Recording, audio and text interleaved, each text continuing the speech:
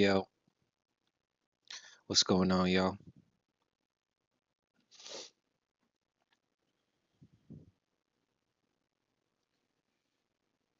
Just now waking up, just had my cup of coffee.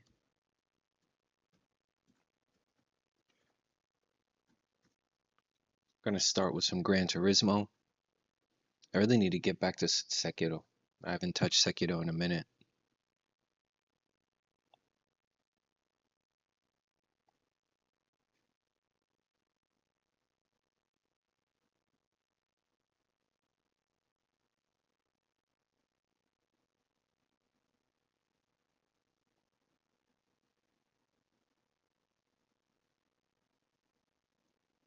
Mm,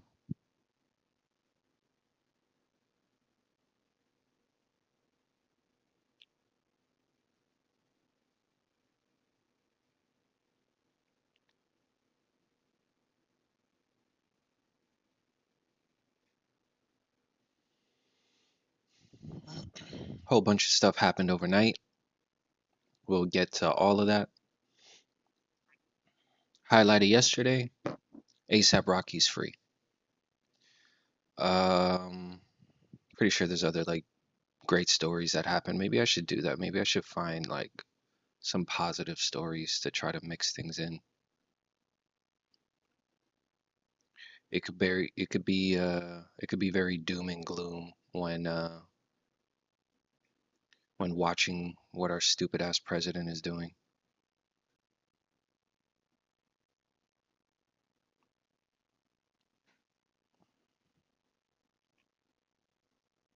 But we shall see. The beginning of the stream, I got food getting ready and food on the way.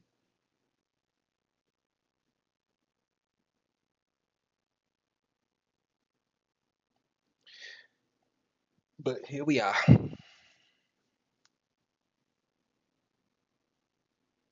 Here we are, and there we are. This dude got subscribers only going on. Oh, gotta wake up.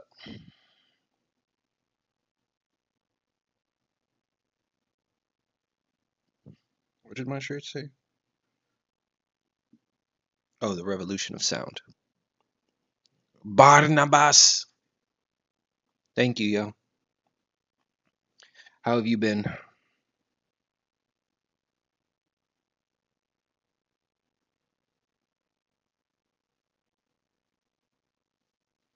How have the video games been treating you, sir? Hell yeah. I dig that shit. High five. I dig that shit, bro. Just trying to survive in this world of people that love to vote against their own interests.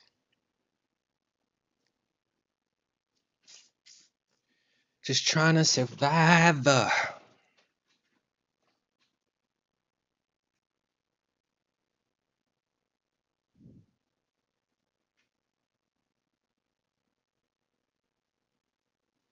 Feel me?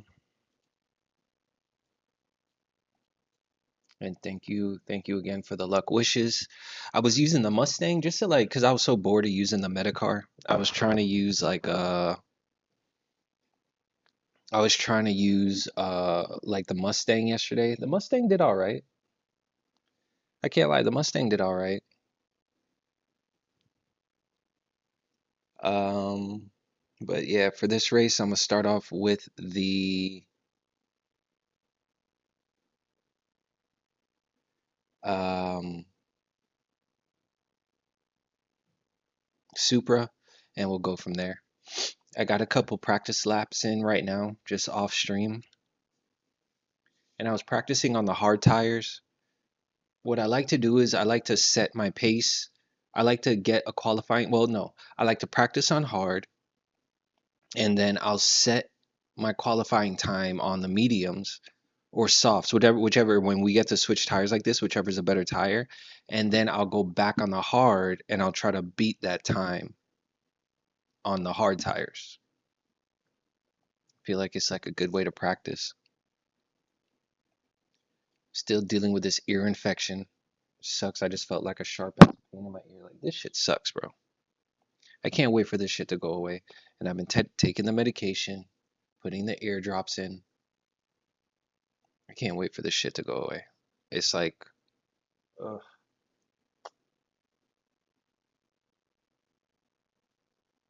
After this race, I'm gonna fix myself a plate of food.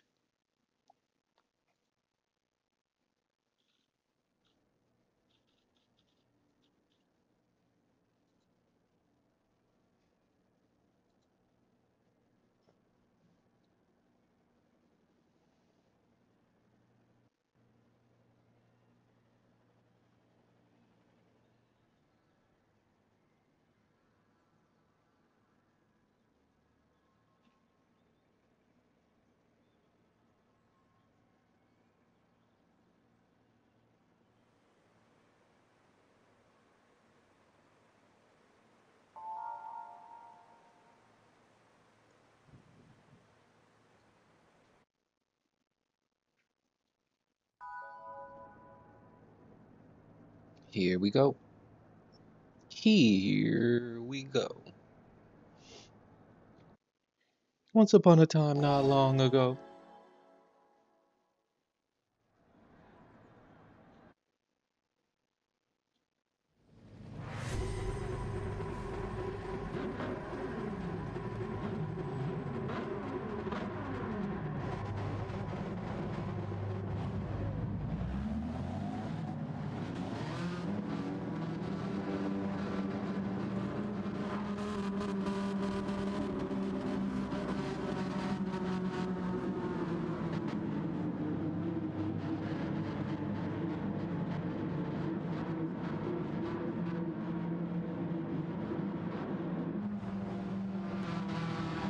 Let me play some tunes that I can't play for y'all on YouTube because YouTube will cut my stream off with the quickness.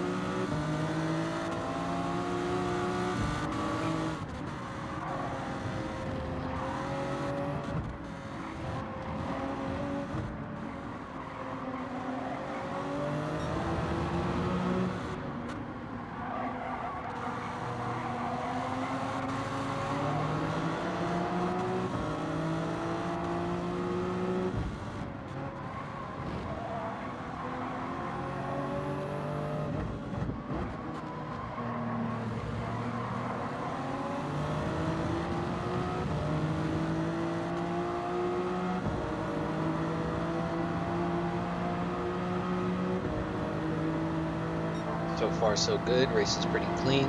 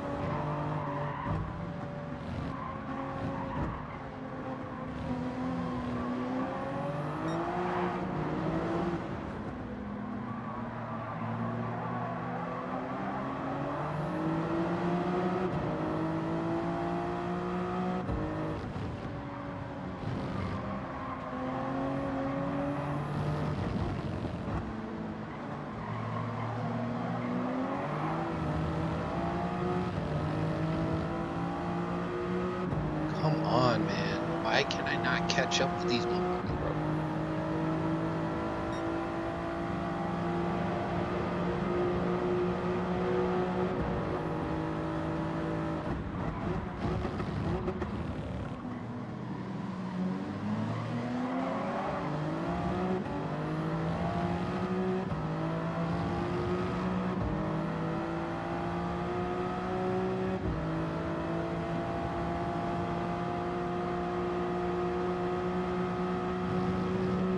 Let's go. Come on, come on.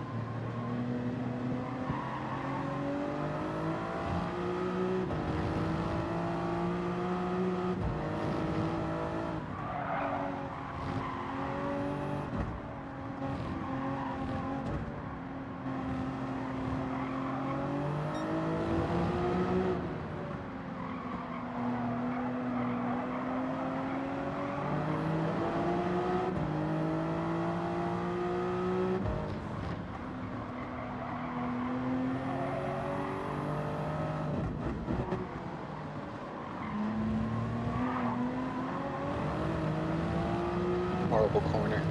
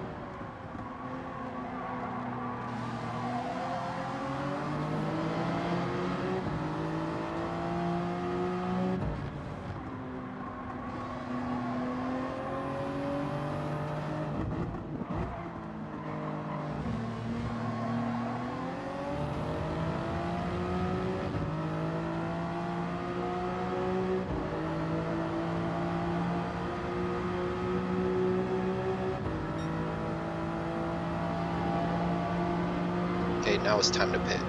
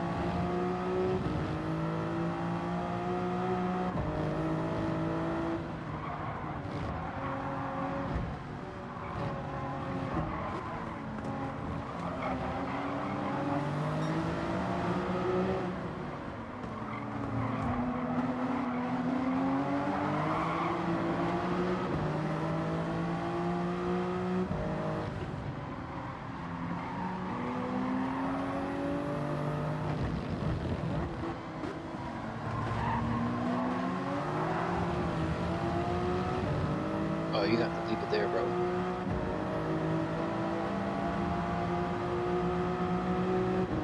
Yeah, you can leave it there. I can't stop the race now.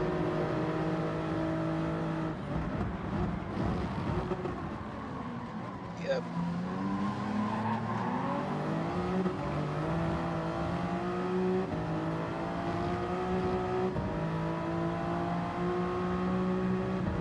Oh, I could pick up the phone now. Oh, my glove. Answer it. No, it won't.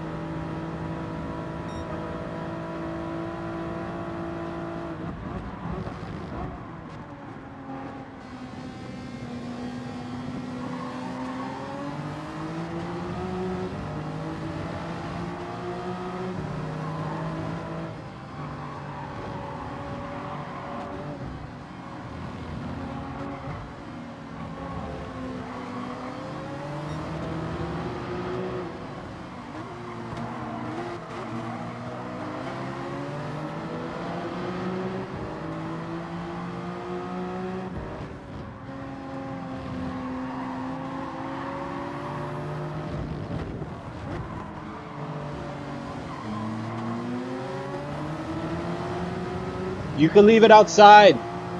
I'm busy. I'll get it in a second.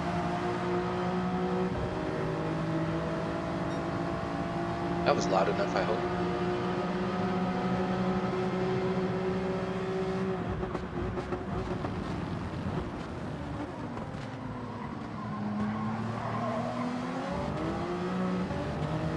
This is the best race I've had of the week. Shit.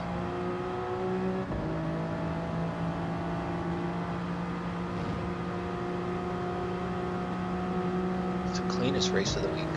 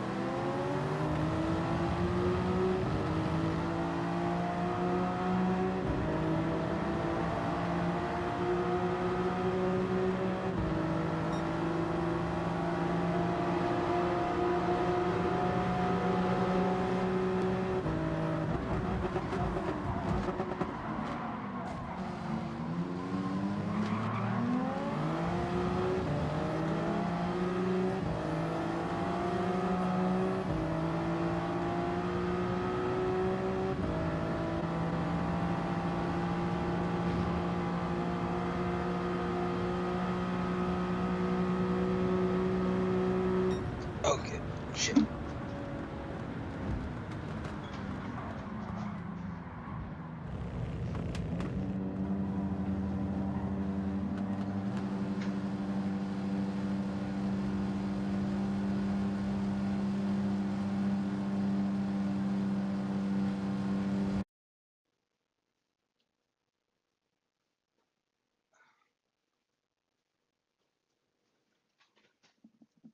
Yeah, that was a clean race.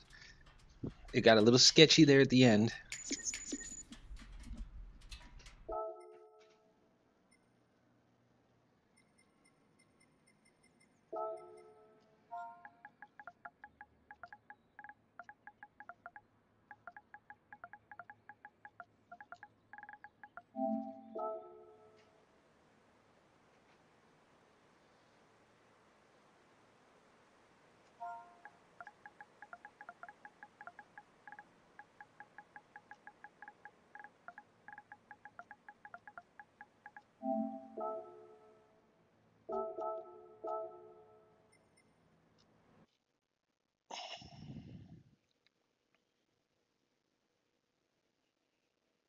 All right, my food is here and I still have food on the stove, so let me go eat breakfast and your boy will be back.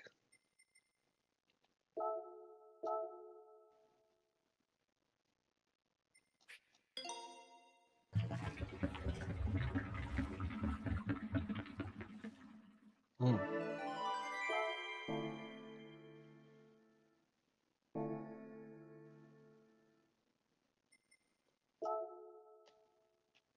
Let's watch it again. It was a clean race, man.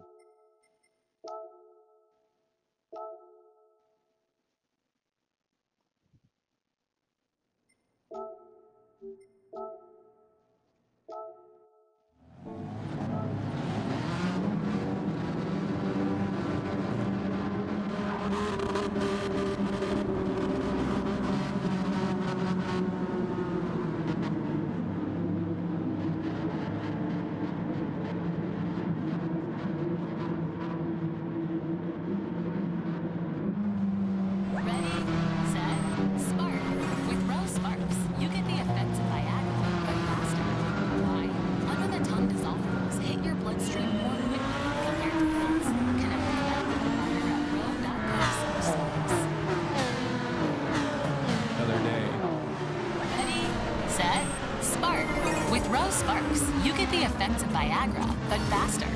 Why? Under the tongue dissolvables hit your bloodstream more quickly compared to pills. Connect with a medical provider at ro.co/sparks.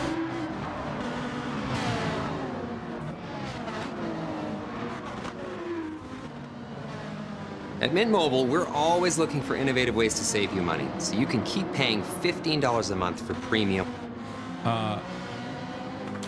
Through HIMS, you can find personalized Some of all weight loss these stupid-ass prescriptions, including commercials, bro. GLP-1 injections and oral medication kit. Long railed against those subsidies. Yeah, I mean, it is by design to obviously do that interview and make it so non-contentious, so uncontentious that like it doesn't give you anything at all.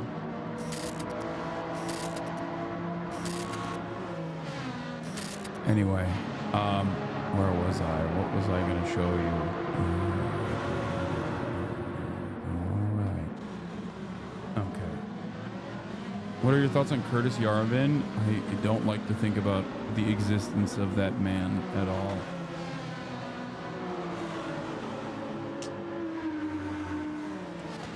With this. So he's working for free with Doge. He's kind of put a lot of his life on hold.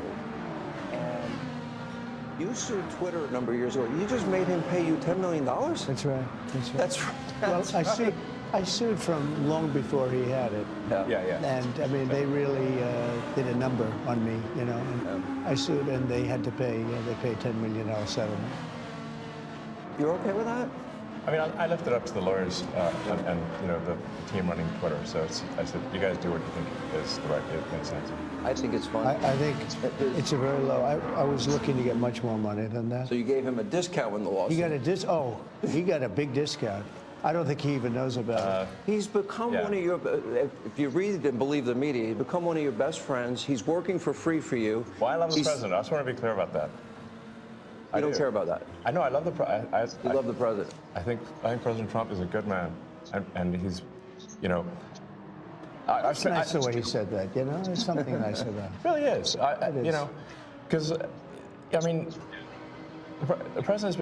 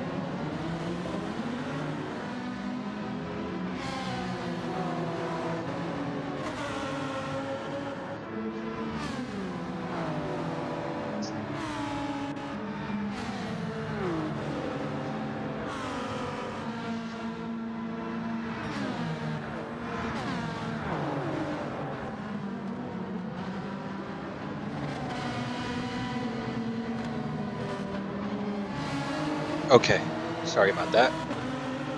I had to eat.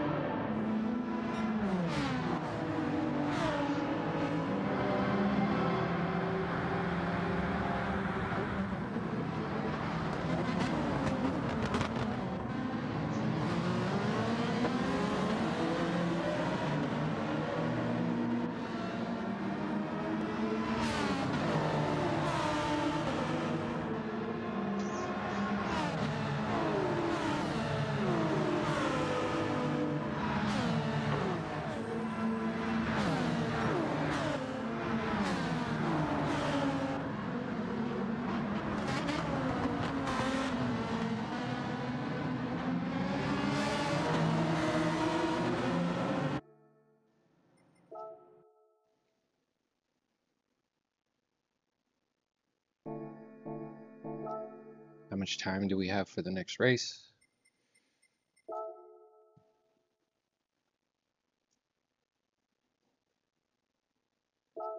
"13 minutes? Okay.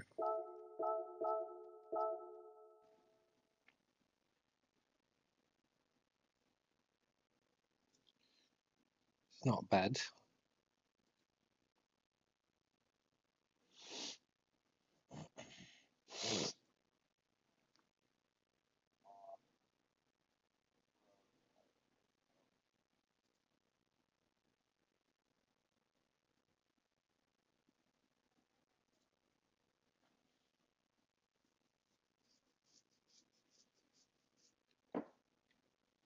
It's not dead, but it's not bad.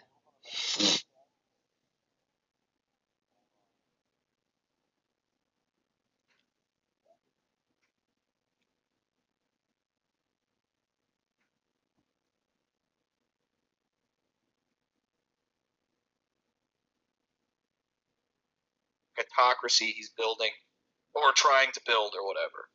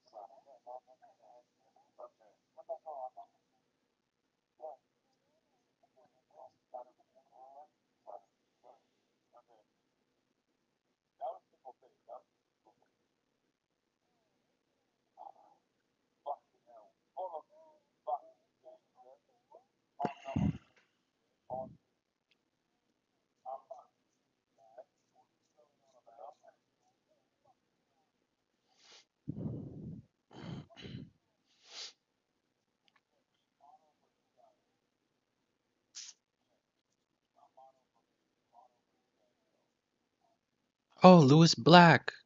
No, wait, sir. Is it the real Lewis Black? I miss him.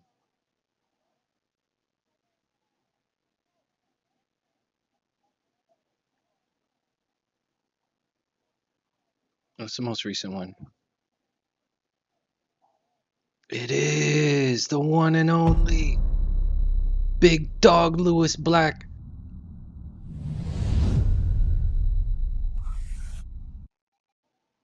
I'm done spending an obscene amount of money on takeout every week. Done. I'm getting back on track with Factor. Fresh, never frozen. All right, here it comes, a commercial. That's right, because I'm coming your way, Florida. That's right, I'm revving up because it's back on the road for me. I'm going to be performing in Florida. That's coming up quickly. March 6th, get your tickets to the Villages if you're around there. The Sharon L. Morse Performing Arts Center, March 7th, Jacksonville, Florida. At the Florida Theater, March 8th, Clearwater, Florida, the Ruth Eckerd Hall. March 11th, Sarasota, Florida, at the Van Weasel Performing Arts Hall. March 13th, that's right, Stewart, Florida, at the Lyric. And March 14th, at the Fort Myers, at the Barbara B-Man Performing Arts Hall there. And then on to Canada, and I'm excited about this, Massey Hall, Toronto on March 21st, March 22nd. In Montreal at Olympia. And will I be staying in Canada? Well, we'll just have to see. And finally, for the time being, if you're looking for something to do around Chapel Hill on April 29th, that's right, I return to my alma mater. I'll be at Memorial Hall, and I'm really thrilled to be going back. It's a second home, maybe a first in a lot of ways. Okay, and if you missed it, go to the website. This could all go horribly wrong at any minute. Hello, one and all, and welcome to the 411th edition of Louis Black's Rantcast, entitled, How Crazy Can Crazy Get? And it's really a question I've been asking all week, all right, as things seem to be rolling into a whole new level of craziness. Here's the fact, okay? We are going to need a stress test soon for how crazy can crazy make us. And I'm telling you, I'm beginning to believe that crazy is actually a bigger distance, that craziness goes further than what? Than infinity. That's right. Everybody thinks infinity is the keeps going and going and going. Nope. Not the way things are now. Craziness keeps going and stretches the bounds of the human imagination and forces us to really have to deal with a kind of profound stress that is beyond many of our imaginations. And we are going to have to find a stress test to say, hey, you have to stop the craziness here. I'm sure there are other people around who this is all seems perfectly normal to, the folks who believe in the 2025, which we were told was going to happen, but the Democrats went, do something about it because we don't know what to do. And so now it's been thrown in our laps and we just deal with it on a daily basis. And at first I thought it was just in terms of the government, but business is doing its job too. I went through a series of fucking corporate machinations is the only word I've got for it. And it's not a word that I've really ever used, I don't think, in the Randcast or probably in my act. Unbelievably, I am lucky enough to buy. I had to buy a new computer because the one that I had was just getting to the point that it would be easier to write it on a clay tablet, I guess, with papyrus or papyrus with a whatever. I won't even begin to explain what I was trying to say to you, but it was just too slow. And I'm lucky enough to be able to afford a new one. I'm very, very lucky. I realize that. And they would call this a third world problem or whatever the hell. First word problem. It's a problem, though. And the folks at Best Buy, do not shop there.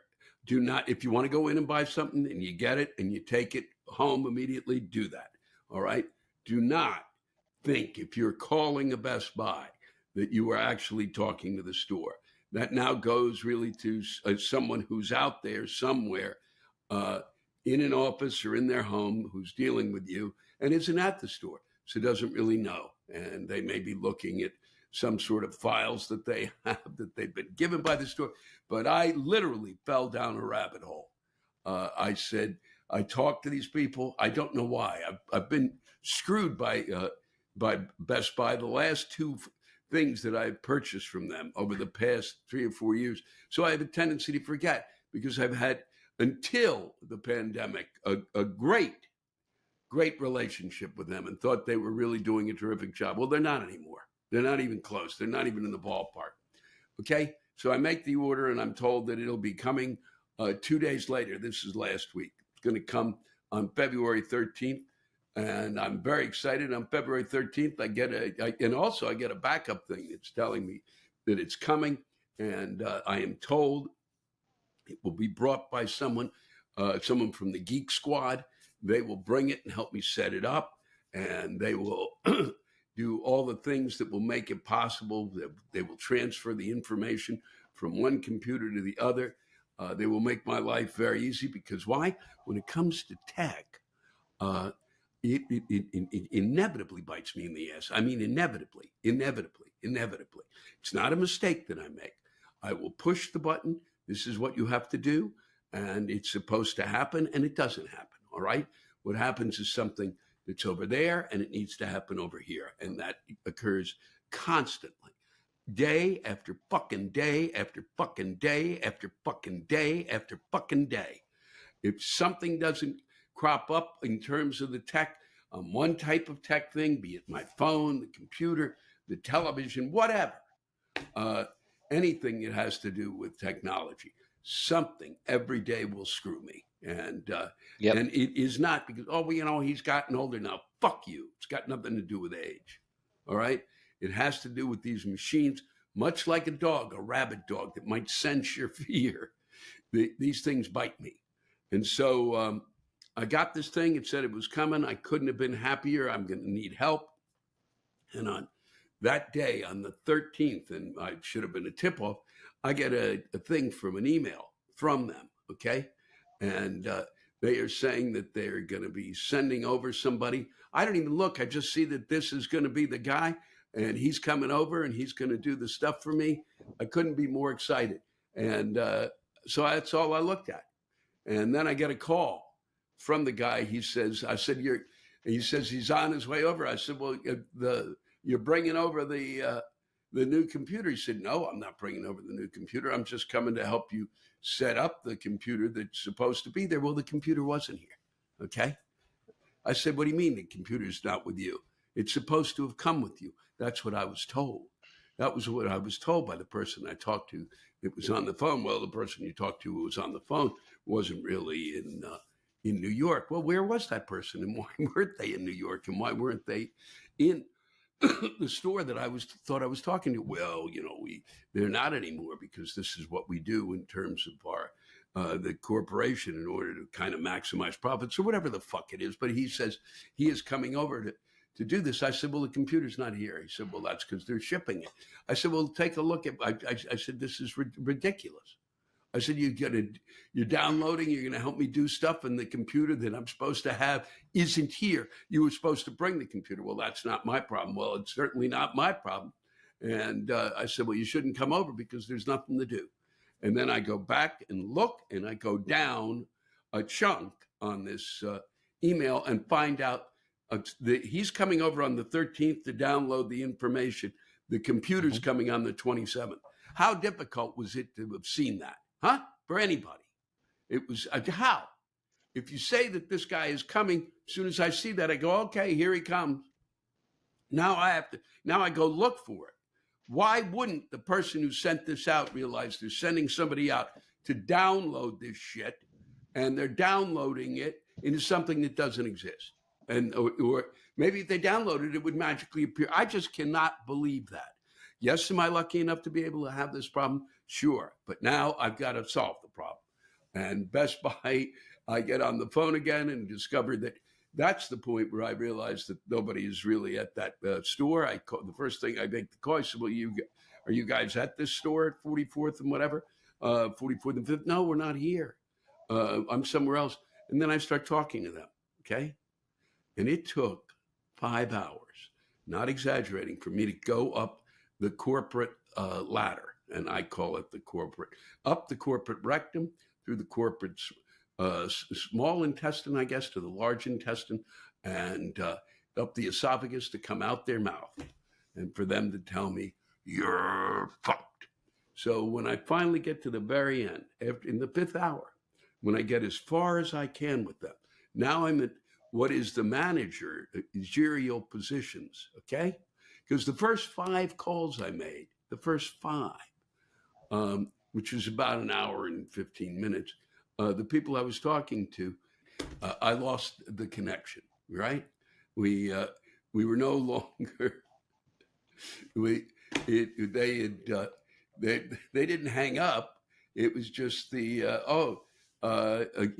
we dropped the signal. So now I'm doing it again and doing it again. And I'm relentless, because now it's a rabbit hole and I'm chasing that rabbit right down the hole as far as I can go, because I'm going to get this straightened out. Best Buy cannot be this shitty. They have to, and then finally I get someone and we start to talk. And also you'd say, by about the 3rd person, I'm going, do you have a phone? Can you call me back? Well, we can't really call you back. Well, how is this going to work then? Okay, you have to be able to call me back. Well, they don't really allow us to call you back. I mean, this is what's going on. So finally I get to somebody and we're on together for a while.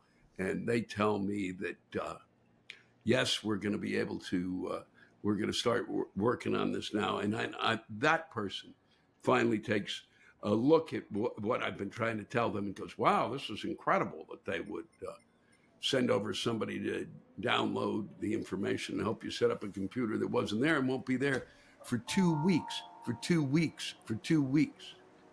So I went through them, and then they sent me on to the next group, and then I went on to another group.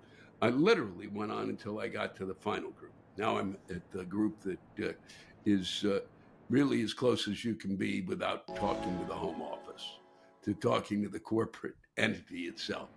And they go, this is really, I can't apologize to you enough. You have every right to be enraged. This is completely wrong. I don't know how this fell through the crack. And this is a real problem looking at here, and I couldn't be more appalled by this, and I'm going to try to see what I can do to straighten this out. And I said, well, what about, why don't we try this? Why don't you see if you can cancel this order? Because literally, at the other store, during my 5 hours, I discovered the store that is not the store that I initially went to, but it's also no more than 15, 16, 20 blocks away from me. They actually have 2 of the computers that I want. It's there. Cancel the order and then put this one through, and we'll do this again on Friday or Monday or whenever it's able. Let's see. He goes, yeah, that's a good idea. And then he calls and they say, well, corporate says that we can't cancel. And I said, why? Well, in order for it to be canceled, that's me, is going to have canceled the shipment first. I'm going to have to cancel the shipment. You're the ones who shipped. You're the ones who, it's your mistake. I'm now rectifying your problem. Well, in order for us to be able to cancel this and start over again, you're going to have to do the canceling. And I went on and on trying to explain to them that I really shouldn't be doing this. I should be getting some sort of something on consignment or some sort of cash back or anything to make up for the fact that I'm doing their work. I then say, do you think it'll help if I go down to the store? Well, that certainly might be able to work things out. And so I go down to the fucking store. And the poor guy who's the manager there just looks at me and was like, I realize that you want to do this and it all makes perfect sense and you're absolutely right. And we really did make an awful mistake here, but there's nothing we can do. What do you mean there's nothing you can do? You're in charge of the store. No, but corporate won't allow me to do it. So, hey, Best Buy, corporate headquarters, fuck you, okay? You should allow the people who actually are here in the city of New York or wherever they are, throughout the entire country, all right? Should I have gone in there? Yes. But should I have been told by the people I'm calling, we're not in the store? That should be the first thing I'm told. If there are problems that'll be more difficult, you should go to the store. And I can't even find through them, unless going through this whole kind of tracking system, if they have the computers there. It wasn't until late in the day that I discovered the ones down there. And they're telling me, corporate, if you want Best Buy to exist, you're going to have to allow the people who work for you to be involved in terms of being able to make things right. And so I did everything that had to be done, and I canceled it. And then I called out, and I had them deliver it, okay? And what I discovered, they also lied to me. They said they would be able to have somebody come over, be able to do the transfer of information from one computer to the other and help with the setup. Because I have a deep fear of technology, as I explained earlier. And I did explain to people, and I explained it to them. And they said, oh, don't worry, we're going to be able to send somebody over. That's part of the deal is with Apple Care. Rock-a-bye, baby, we're Apple Care. We care for you and you're on your way. So then, I'm down there. I'm talking to them on the phone. The person tells me, don't worry about a thing. I get it. And it arrives, and they said when it arrives, you give us a call. We'll be able to set up something. I get it. It arrives, and it was unbelievable. Brought by Uber Eats. No kidding, no lie, Uber Eats. I said, can you bring over some, maybe some donuts or something? As long as you're doing this, ha, ha, ha.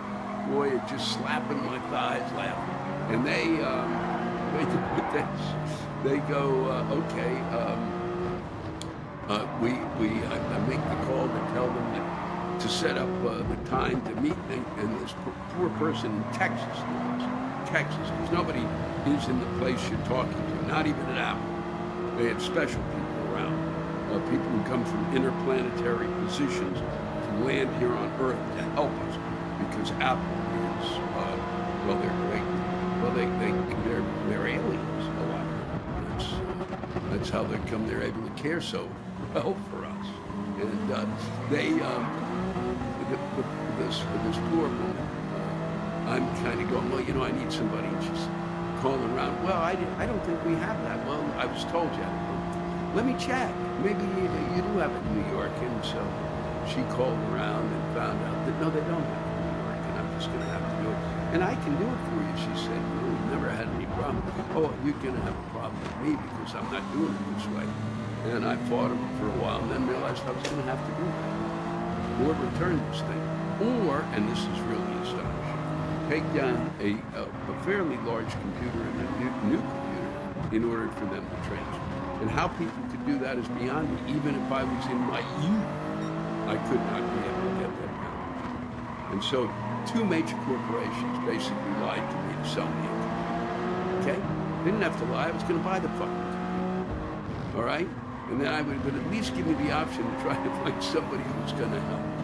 All right? As opposed to making shit up, which is unbelievable. Because what we should do is try to run the government like we're running a business. Really? Is that what we should try to do?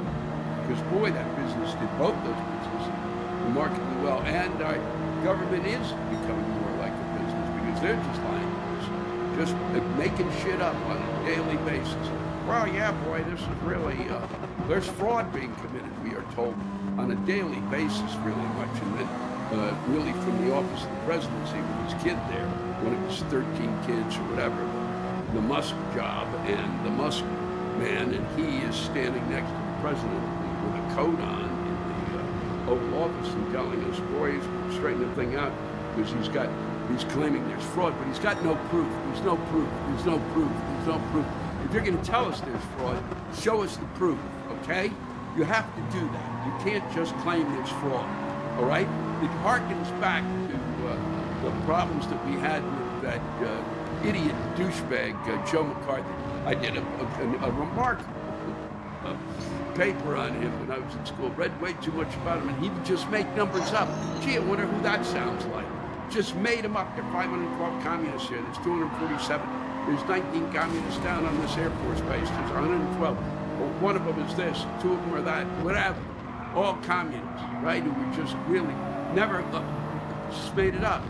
Just made the shit up and threatened that way. And this is what he's doing. All right? There is no...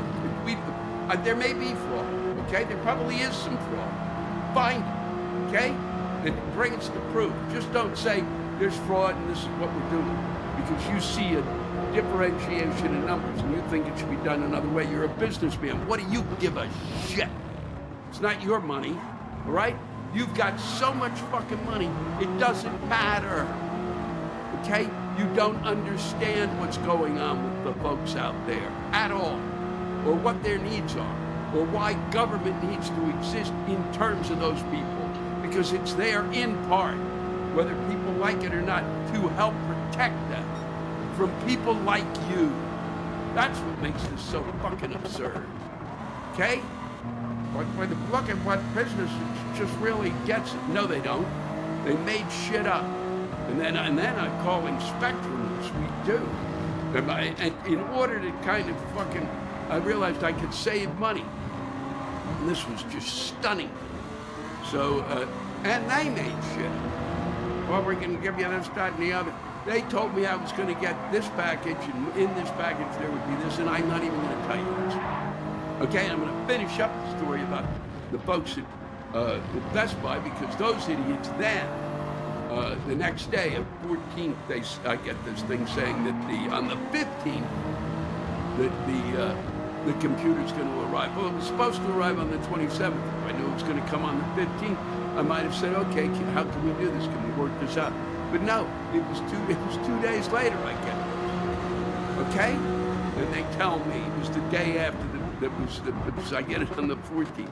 Then I get an announcement that this guy is coming and he's downstairs and he's brought the computer. Now I have also spent myself and a friend, and I called to have them to say that they shouldn't ship it. I was told to do that. I did it.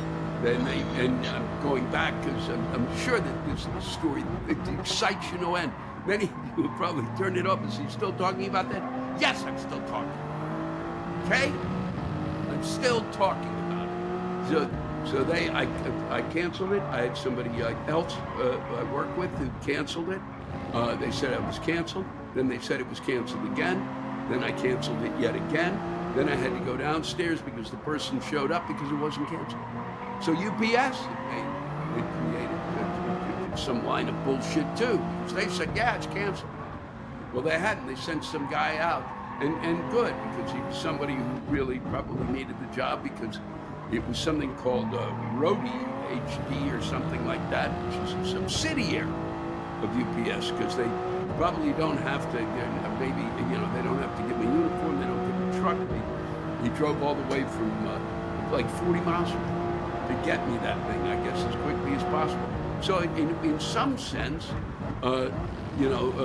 Best Buy was trying, but just totally off kilter, completely off base. Now I go downstairs, I cancel it, it goes back, I get a call, did it come? Nope, I canceled it.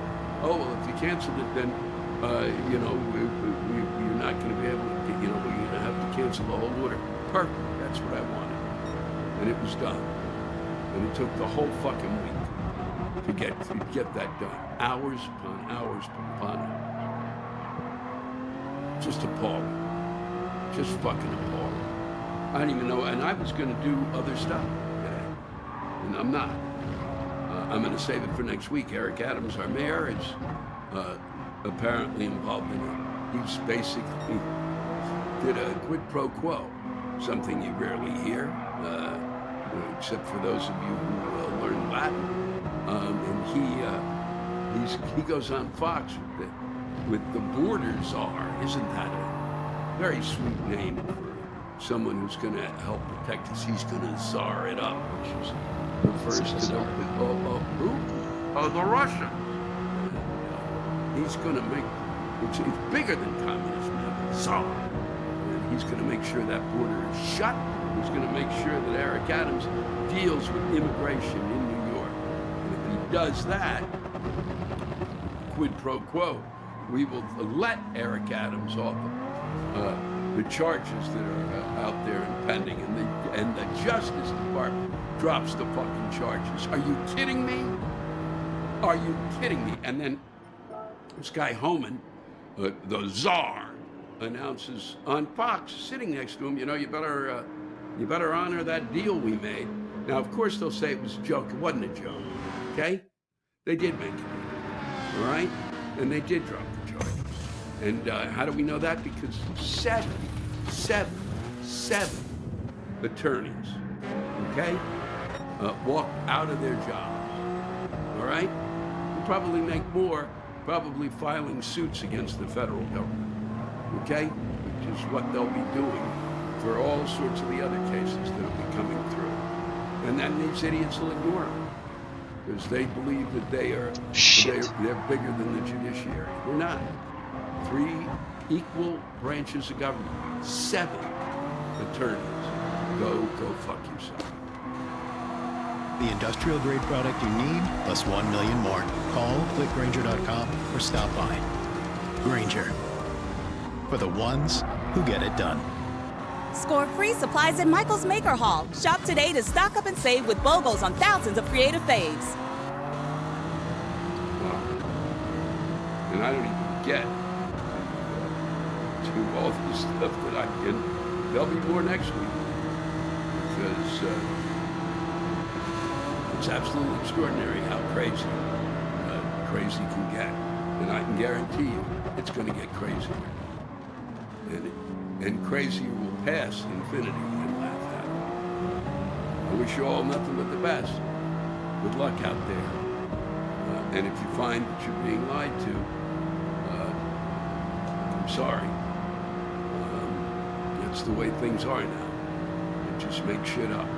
Just because he says something, the president says something, because Musk says something, just because they say it doesn't mean it's true. Well, it's corrupt. Presidents, it's just corrupt. No, that make it true. It's fine by me if it is corrupt, okay? But I need the proof. I'm not happy that it's corrupt, no. But I need the proof. You just can't say there's corruption. And because you say there's corruption, I'm supposed to believe it. You have to show me some proof, all right? You do. That's the deal, all right? I'm an idiot in many ways.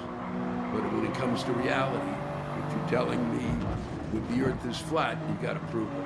You're gonna tell me there's corruption, you gotta prove it. Please take care of yourselves. I hope you enjoyed this week's Rantcast. And I'm telling you, the folks are really ramping up. And I may even be doing some rants down in Florida during the act. When I see you guys, we'll see. It won't be live throughout the universe, but we'll be probably doing those along the way at some point for sharing them. We'll be doing one more. We'll be coming up this summer, that's for sure. So please, it is a privilege and a pleasure as always for you to be, for me to be able to spend this kind of time with you. And I hope that I in some way shared with you with this trauma that I went through, which is not really, I mean, let's face it, they're real traumas that people deal with. This was just me all wrapped up in the nonsense that was out there in terms of what I wanted you to know when you're sitting there on hold. It's not just you. They're trying to make us crazy. They're doing a spectacular job. We're not what we were. We're not. It didn't take long, did it, for us to be great again. From Rachel Baker. She's yelling about something I've never seen yelled about. Well, you'll see. Oh my God, the quiet car on Amtrak. I was traveling late at night, exhausted, to attend a funeral. One man was loudly on the phone, not quiet. I moved my seat farther down. Another man enters the car, singing, not quiet. This is not a karaoke bar. This is the quiet car. The conductor reads everyone the riot act, and then immediately afterwards, the woman across the aisle starts playing music on her cell phone. No headphones. Not quiet. And then makes a call. Not quiet. Besides, no phone calls being allowed in the quiet car, okay? Seems that those on the phone are only capable of yelling. And another woman blows, or rather trumpets her nose so loudly, and goes into a hacking cough before running to the bathroom, and being so violently ill, you can hear her all the way down the car. Noise aside, put a damn mask on your face. Or if you're that sick, better yet, stay the fuck at home.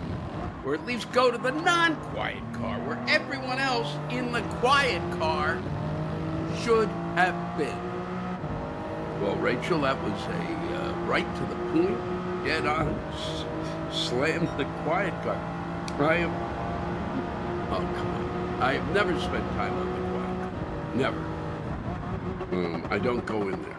Because it's too quiet, it makes me crazy. My brain just starts making more noises than the quiet car could have made. And that's what I got from here. And thank you for sharing with what you had from there.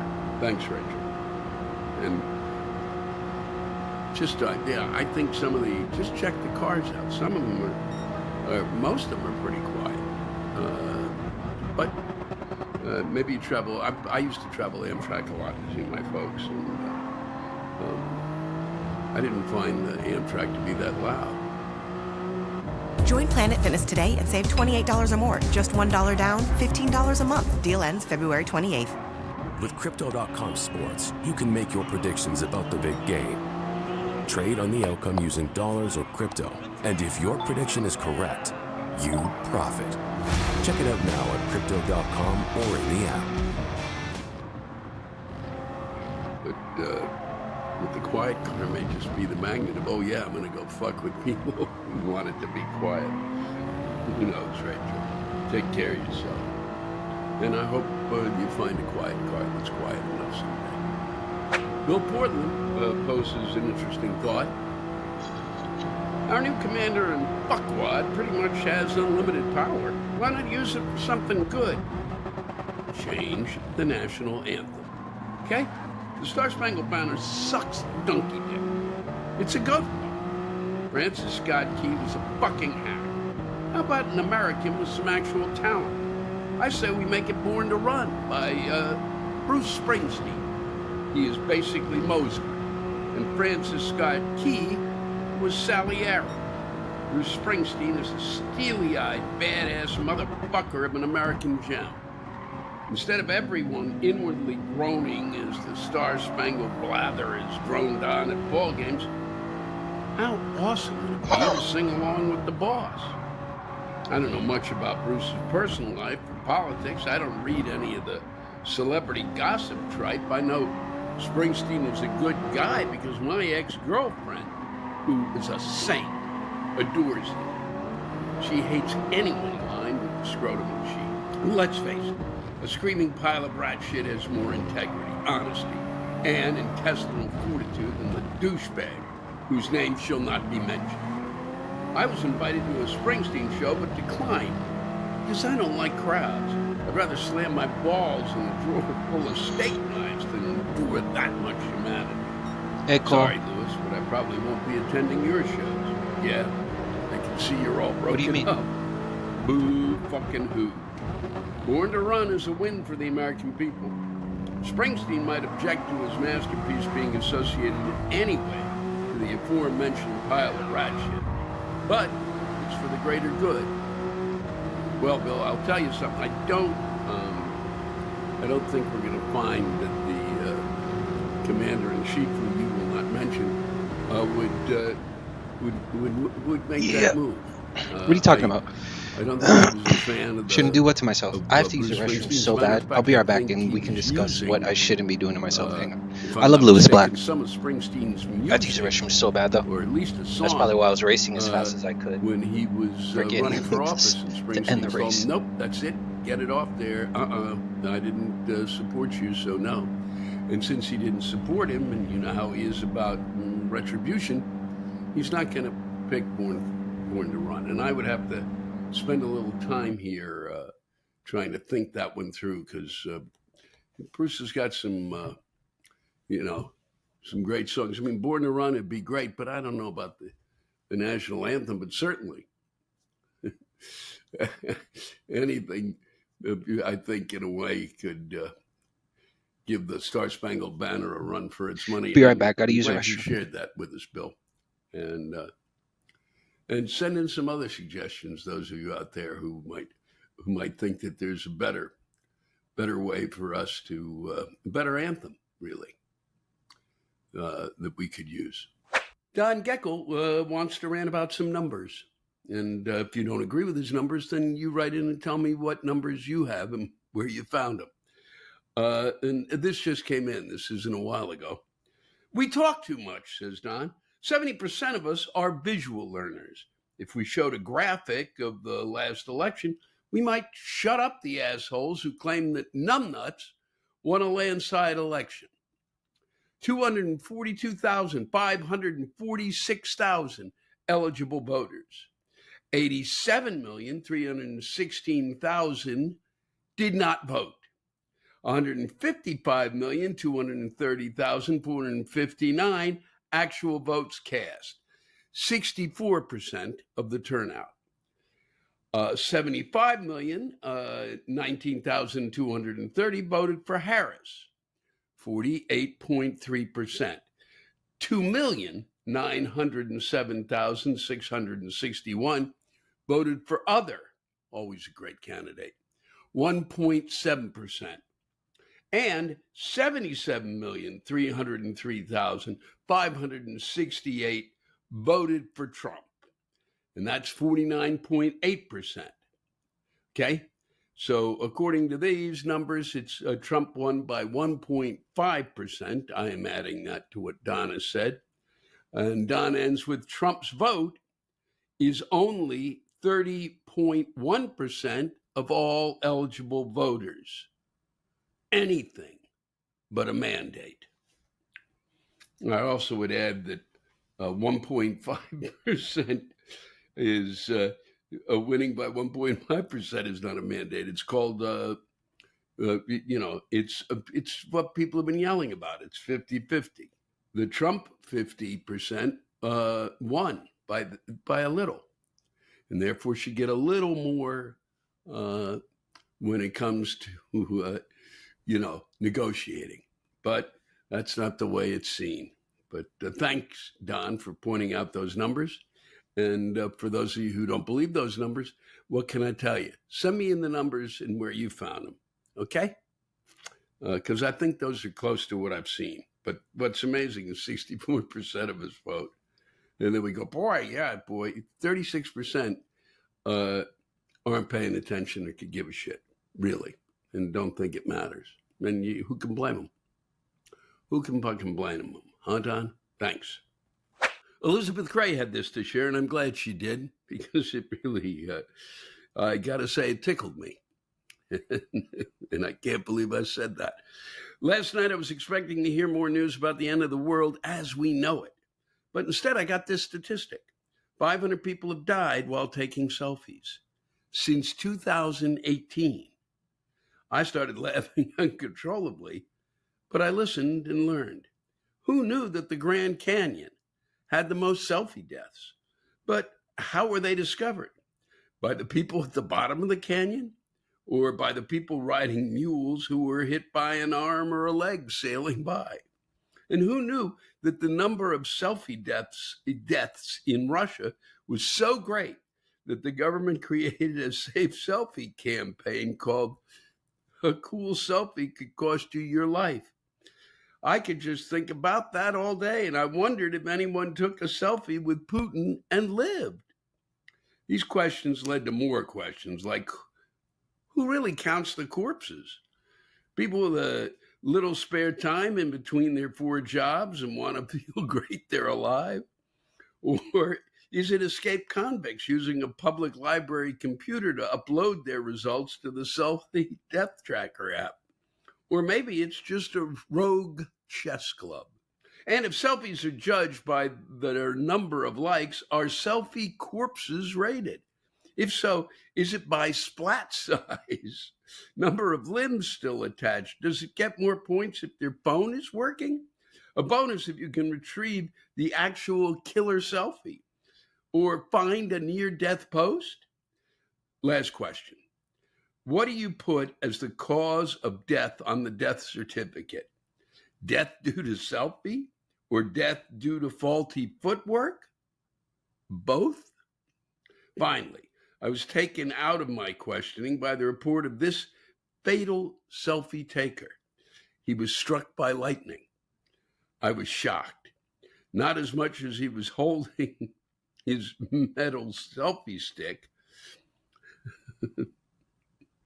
My laughter then turned into breath-holding, squealing, and even pee-wetting bliss. I'm still laughing. I know I shouldn't do it, but I do. I think I need to go out more. That's the source is the BBC World News. Wow. Finally, I was taken out of my questioning by the report of this fatal selfie taker. He was struck by lightning. I was shocked. Not as much as he was holding his metal selfie stick. That's a better read of that. And I really enjoyed that, Elizabeth. Thank you. Truly tickled me. From Lily Blue, who we haven't heard from for a while. Just screen this one and add extra fuck yous. When I was trying to get information about evacuation orders here in Los Angeles, I had to sit through a commercial before it would give me the orders. Let that sink in for a minute. Then start screaming, okay, true story. Okay? I quit drinking 30 years ago. It's a fucking miracle I'm still sober. Well, I hope you're safe and sound and that you got your, I believe you did, your evacuation order in time. I guess you must have, or I wouldn't be hearing from you, but I hope all is well, Lily, and that your house is in order. And thanks for sharing. Want zero transfer fees and great rates to Jamaica? Send your first online money transfer with MoneyGram, the fast and easy way to send money. Yo, these were sold out everywhere, but then my eBay alerts went off. Got them. Felt lucky, so I looked up some more heat. Now those are on the way from a dude in Indiana. Yo. Thanks, bro. Yeah, eBay.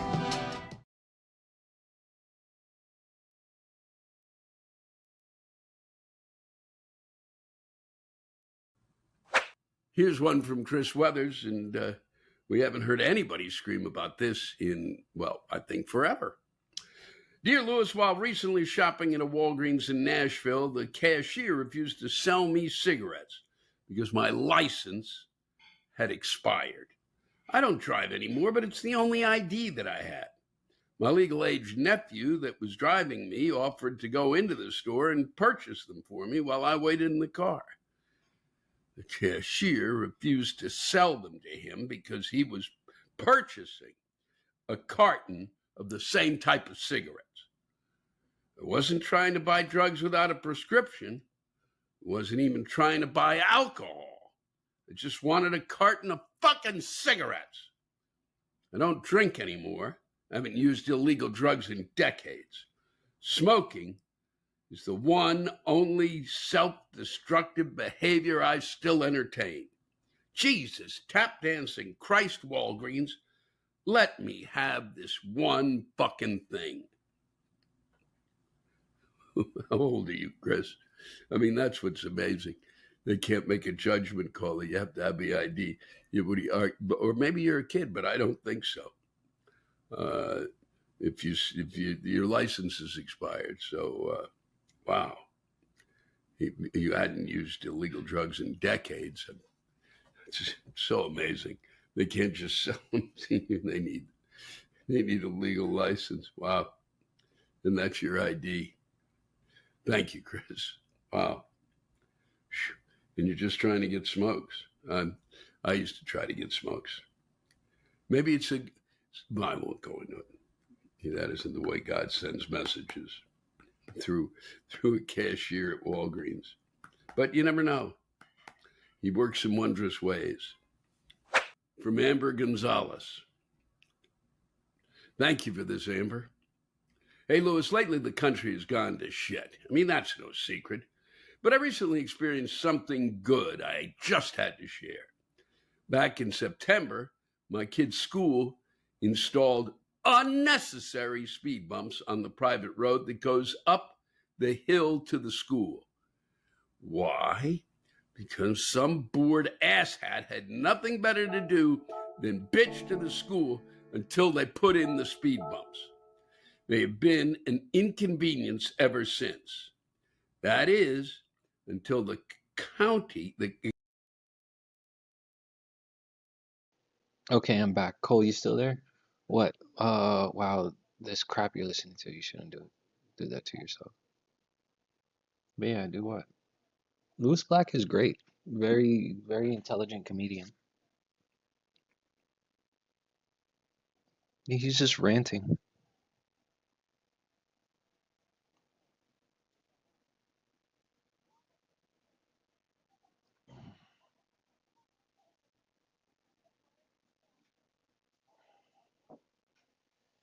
I was hoping to get back in time before the next race started, but now we have to wait, so I'm sorry about that.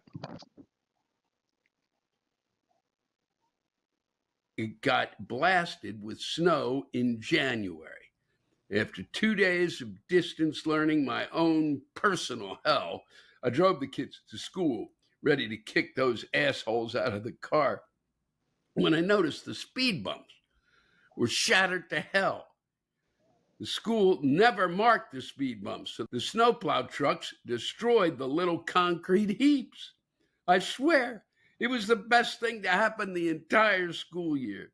The speed bumps are gone. The asshat can suck it, and I officially love snowplows. That is all to say in these times of turmoil and never-ending doom headlines. Take the small wins, and when things get corrected by Mother Nature's smile, and giggle like someone is tickling your balls, even if you don't have any. That's really just one of the sweetest rants I've read in a while, and I'm glad that it worked out for you and that you enjoyed it so much. Wow. That is all to say in these times of turmoil. Well done, Amber. Well done. Thank you. Thanks to all of you for listening to my rantcast. If you have a rant you want to get off your chest, send it in to me at lewisblack.com/live. You can think of it as therapy, or whatever you want to think of it as. Just let it rip. And I want to thank the true stars of our show, the ranters, and the splendid rants they gave us. Louis Black's Rantcast was created and hosted by me. Aha, Louis Black. Our live rant audio was produced by James Salter. Our theme song by Chris Lane. Executive producer, Ben Brewer. Executive producers, Matt Kleinschmidt.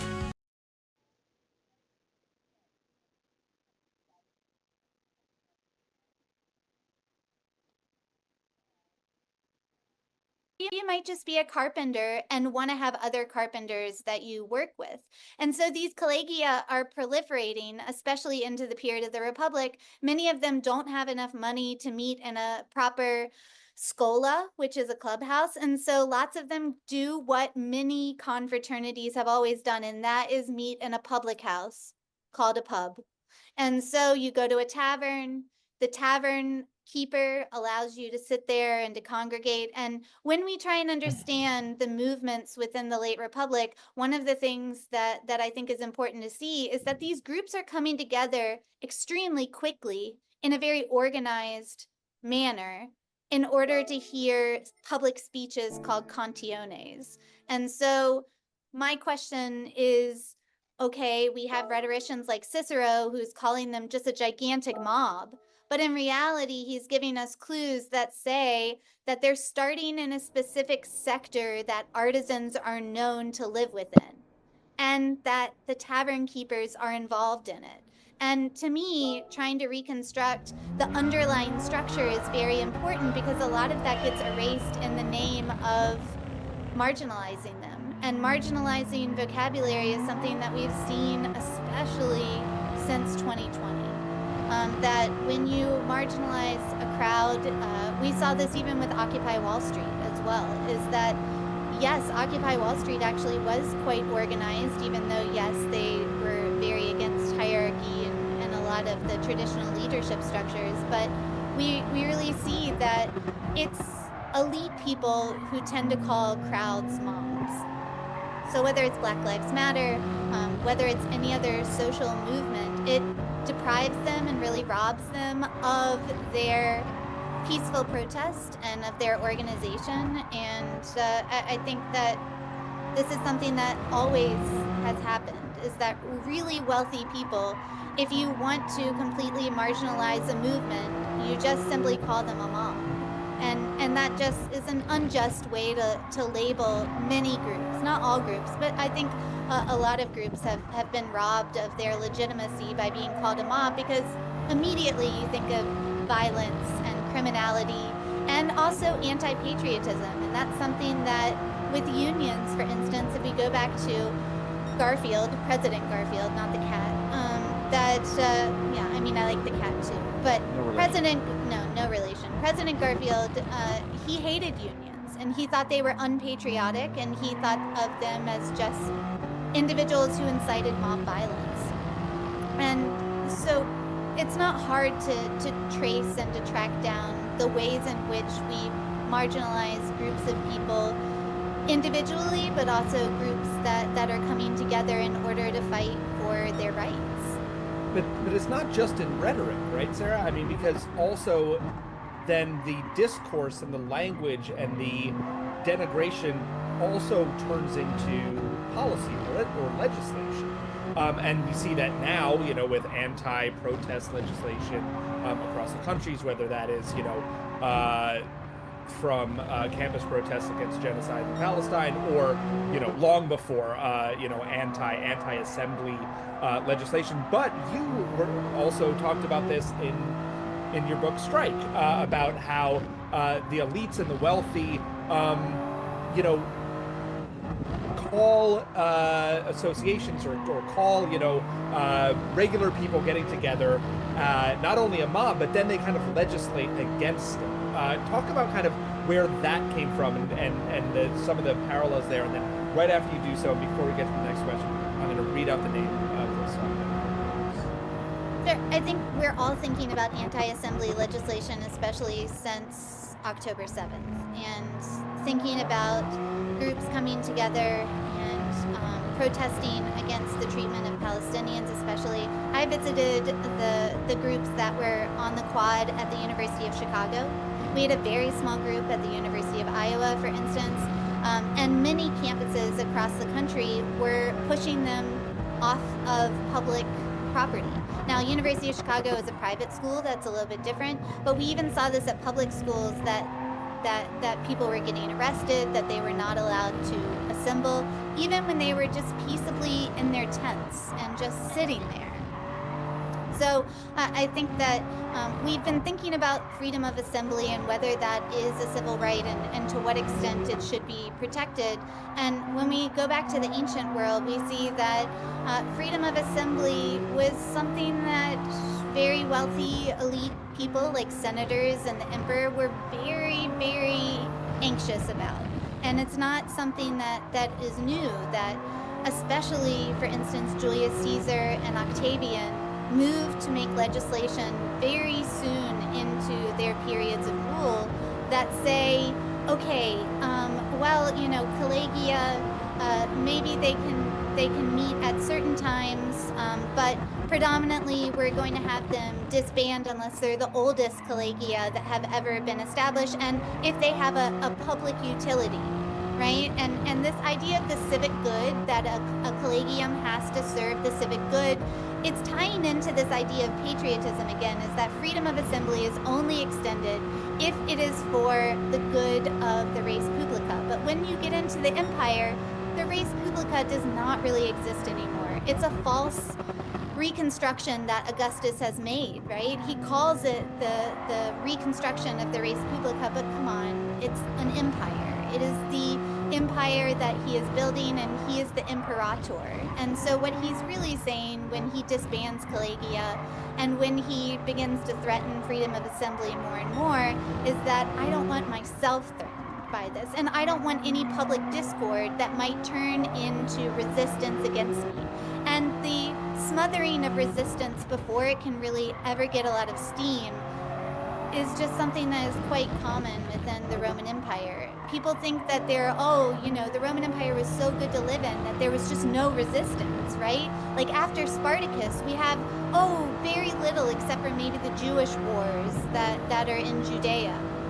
And that's just not true, because everyday resistance, the act of forming a union, the act of engaging in a labor strike, right? The act of pushing against this revoking of freedom of assembly, everyday resistance is just as important as these gigantic rebellions. They don't just formulate out of nothing.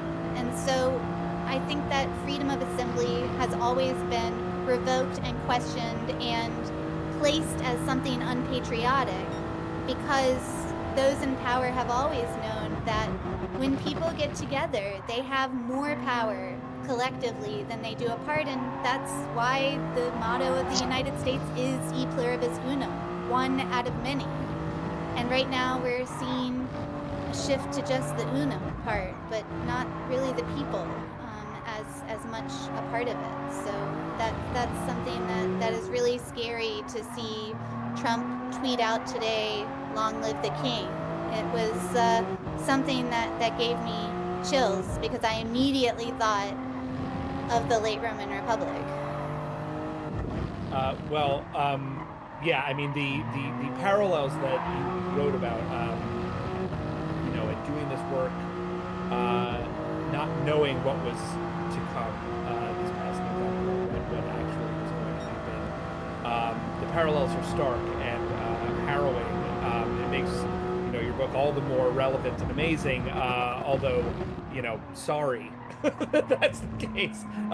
Before, Adam, we get to your next question, let me read out the winners of our next giveaway, which are the 3 hyperallergic tote bags. Our winners are, congratulations to you all, they are George Owen Grimm Howell, Catherine Montgomery, and you're going to have to share the tote bag, Emma and Brian.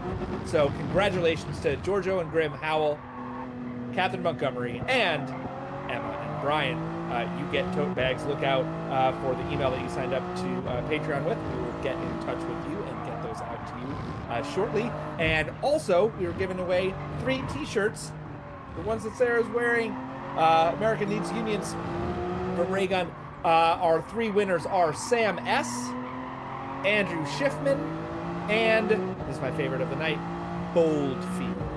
So congratulations to the 3 of you, Sam S., Andrew Schiffman, and Bold. Look out for your email. We are going to get in touch so we can get those shirts out to you. You can tell us what sizes you want. We will make sure that you get your the right size. That's the stuff on the screen. That's coming And to you all. big props to Raygun, too. Like, if you guys don't know Raygun, it's a t-shirt company out of Iowa. They're fighting the good fight. They're extremely liberal company, union-backed, and we love Raygun. There you go.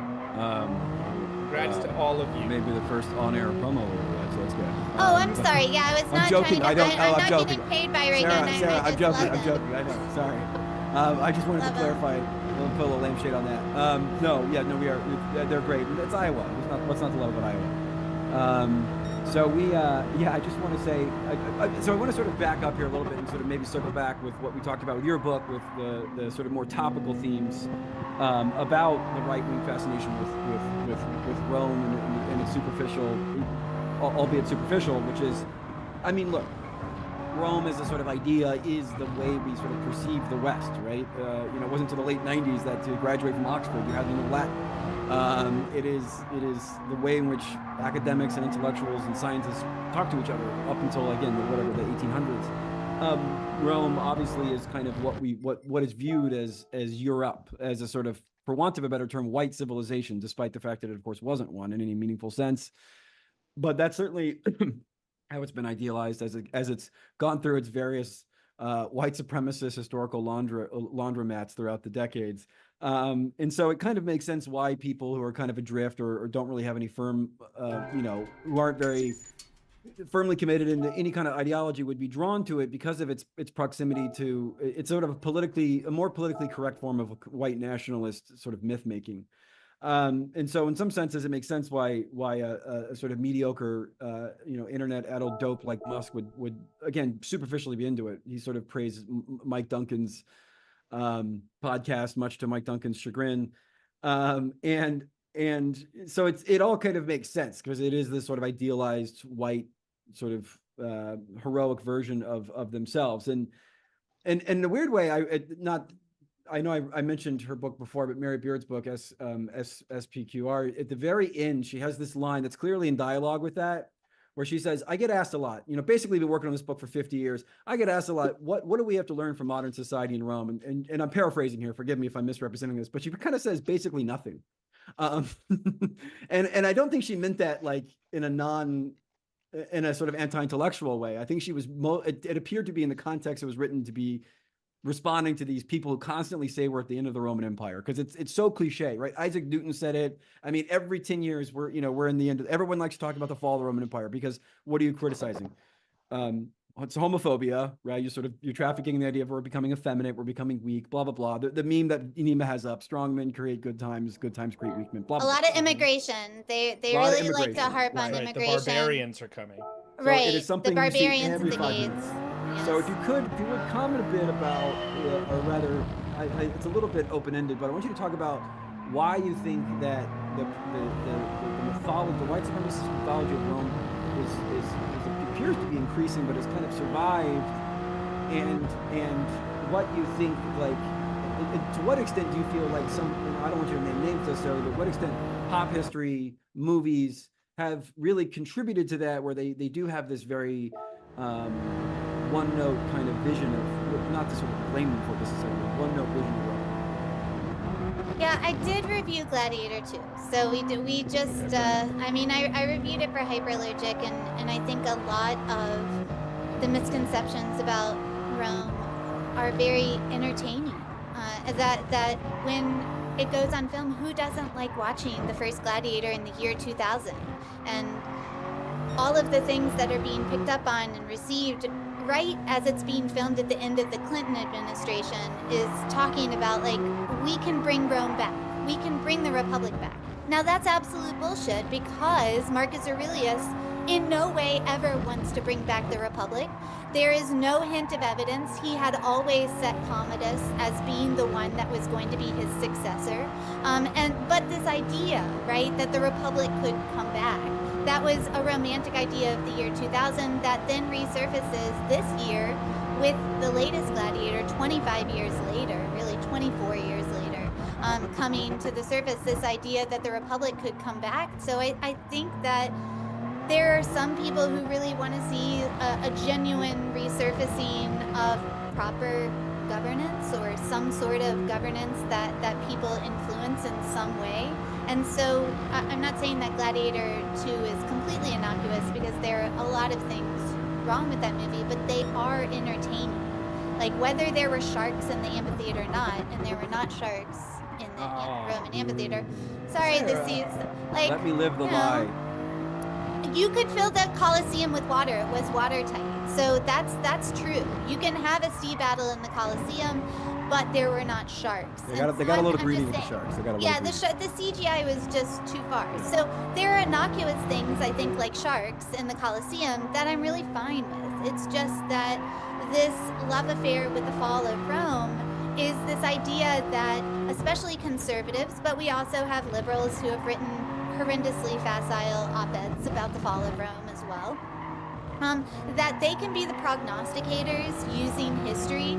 So they're not only making themselves look extremely cerebral and extremely knowledgeable about quote-unquote Western Civ, they're also telling the future, and that gives them a level of power within the public sphere and what they perceive of as the intellectual community, that gives them some sort of currency. That they've read Gibbon. Well, who hasn't read Gibbon? There are a lot of people that have read Gibbon. He published a 2-volume set in 1776, guys. Okay, I mean, this is there are no spoilers here. Everybody kind of knows what Gibbon has said, but Gibbon is also speaking about the late 18th century. everybody who is writing history, including myself, is thinking about the time period that they're living in. And I just think that going back to this idea of the fall of Rome is not only regurgitating and recycling Gibbon, which it clearly is, but it's trying to send out a message that I am the truth teller, so please put your trust in me. And that's essentially what op-eds are supposed to do anyways, right? Like, I'm an opinion writer, I have 1,000 words. I'm going to sway you that what I'm telling you is significant. It's just that they get the history so wrong. Especially, I would say, when it comes to talking about religion and talking about also immigration and talking about what really brought down different component parts of Rome. Because Rome doesn't fall monolithically together as one. That we have fracturing, that we have going in different directions, that many areas like North Africa stay extremely strong up to the Vandal invasion and things like this. So, I mean, it's just this idea that they can read the tea leaves through their historical abilities, and it's just very wrong. Yeah, and I'm going to read here from the Nixon tapes. He was obsessed with this idea. He ranted about it a lot. Quote, you ever see what happened? You know what happened to the Greeks? Homosexuality destroyed them. Aristotle was a homo. We all know that. So was Socrates. Do you know what happened to the Romans? The last 6 emperors were FAGS. He concludes by saying, you see homosexuality, dope, immorality in general. These are enemies of strong societies. That's why the communists and left-wingers are pushing this stuff. They're trying to destroy it. To be fair, I do that. But he's got me there. But this is like so cliche that this has been done a billion times. The idea that like there's so much of the Roman, you know, and people would say generally corruption is what they're really kind of referencing, but really it does kind of this idea of again, Musk is obsessed with this idea of feminization. Again, he's into weird kind of Silicon Valley natalist cults. He's doing some kind of panspermia experiment to have California right now. I guess he's on his 13th kid. And so it's like this idea of again, immigration, lack of white fertility, homosexuality. It's like they want to see it in Rome in a way that of course is not there. Well, I think what's interesting also is you know, the obsession with the kind of emperor or even patrician class from some of the wealthiest people on the planet kind of makes sense, right? There's a corollary there. You know, we actually have a slide, if it's possible to put it on, that shows some of these kind of gross things. You know, it's not just Musk. Also, like Mark Zuckerberg, like names his kids like Roman after, you know, like Roman emperors. Like there's a whole weird thing going on. But Sarah, I'd love for you to talk about how it's not just, you know, the wealthy that kind of see themselves as part of that tradition and kind of wanting to bring that back. That kind of makes sense, right? Like people in charge want to be like people in charge.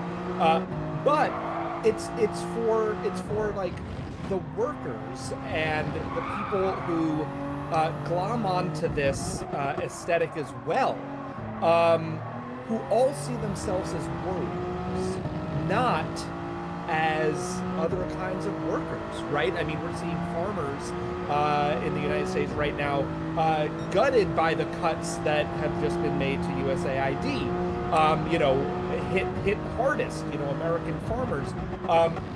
That is not the kind of imagination that people storming the Capitol or people, you know, excited about, you know, standing for Musk on, you know, on Twitter. Like, you know, they're not seeing themselves as the people. They're seeing themselves as these kind of like, you know, delayed warriors with the, you know, with the helmets and with the crest and the gladius by their side. Like, you know, what is where do you think that kind of comes from, and how is that shaped by how we understand history, which I think your book starts to really unpack, like who the people really are and how we hear their stories, the kind of people's history, not only of Rome, but of ourselves.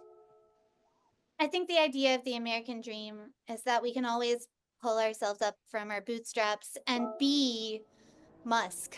I mean, to be the richest man in the world, that a lot of people imagine that they are capable of that. And we know that very small number of people are ever able to ascend from poverty into the very wealthy 1%. And Musk isn't even somebody. I mean, he comes from a family of emerald mine owners in South Africa. Trump comes from money. Like, these are all Nepo babies, okay? But this idea of the American dream is that if you work hard enough, you can ascend. But part of that also is this idea of masculinity that is inextricably linked to Roman soldiers. And so if we go back to January 6th and the storming of the Capitol, there were people with signs where Trump was dressed like Maximus. Maximus, again, is not a historical figure. It's not real. Russell Crowe is playing a fictional character, but they are imagining themselves to be the highest order of masculinity, and the visualization of that, the kind of allegory that we have assigned to masculinity, is the Roman centurion. And so, just yesterday, I was looking at the new picture of Odysseus that was released for Christopher Nolan's new version of the Odyssey.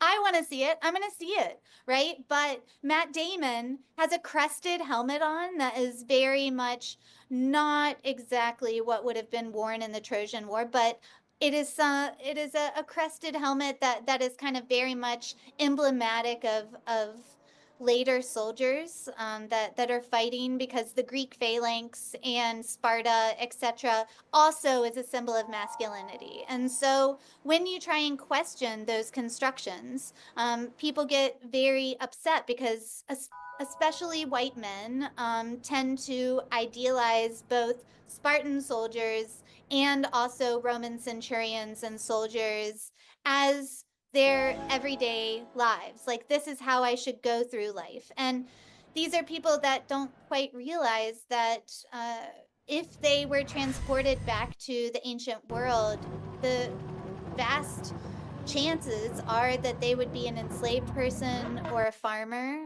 or perhaps an artisan or a potter that's making ceramics. And many of those also fought as soldiers in the earlier period of the Republic when we have citizen armies. Enslaved persons usually did not, but they were incorporated into the military in other ways. But yeah, I really think that it's tied up in aesthetics of masculinity, and I love that Adam said earlier that this is history laundering instead of money laundering, because that's just exactly what it is. All of the actual real colors of history have bled out, right? Like, they've faded, they've been laundered to death, and now it just doesn't even look like it actually was. It is a meme, and that's exactly how mimetic things work, is just continue to be recycled until they don't really resemble the past in any real way. So the book is in large part trying to bring back the voices of just regular enslaved peoples, freed people, that is to say people who are manumitted, which is also a large part of the population. And they may not seem as sexy as a centurion, but we have the ability to redefine what sexy is. And I think that merchants who form a collegium and go on strike are sexier to me than a centurion that is running into battle. But yeah, I think there's many books that are incorporated into this and that have been written and will be written on the reception of Roman history and white supremacy. But I think it all comes down to this feeling that this is the ultimate, this is the epitome of what it means to be a man. Right. I mean, it's really interesting that you mentioned, like, that Russell Crowe is, just an actor. Maximus doesn't really exist. And in your book, you note that actors actually may have been the first in ancient Rome to form what could be deemed like a proto-union, right? So, like, again, this kind of who is the everyday person? Who are the people that are really organizing? Who is afforded the protections? Is it the Is it the emperors, or is it the artisans? Is it the everyday people? I just think there's really interesting thing there. And before we get to your question, sorry, I have to do my duty and I have to read out 3 winners of our next giveaway. Damn it, man. Which are the physical copies. This is the one I'm most jealous of. Physical copies of the book Strike, Labor, Unions, and Resistance in the Roman Empire. Sarah, the Bonds PhD, her book, which you can get at every retailer. You can use that code if you want to get it for 30% off through the publisher. But 3 of you get these free books. You are Kit Kingstead, Autumn, and Michael Lennon.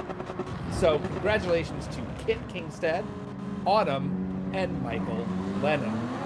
Look out again for a note from us in your email so we can make sure we get your address and we can send those books over to you. Congratulations. Our next and final giveaway, which we'll do before we end the show, we're going to give away a couple Citations Needed t-shirts. So urge you all, if you are watching, if you are listening, sign up to Patreon if you have not already done so. If you are already a supporter and you want to be eligible for some of these giveaways, you just have to move tiers, right? So if you're like a, whatever it is, a skeptic or a critic or something like that. So that's how that works. We will be back with our last giveaway in a little bit. But Adam, back over to you. Yeah, I don't want to let you go without asking about the viral popularity from 2016 and 2019, and it was huge during COVID, of Marcus Aurelius' meditations and like Stoicism as this kind of masculine ideal. Ryan Holiday is kind of a hack writer, wrote a book about it, a podcast about it. We call that broicism. Broicism, sorry, broicism. And this is apparently it's been all the rage. And there was a viral lecture on it that was very sort of rah-rah that went viral during COVID. Again, on some level, one can see. I actually read it. It was beyond tedious, but I stuck it out. I definitely don't meet the Platonic ideal of a Stoic. As those listening to the show may be aware, I sometimes complain. So I want to ask a little bit about, again, the sort of cartoon version versus the kind of real version. And I mean, again, these book sales, these podcasts are popular, these TikToks are very popular. This is legitimately popular, and this is the primary entry point into Roman history for a lot of people. So talk a bit about the rise of Broicism, and how, I don't know if you engage with this with a lot of undergrads or whatever, and talk about like where you see it happen.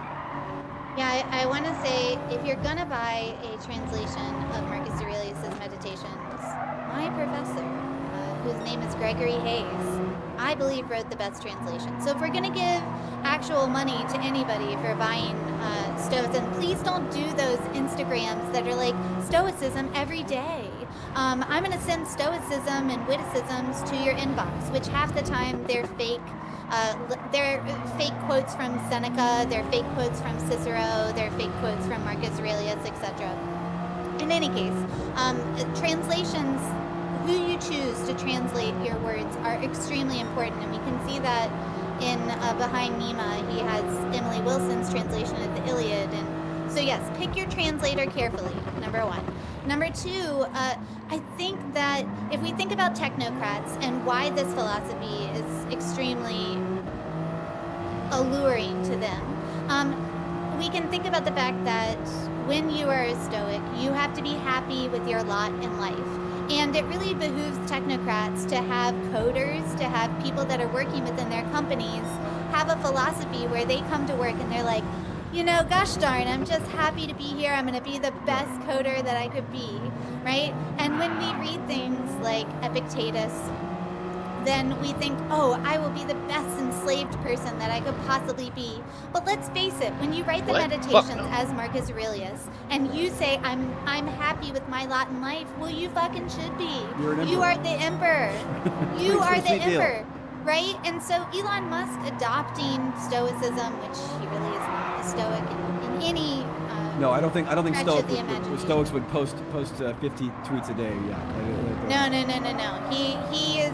This is not a man that I associate with Stoicism, but many technocrats within the area of the Silicon Valley have begun to glom on to this idea because it is an opiate of the masses, essentially, as a philosophy. If everybody actually adopted it, then you would have people who aren't trying to buck the system, that they are not trying to rebel, that they are not trying to modify the system in every way. They are trying individually to work internally on being the best person that they can be, but to reinforce the social hierarchy that already exists. I mean, this is not about transforming the society, it's about reinforcing the status quo. And right now, the amount of social inequality that we have very much benefits extremely wealthy people.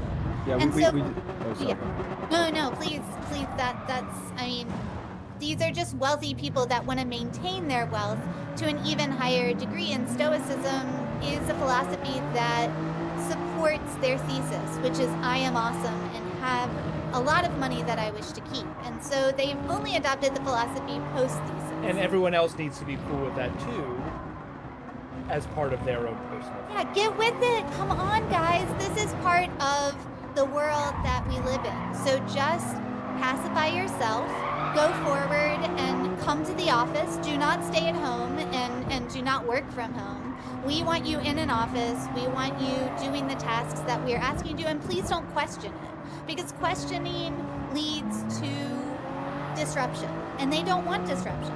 They simply want to rule. And so yeah, I think Stoicism as a philosophy is very attractive to them, and also to people who would like to be wealthy. And as we've already kind of talked about, this idea of the American dream makes people believe that they too could be this technocrat in the future. So get with it. But yeah, I don't think it's very, I'm much more Epicurean. I know you could probably guess that. We did a whole episode on the kind of data goggins, like self-help TikTok world. And again, on some level, I'm sympathetic, because there is a drudgery in your job, which I'm sure all of us here have a drudgery job. Like, you have to hold on to something to sort of make it make sense. But again, there's a reason why your boss wants you to read Marcus Aurelius. And it's not, rather than your union organizer, it's like, wait, it's basically the micro sweat pledge. So I want to ask one more question before we go, because we'd be remiss if we didn't talk about the GOAT, Spartacus, and the Servile Wars, and obviously revolts by enslaved people in general, which of course there was quite a few of them. Can we talk a little bit about, because again, that would be like the sort of entry point into a discussion about labor that is broadly popular. Kirk Douglas with the shirt off. And how and Tony, sorry, with all due respect to Tony Curtis, and talk about that, the sort of popularity of that narrative.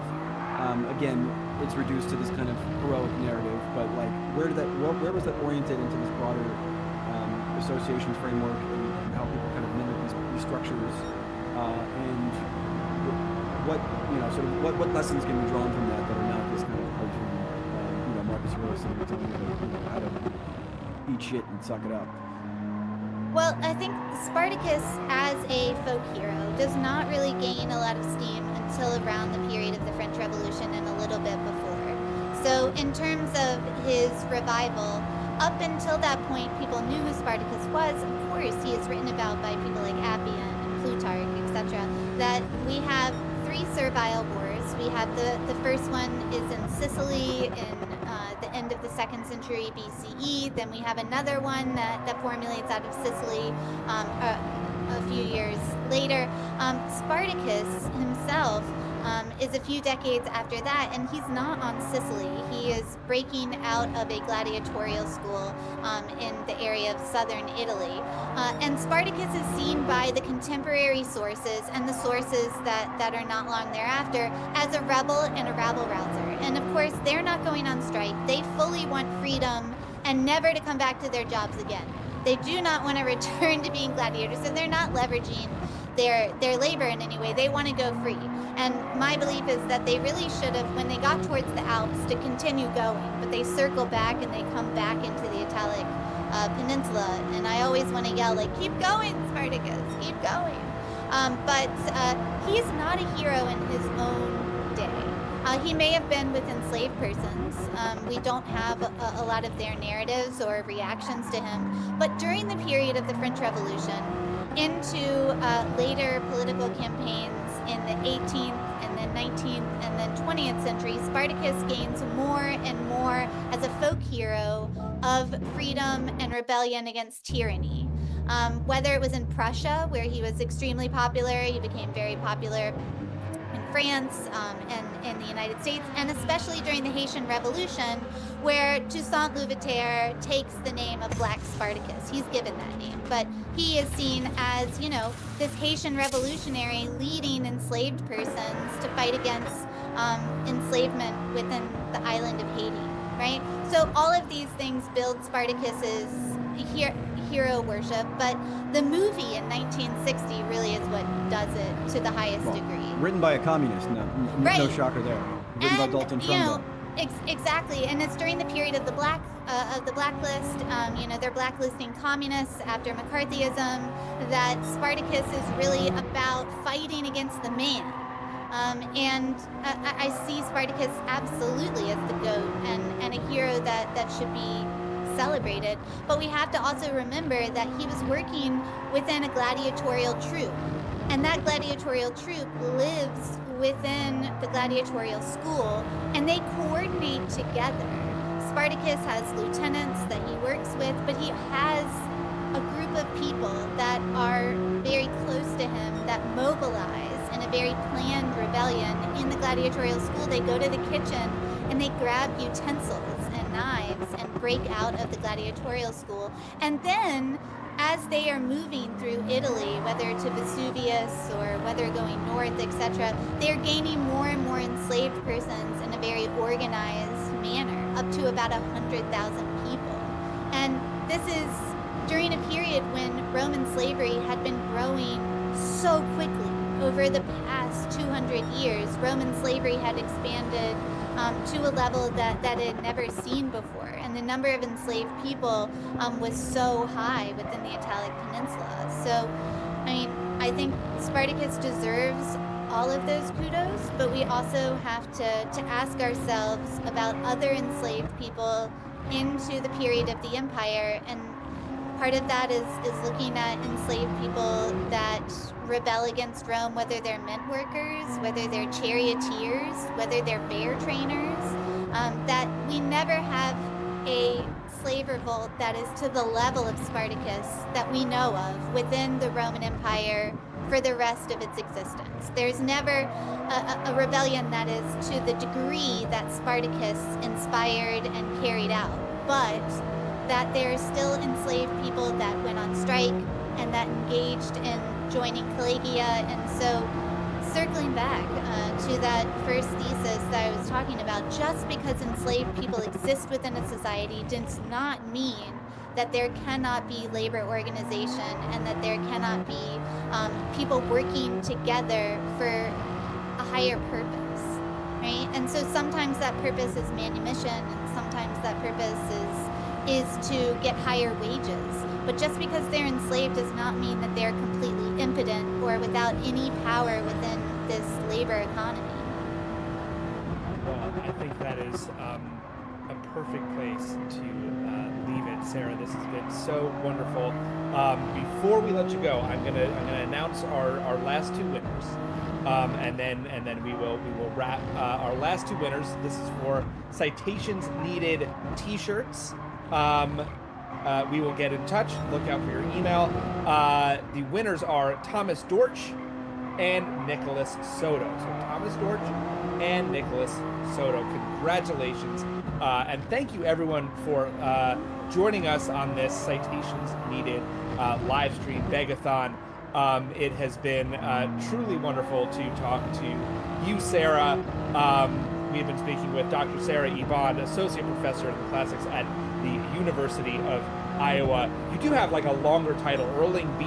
Jack Holtzmark. I'm an endowed chair in the history. I'm technically in the history department with an appointment in classics. I have a chair. It does not matter. Everyone. I feel like I needed to read that title. It's very prestigious. It doesn't. It doesn't mean that much except for I feel very lucky to have the job that I do. That this is my job that I get to do all day. So that's good enough. And that's very stoic of you. And so Sarah, I see what you did there. Sarah, she's the emperor, though. That's objectively a great job. Is the author of the incredible new book. Adam and I both read it. We actually read it. We didn't fake read it. Read it and man, is it fucking great. So please pick it up if you did not win a copy tonight. Or if you did win a copy, hey, get another one and give it to a friend. But the book is, of course, Strike, Labor, Unions, and Resistance in the Roman Empire, out now from Yale University Press.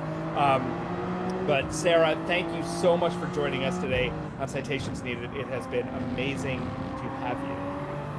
Thank you for having me. Hopefully I'll see you again, maybe in 5 years, but hopefully sooner. Hopefully much sooner. Hopefully much sooner. Yeah. But that will do it for this Citations Needed live stream Begathon. Thank you all for listening. Of course, you can follow the show on Twitter and Blue Sky at Citations Pod, Facebook, Citations Needed. If you have not, please do consider signing up to support the show through patreon.com/Citations Needed podcast. All your support through Patreon is so incredibly appreciated, as we are 100% listener funded. But that will do it. Stay tuned for more full-length episodes and news briefs from Citations Needed. Plenty to discuss, so more coming your way. But until then, thank you all for listening. Of course, I am Nima Shirazi. I'm Adam Johnson. Citations Needed senior producer is Florence Burrow Adams. Our producer is Julianne Tweeden. Production assistant is Trenda Lightburn. The newsletter is by Margaret Carbolano. The music is by Granddaddy. Thanks again, everyone.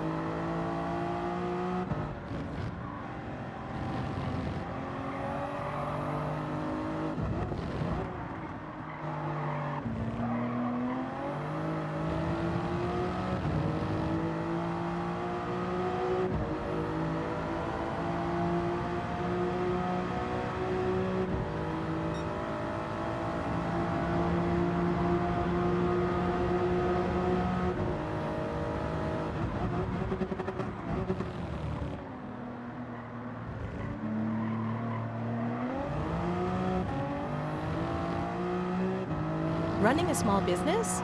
Create your invoices at skynova.com. Easy, but professional.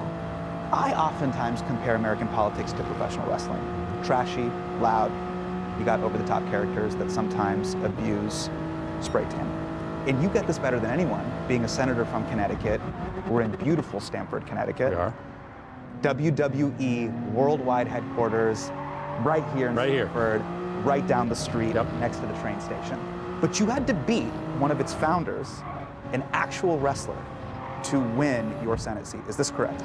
That's correct. Linda McMahon, the CEO of the wrestling industry, who was a character who actually was in the ring for many fights. Yes. And now there's going to be a rematch between you and her. She is going to be the Secretary of Education. Of Education. Yes. Right. Now, as you know, for years, Linda McMahon was this kind of pantsuit-wearing killjoy.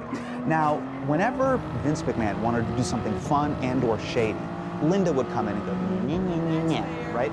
You're probably not going to like this either. But things changed around WrestleMania 17 because, as you know, Vince McMahon, during the Attitude Era, started a huge love triangle with Trish Stratus. Was that real? Was it not? Who knows? Then, Trish and Vince, as you know, in that storyline, then drug Linda, putting her into a completely catatonic state.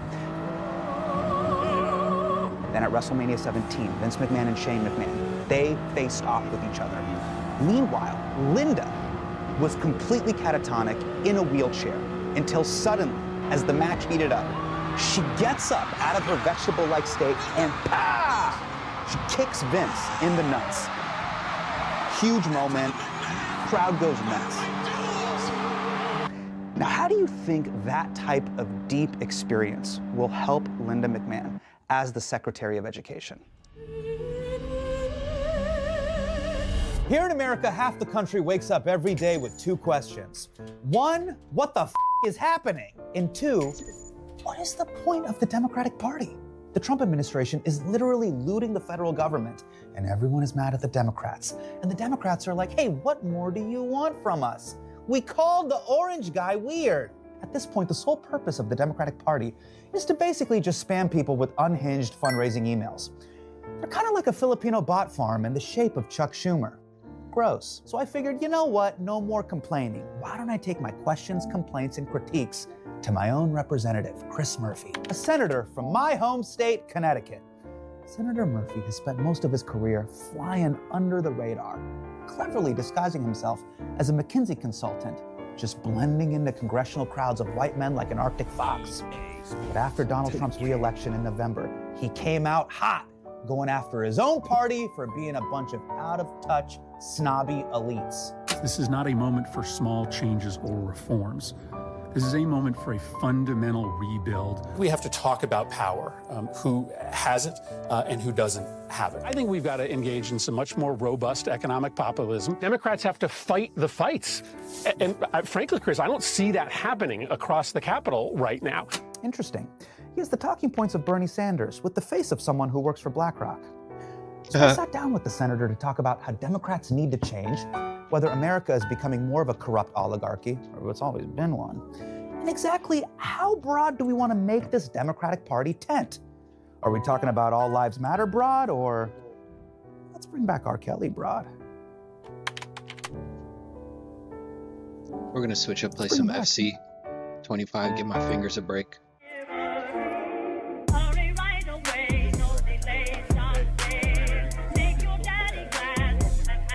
This episode is brought to you by Vanta.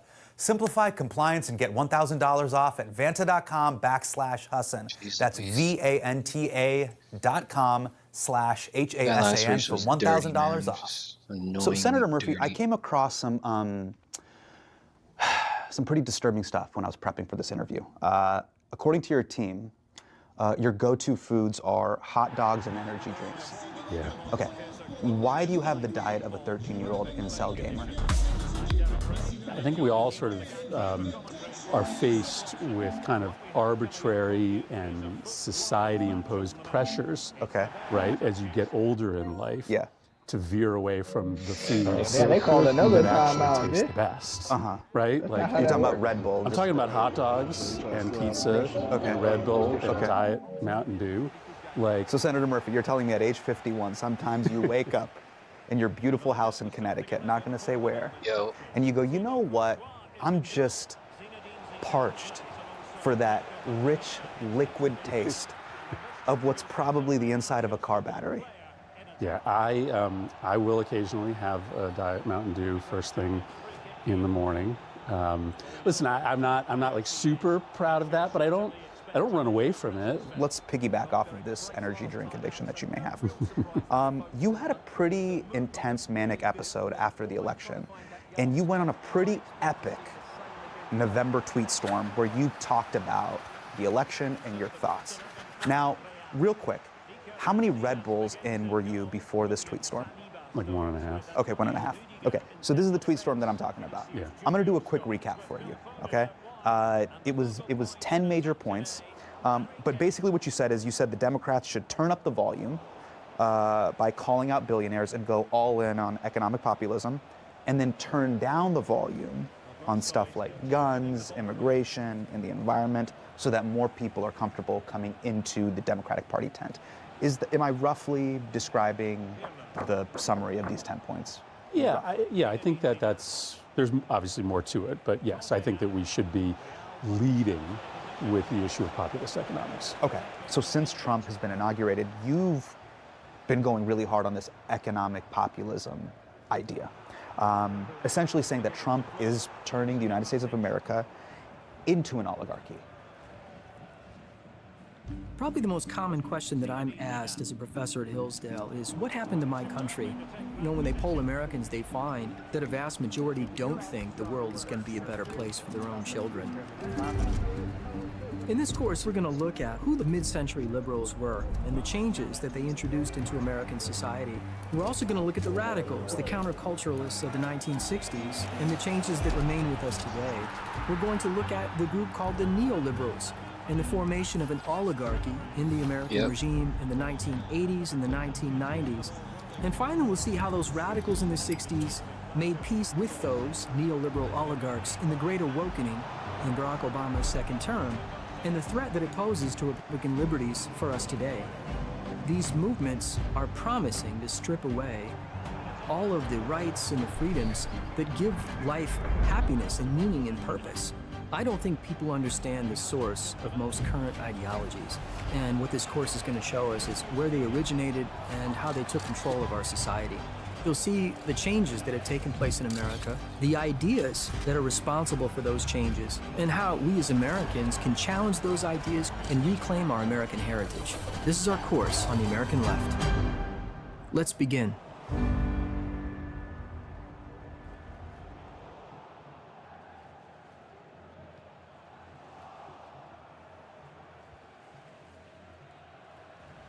I mean, here's my question. Hasn't it always been an oligarchy?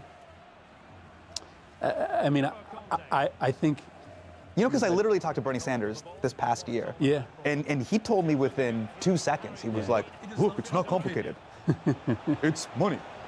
Yeah, I mean, and this is why the country is in a revolutionary mood today, because they see that the whole game is rigged, that if you have money and power, you are in a position to just get more and more of it, and everybody else is left treading water. And yes, of course, the billionaire class, the corporate class, has had way too much influence on political life, both in the Democratic Party and in the Republican Party. But what Donald Trump is doing is fundamentally different, right? Because this is a formal marriage of the White House and a specific handful, at least at the outset, of masters of the universe, the people who control our information platforms. Because he knows that if he takes control, one way or the other, of information, then he can get away with anything. Then any favors that he hands out, whether it be to the tech companies or to the oil companies or to the Wall Street banks, he can't be held accountable for it because those information platforms are either being run by the White House or are so afraid of Donald Trump that they're going to tweak their algorithms or their editorial policy so that they don't tell the real story, so that they suppress dissent, and that they elevate Trump's narrative. Okay, I agree that, and I'm following what you're putting down a little bit of hey, there has been some form of crony capitalism that's existed for a long time on both sides of the aisle. But I do think when it comes to capitalism, America is on the spectrum. So on one end of the spectrum, you have the healthy welfare state. I'm talking about Sweden, Denmark. You've heard of these countries. I call them Disney frozen countries. It's all white people and there's no black or brown people, but you seem to be having a great time. Then you have old-fashioned capitalism. That's kind of like Michael Douglas and Wall Street. Mm-hmm. Remember, there's that, why'd you do it? Because it had to be done. That whole Greed is good. Yeah, greed is good, that whole thing. Okay. Then you have crony capitalism. Dick Cheney, right? George W. Bush, this is my guy, government contracts, let's go to Iraq. Then you got plutocracy, Scrooge McDuck. Then you have oligarchy, Monopoly Man. Kleptocracy, Sith Lord. Then, from what I understand, is you just go off the edge and then it's just raw dog dictatorship. I'm talking Gaddafi, Beret, Shades. Yep. And I hear that we're always on the verge of going there. Okay, but where are we on the spectrum? Are we talking Sith Lord with the monocle? Where in all of this are we? I think it's some combination of Sith Lord and Dick Cheney. Right, it's a little bit of you scratch my back, I'll scratch yours. I think increasingly government is just being used as a source of profit for the oligarch class. That's why they want to privatize Social Security. That's why they want the entire healthcare system, which is mostly paid for by government dollars, in the hands of the private sector. That's why they're trying now with Linda McMahon to get the education system into the private sector. I think the oligarchs view the public sector as just a means for them to ultimately make money. The truth of the matter is, real effective capitalism needs rules to make sure that if you work hard, you can still get ahead, that if you have a good idea, you can actually start a small business without it being smashed overnight. And so, you know, we are fast becoming kind of anti-capitalist in the sense that there's no room for actual hard work, ingenuity, innovation to actually result in people doing well for themselves, because the folks at the top have all the power and they essentially squash innovation and entrepreneurship before it gets the chance to be launched. As a startup founder, securing larger clients often hinges on meeting strict security compliance standards, like SOC 2 or ISO 27001. They can help, but they take a lot of time and effort pulling you away from your core work. That's where Vanta comes in. Vanta simplifies compliance by automating repetitive security tasks, helping you prepare for audits quickly and efficiently. And the platform also connects you with industry experts, auditors, and key resources like penetration testing to ensure a smooth process. Join over 9,000 companies, including startups from Y Combinator and Techstars.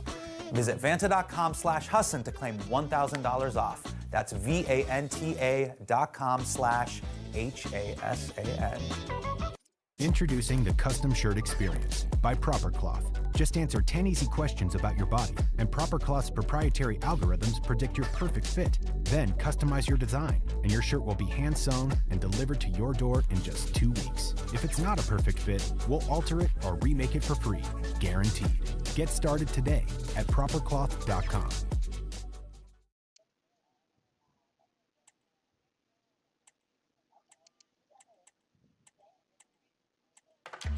Introducing Weight Loss by Hims. Personalized prescriptions, including GLP-1 injections and oral medication kits designed to help you lose weight so you can gain confidence and feel healthy.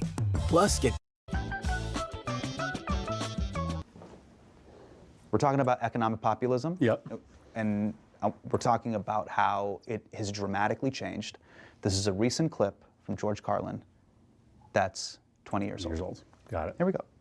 Forget the politicians. The politicians are put there to give you the idea that you have freedom of choice. You don't. You have no choice. You have owners. They own you. They own everything. They own all the important land. They own and control the corporations. They've long since bought and paid for the Senate, the Congress, the state houses, the city halls. They got the judges in their back pockets. And they own all the big media companies, so they control just about all of the news and information you get to hear. They got you by the balls. That's from 2005. Yeah. The only thing that's changed from that clip, in my opinion, is we have Netflix now. that is the illusion of choice. Yeah. What is your response to that? Right, but that's the reason why I've been in public life my entire adult life, is because I can't stand to live in a world in which you have that much consolidated power and you let it go uncontested. By the way, you can push back on this. He's dead. He died. Yeah, I mean, Democrats and Republicans gave into this idea that was really in vogue about 20 years ago, that markets could fix everything, right? That if you just sort of properly tweak markets, ultimately those markets will be able to deliver happiness. And more than just markets, global markets, that jobs will be moved overseas, but they'll be replaced by cheaper goods and different, better jobs that will eventually raise the standard of living. Democrats bought into that, Republicans bought into it. It was a fucking lie. It was a fucking lie that was perpetuated on us by these masters of the global economy, the only people who really benefited from being able to move capital seamlessly and goods from country to country. They made out great. Right. But you're talking about the C-suite class. Yeah, the better jobs never came to the United States. The prices did get lower, but that didn't make us feel any happier or better, because our communities disintegrated in front of our eyes. Our kids got addicted to their phones, we lost connection with each other, and we became more and more lonely.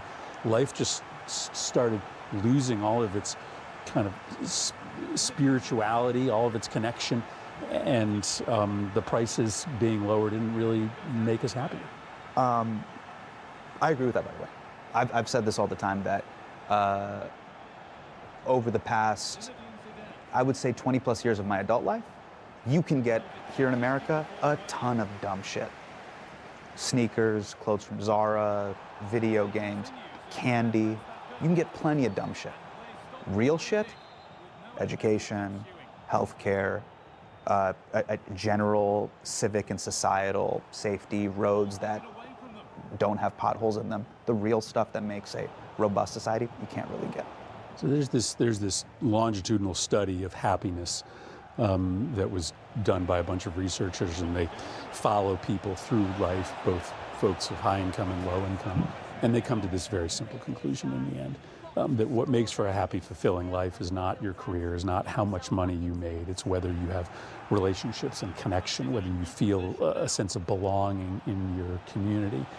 You know, we told Americans that if they just bought stuff, if they just were good consumers, if they got a little bit higher income, if they got on that career ladder, ultimately, you know, that was meaning, that was purpose, that was fulfillment, and it never, ever has been. Meanwhile, government was making it harder for you to find community. We were making it harder for your kids to find friends. We were doing all sorts of things to make it harder for you to access the parts of life that actually breed true happiness. We made, you know, an enormous mistake, believing in, you know, what I guess is referred to as, you know, the neoliberal economic order. Markets will cure everything, and we're paying a huge price for that right now. Okay, this is number 6 in the tweet storm. Okay, you wrote, when progressives like Bernie Sanders aggressively go after the elites that hold people down, they are shunned as dangerous populists. Mm-hmm. Why? Maybe because true economic populism is bad for our high income base. Now, what do you mean specifically by our high income base? Do you mean your voters, your donors, your supporters? Who are these people? At Mint Mobile, we're always looking for innovative ways to save you money, so you can keep paying $15 a month for premium. Listen, the way we raise money, yes, is and has a fundamentally corrupting influence on politicians. I remember when I first started out, and I was calling people for money. And who do you call for money? You call people that are able to write you $1,000, sure, not necessarily people who are able to write you $5. And those folks have just different interests than people who can donate $5. Yeah. But if you spend 4 hours a day on the phone raising money, talking to people of wealth and means, then you are not hearing the actual concerns of the people you represent. Now, I've finally gotten to the point in my career where, you know, I don't have to make those calls, that I've got a pretty good online small donor base. But for the folks that have to raise money that way, it's fundamentally corrupting. Now, but here's the other thing. We are a party that claims we represent poor people, and yet poor people are not voting for us like they used to. Who do we rely on now in order to win majorities? We rely on higher income voters. And generally, higher income voters are not interested in upsetting the economic status quo. Right. Okay. And so we've become a party that says we want to fundamentally change the economic order in order to benefit low-income, middle-income people. And yet our coalition is dependent on really, really rich people. And so I'm just raising the question, is maybe why we are resistant as Democrats to being engaged in the pugilistic populism of somebody like Bernie Sanders, because unconsciously maybe we realize that talking that way about upsetting the economic apple cart might not be that popular with the folks that are the core of our voting constituency. There's a lot of country club people and Volvo drivers that may revolt.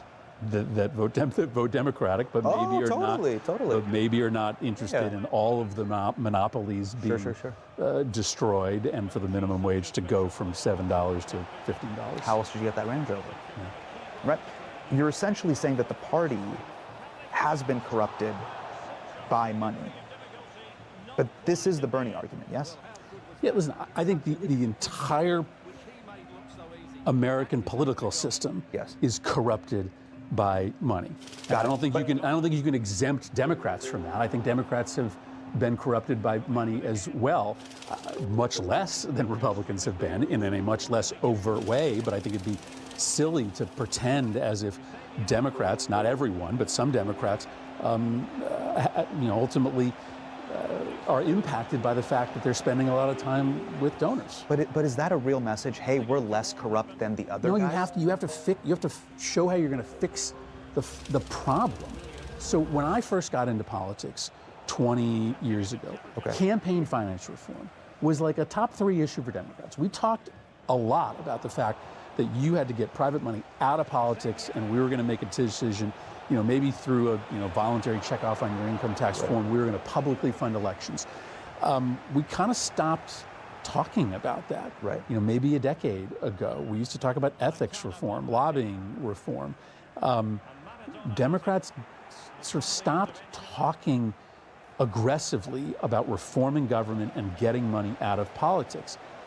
The right and true message is that the billionaires have control of government, and government is becoming fundamentally corrupt in an overt, transparent, on steroids way by Donald Trump. But Democrats won't be legitimate messengers about cleaning up government unless we actually have ideas that are like front and center about how we are going to clean up government. And so I worry that if we spend all our time, talking about economic issues and reproductive rights issues and climate issues and gun issues, and don't spend any of our time talking about how we're going to actually fix government if we get control of it, it just feeds this idea that we're not sincere and that we're attacking Trump's corruption because it's politically convenient, but if we get in power, we're actually not going to fix the underlying problem. One of the things that you talked about in the tweet storm was Democrats broadening the tent and avoiding kind of left-wing, quote, purity tests that push certain people out. Explain. So what I'm saying is that we should build a party based around economic fairness and destroying consolidated economic power. Okay. So if you want to be part of our club, then you have to believe in an increased minimum wage. You have to believe that the corporations have too much power. You need to believe in labor unions. But we're going to let into the tent people who believe in those things, but may not all agree with us on an issue like reproductive freedom or an issue like universal background checks on guns. And the reason I think that's smart is, A, because that's actually how you win elections, and our coalition would still be majority pro-choice, and it would still be majority pro-background checks, so we could still legislate on those things, but we would win elections because we would bring in people who thought differently. But B, in today's world of these closed information ecosystems, I have no chance to convince somebody who doesn't agree with me on background checks if they're not in a room with me every now and again. If I never let them into the room, then they just sort of sit and listen to Fox News, and Breitbart all day, and I never get to change their mind. So I think if you want to sort of have more people who believe what we believe on gay and trans rights, for instance, we should say, hey, you want to raise the minimum wage? You want to break up, the big companies? Then come with us, and once you're in, we'll sort of talk about some of the misperceptions you may have about your gay neighbors. So a little bit of what you're saying is, don't be such a nitpicker. Yeah, don't be so judgmental. Okay. Got it. I think, our party has moved rightfully pretty fast on issues of gay marriage and transgender rights, and I'm glad for that. But I don't necessarily think that we should be edge judgmental as we have been about people whose journey takes a little bit longer. You want a little no filter energy on Facebook, the way they're like, hey, we're changing our standards, white people, no N-word, but we will let you say the R-word. Type vibes. That is not, maybe that's not the exact vibes I want, but I want a vibe that says, come talk to us and work with us on economic issues. And while you're here, right, let's try to have a conversation about some of the misinformation that you've heard, for instance, about what we're trying to do on guns. So you're basically saying the Burning Man tent turned into a PTA meeting and it backfired? I would have to really think through that analogy, but I'm just saying bring more people in, build a bigger coalition. By being less judgmental? By being less judgmental and being sort of willing to exist in a place with people that don't line up with you on every issue. That's what we were in the 1970s and the 1980s when we had these giant majorities and we were actually passing progressive legislation on the environment, on labor rights.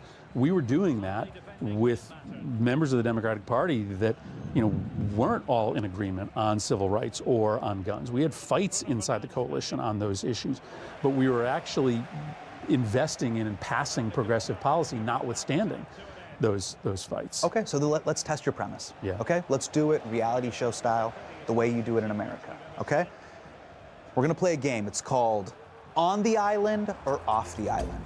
On the island or off the island. I'll describe some people and you tell me, are they on the Democratic Party island? Shit.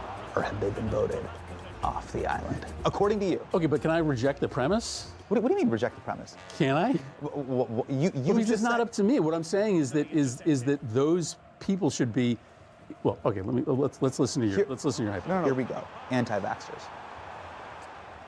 I mean, if they want to vote for us because they believe in the same things we believe on economic issues, why wouldn't we want them to vote for us? Great, on the island. On the island. People who like Gutfeld on Fox. I mean, he's not funny. They're out. Off the island? Yeah, off the island. Off the island. We shouldn't fight for their votes. Okay. I would. NRA members. Absolutely. We want Okay. On the island. Cybertruck owners. Some of them. Some of them. Someone who owns an All Lives Matter t-shirt. Maybe. But the back of the shirt says, but white lives kind of matter more. No. Off the island. Okay. Someone who cheats on their spouse. If you believe with us, if you agree with us on economic issues and the minimum wage, we want you to vote. In the Oval Office. Then they're out. Off the island. R. Kelly. We don't need him. Off the island. Someone who calls China the Orient.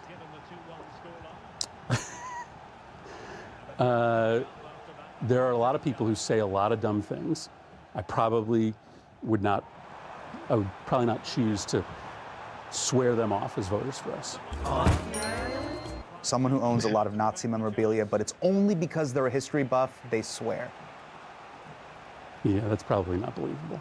A January 6th rioter who chanted, "Hang Mike Pence," but they support a progressive tax rate on unrealized capital gains. So I want to win elections, right? I get the premise. There are all sorts of people who have some ugly views, who have some backwards views. We just have to decide whether or not we want to win elections or not. And in order to win elections all across this country, you are going to have to build a coalition with some people who don't line up with us on a host of really important issues. We are in a world of politics in which the most important thing is to have power.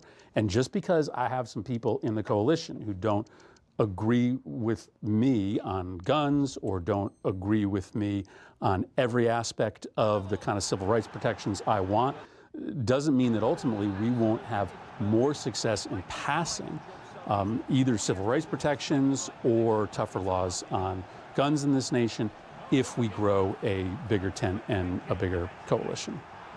Appreciate you being here, Senator. Thanks, man. Thank you so much. Thank you. Anything else you didn't get in that you'd like to get in? Really? Okay.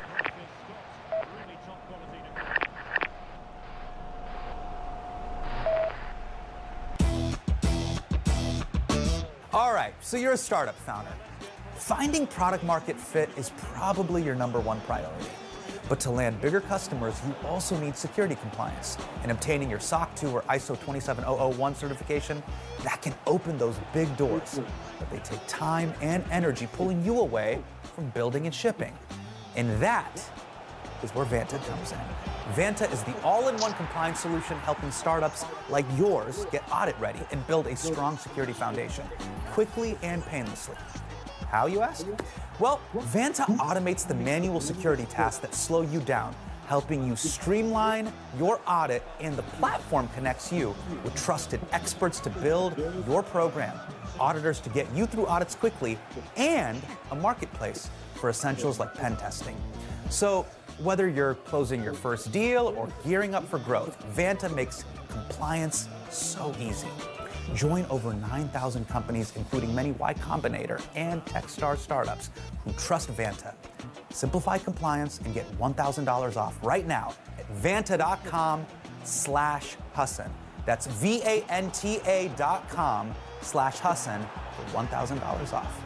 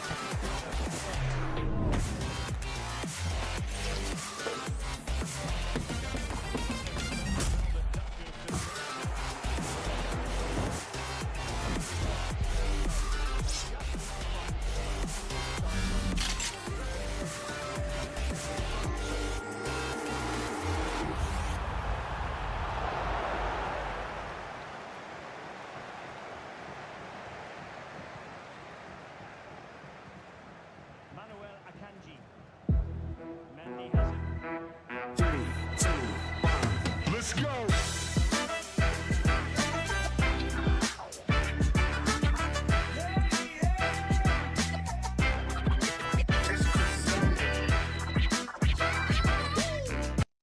Like, I wonder if that's his plan. Is one of them is going to be the bad guy from Looper? Let's kick things off here.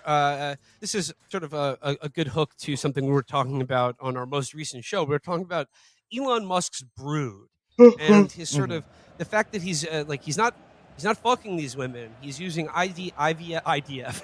He's using the IDF insemination. He's using the IDF insemination squad to like gene edit his 13 male children, or actually 12. But there's a new one. There's a new one this week, and it involves a woman named Ashley St. Clair. Now, I got to ask, Jake, Thomas, or Felix, were any of you familiar with this woman before this week?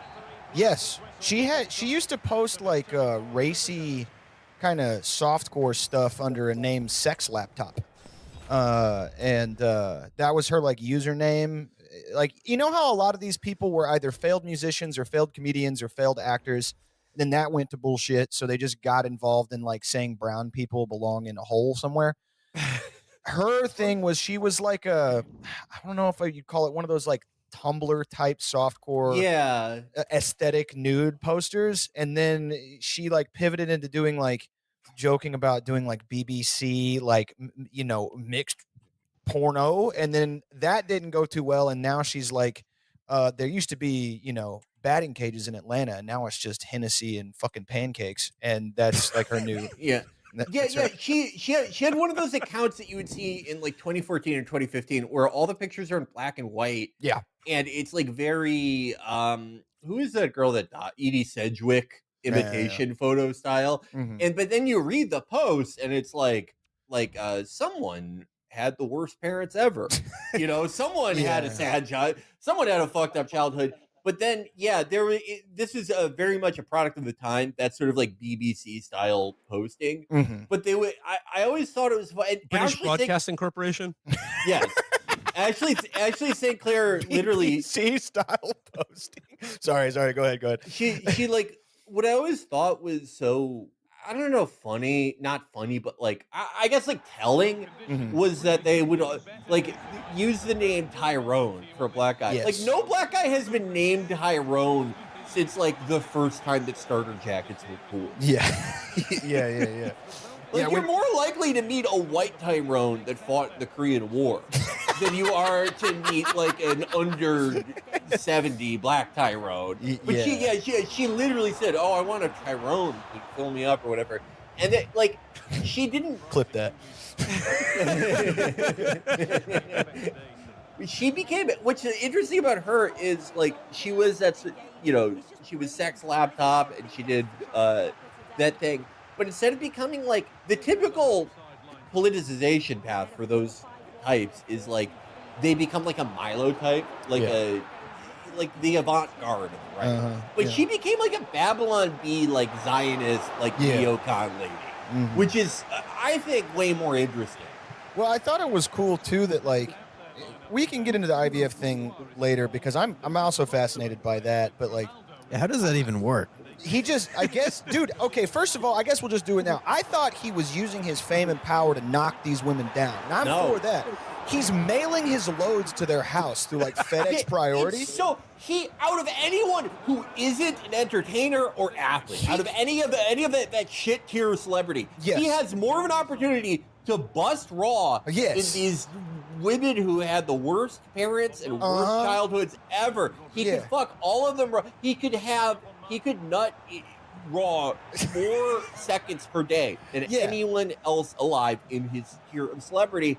And instead, he's like, you know what my favorite part of when I have sex is? It's the NDA negotiation process. Let's go straight to the part that's like signing up for Obamacare in 2013. Just like him throwing the Romans was a sign of autism, him just like mailing ropes to fucking clout chasing right-winger girls' houses is because he's on the fucking spectrum. Like, well, you know, I've always wanted to be a father, and I don't particularly when I think about being a father, it's mostly what's interesting to me is just mailing cum to girls' houses. He says hello to them by paying them $20,000.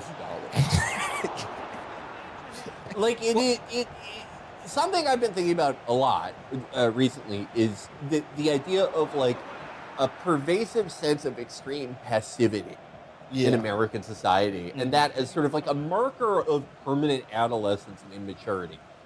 Extreme passivity is like it's a huge marker of like sort of like young adult malaise, because it is a deep insecurity that your self-perception of your talents and abilities and charm and personality, if you proactively bring them out there, that it's either going to fall short or it's not going to be what you imagine it to be like, or otherwise will be a disappointment and nothing near what you built up in your mind.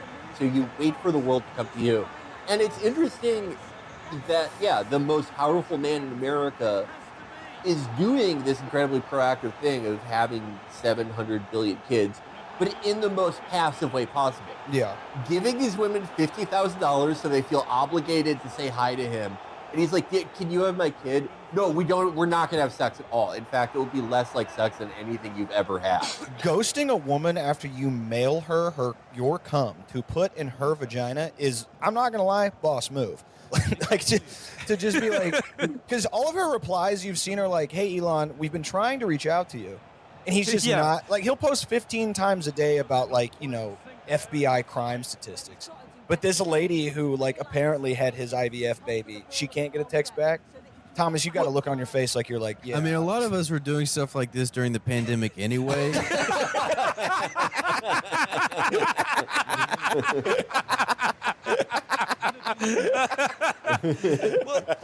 I mean, doesn't this? I mean, like, I've seen speculation about this, but like, doesn't the nature of these conceptions?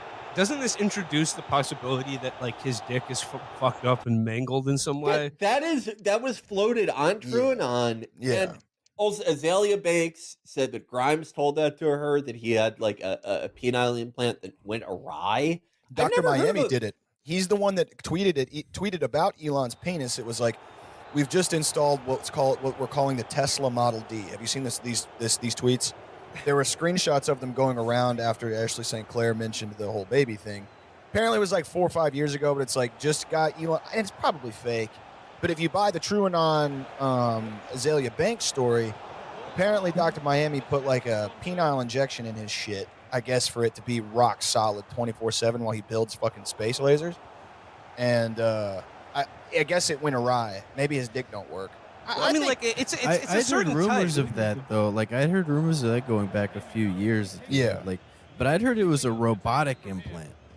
Maybe. The sex workers would be like, yeah, it's this thing. You just have to act like it's cool. Like a Winter Soldier arm, like a fucking. I think it's probably. I think what he probably had was it was like a button or something, like a beeping mechanism, like from 2001 or something. Like I think he just had a little red button in there, maybe. I like. Oh, he's like Jetstream Sam from Metal Gear Rising: Revengeance, where everyone thinks he's like this crazy cyborg because his personality is so bad, but it's just all natural mental molestation by his insane father. I would it's love all to natural, but he just has one cybernetic part. I would love to. Yeah. I would love to be the richest man in the world, and then I have a metal 4-inch penis.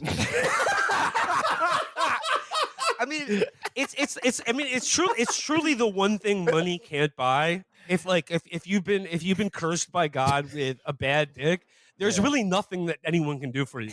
Well, I guess it's not surprising, but all these other women that he did this to kind of had their own thing going on, like Grimes and one of the other, Google AI person, but fucking Ashley St. Clair, people were sharing screenshots of her like fucking neck deep in his replies, like the last 4 years, like with the meme that's like go to horny jail, bonk, and then like yo, what's up, Elon? Like, Jake, I saw one of the worst posts I've ever seen, and it was this guy who was like called it, and this was like a year ago, and it was a photo of Ashley St. Clair and Musk, and she was looking at him sort of adoringly or whatever, and the comment that this guy left said was, "Methinks she will be intercepting his seed sometime soon." God. But what I mean is like it's a type, right? Harvey Weinstein, no penis, and literally Epstein rotted shit off was of like him. an Epstein, egg-shaped penis. Elon Musk, robot dick. It doesn't work, and now he's, like you said, sending frozen ropes through the mail to have only male children. But I do want to talk about the New York Post wrote this up. Yeah. They've got a. I just want to dive into this story a little bit. Right here. The conservative influencer who claims to have given birth to Elon Musk's 13th child revealed to the Post how she was driven to lead a life of secrecy after a whirlwind romance with the billionaire ex-owner. A whirlwind romance. In an exclusive sit-down from her glitzy Manhattan pad Saturday, Ashley St. Clair, 26, described the 53-year-old Tesla and SpaceX mogul as funny and down-to-earth, but claimed that he wanted to keep their baby secret for everybody's safety. Dude, how absolutely gone do you have to be, like, with ketamine or, like, megalomania or whatever to, like, first of all, throw the shittiest Romans of all time? It's a bad salute, but he made it look like shit. And if we do the timeline right, that baby may have very well been, like, 1 month old. He's ignoring those texts. He's railing fucking big old gator tail lines of cat at the thing. In his mind, he's like, I'm not going to text this lady back, but what I am going to do is I'm going to throw out the old fucking seagull at the goddamn president. And this lady can figure out this fucking baby one way or another, but I'm going to get these, like, what happens? A detail that I liked when I said gave an interview in her glitzy Manhattan condo or whatever is that in the New York Post there's like some, of course there are like sort of glamorous shots of her in it, including one where her toes are quite visible. But in my favorite one, there's one where she. I didn't see that one. Where did you see that one? No, my favorite picture that accompanies the piece is it says she's like sitting at a table in front of these big windows, and she's got a chessboard set up on. There's nothing else on the table but a chessboard, and like. People who have the chessboard out, that's a sign of a certain personality, but many people have pointed this out. If you look closely at the chessboard, the knights and bishops are in each other's spots, like she's placed the pieces incorrectly. So that's smooth. But to return to the piece here, it says, Musk has not yet acknowledged the allegations, and reps did not respond to multiple requests for the comment by the Post. He has made numerous unrelated posts on X since his alleged lover made the announcement. However, again, I don't even know if they're lovers. Right. We are waiting for Elon to publicly acknowledge his parental role with Ashley to end unwarranted speculation. And Ashley trusts Elon. How is it unwarranted?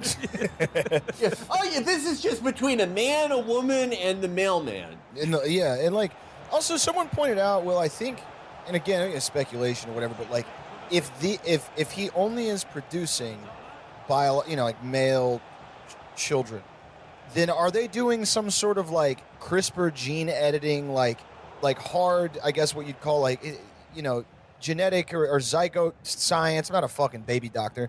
To ensure, like, how many loads are these women getting in the mail, and then putting in their bodies, and then the doctor's like, this one's going to be a girl. I believe with IVF, you can select for gender. Okay, yeah. And I think that's maybe why he's only conceiving children through IVF, is because he doesn't want to pollute the world with more females. Shout out Delaney on Twitter for reminding me, one of his kids' name is Techno Mechanicus. And that fucking sucks ass. That's really bad. Awful. And really terrible. Like, even XAI112, like, okay. But Techno Mechanicus. It's like, you know that old Family Guy bit where Peter's at the addiction center and he's like, one of these kids is going to be Hollywood kid, and then who's paying for the rehab center, huh?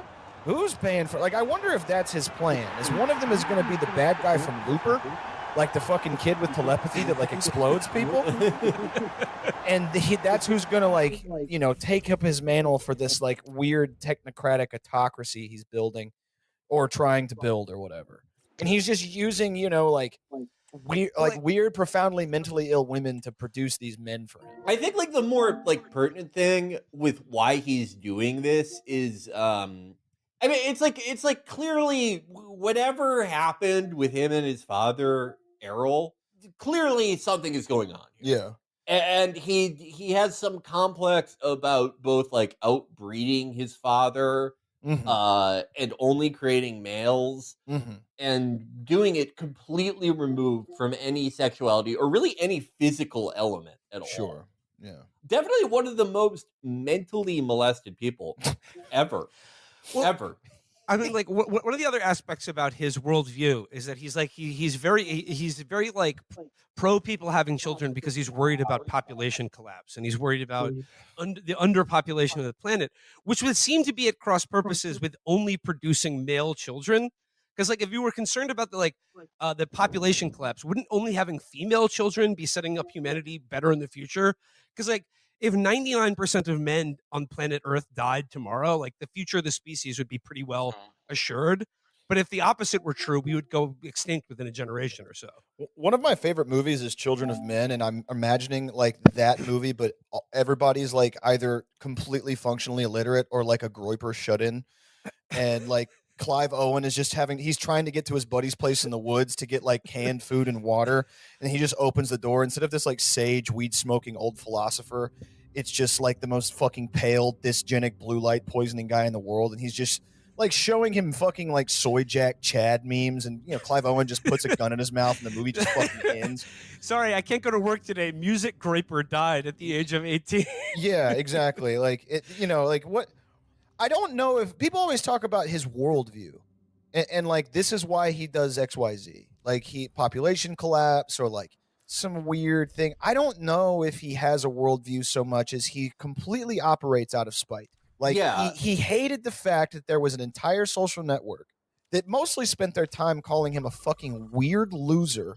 And, I don't know if people memory hold the fact that like 8 years ago, he was one of those weird Silicon Valley, like Har Krishna Indian esoteric hippy dippy dudes. Like he was obsessed with like, karmic debt and like, we're all one species, that weird Silicon Valley type empty liberal progressivism.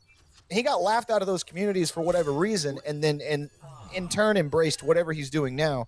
But it's all about it's spite. You know what I mean? They saw his dick. Yeah, they probably saw his weird fucked up penis. Just to return to the post for a second, it says here, At the time, she didn't particularly have much interest in Elon other than his acquisition of Twitter.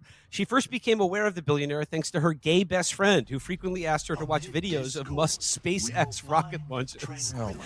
What? Do they mean pejoratively gay? Is that like Trump? Yeah, woke really is over. If they're her gay ass friend who makes her watch rocket launch videos. Like this is in the New York Times, New York Post. This is the New York Post.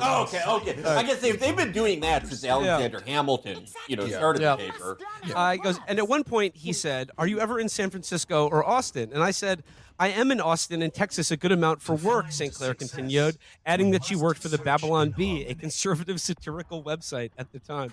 Yeah, that's a job that you really need to travel a lot for. Yeah. You're writing fucking clickbait articles for my mom specifically. Did it ever say how they met? Was it like a fucking? I guess it doesn't matter. I don't know. That was the one thing I missed. She says that he slid into her DMs. So she says Musk was very funny. He was smart. He was very down to earth. It started with X interactions, and he slid into my DMs. I think it was a meme, she recalled. It really is the everything app. Dude, what if you're able to eventually send your loads through there? Felix, I'm sure you were doing a little bit of that. Mostly just I mean, like everyone who was, take accountability here. Yeah. Everyone who was DMing the sex laptop type ladies in 2015. Right. We also awkwardly, they what do those types of request? Videos of you jacking off. Yeah, and everyone, around my age in 2015 was awkwardly setting up their iPhone 4C? Yeah. 5C with the small blue one. Mm-hmm. On their Xbox One.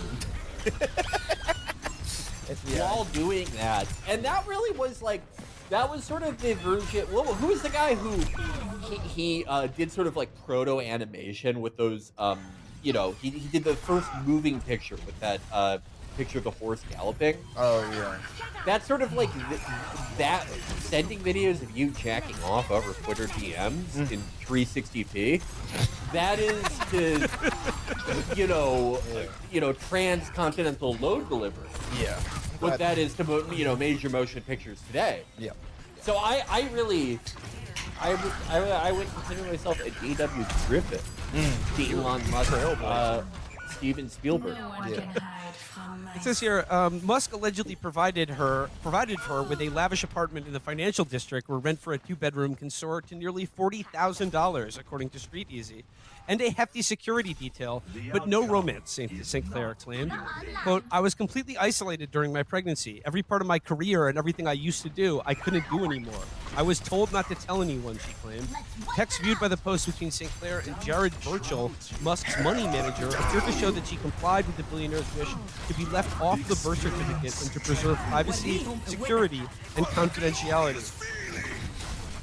It's like, sure. I'd love to sire. I'd love to give you my seed, but please leave me off the birth certificate. He's like, for security reasons. He's like the equivalent to a Civil War reenactor, but for a deadbeat dad. Yeah, I was about to say.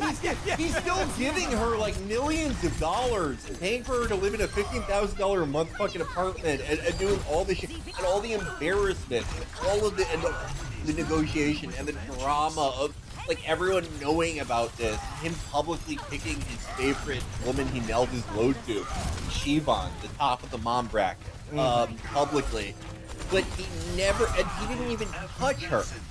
He just loves the idea of being a deadbeat dad so much that he's doing the National Guard equivalent. He's stealing power from real deadbeat dads, like my dad. You know what I mean? Like, you used to just come in a lady and then move 2 towns over. Like, it's just classic. Like, I'm a truck driver. I don't really got too much else to do, so I think I'm just going to move 50 square miles east and I'll be all good. He's fucking creating this, like, it's ballsy to fucking mail your load and then be like, all right, we're gonna put you up somewhere nice. Don't text me, don't call me, don't put my name on the birth certificate, don't reach out. What is that old joke? I think it was like Red Fox, or it was in a movie where it's like, I don't pay them to fuck, I pay them to leave. But he's literally doing that without any physical contact. Yeah. I don't impregnate them to have kids. I impregnate them to abandon them. I don't get it. Do you think it's so like fucking weird? Like a side effect of that? I think we talked about it last episode we did together. Of like everything in your life is optimized like a computer. You know what I mean? Like these guys love optimization down to the second. Every like the minutia, granular day-to-day parts of their lives are all like. I mean, not Elon. Like he just fucking posts and like does ket and fucking hangs out, whatever. But like maybe in his mind, this is the most efficient way to procreate is to fucking I mean, I do think if you have 13 kids and none of them are like even Jewish or something like remotely cool, I do think that is a Nazi thing going. Like one of them has to be mixed in some like even trivial way. Like the girls from Hawaii or something, and it's like you're just like not mixed, but it's like, you know, something going. These are like there's 13 white kids with like different women. Did you see Grimes was like posting replies to the videos of X and Elon during that big speech he was giving with Trump, and somebody was like replied and tagged her and was like, you know, what do you think about, you know, your son being like used like this? And she was like, Lesai. I wish that Elon wouldn't do this, and I've told him not to, but what can you do, Sigh? And I was like, are you really replying Lesai to a video of your son in a room with like 5 different pedophiles? Like that. Like, oh, Lesai. Maybe like there's nothing she can do. Isn't she the mother of this kid? I mean, I mean, like presumably there. I don't know. I mean, maybe Elon owns the family courts too. But like, I mean, doesn't she have custody of this kid? Like, doesn't she have some say in what happens Elon to Musk, this kid? at the end of the day, is a men's rights champion. You know what I mean? Yeah. Like a father's rights, you know. So maybe he just. I like that he just has this one kid that he just sort of has like a backpack. He's Yeah. like, I take this around, I feed it. He's gonna be great. That one, I don't know if that's his most favorite or least favorite kid, because he doesn't like do activities with the other kids. The ones he made with Shivan, the top of the mom's bracket. Yeah. They're the only ones he's like, you know, heart emoji to. Yeah. The nicest thing he's ever said to his kids. But with X, he's also using him as a Kevlar belt. Yes, for sure. Last episode, I said that he's doing the dead zone 24/7 with that fucking kid. I buy the whole human shield thing because I feel like we saw way more of X after Luigi, you know, sent Brian Johnson to Valhalla.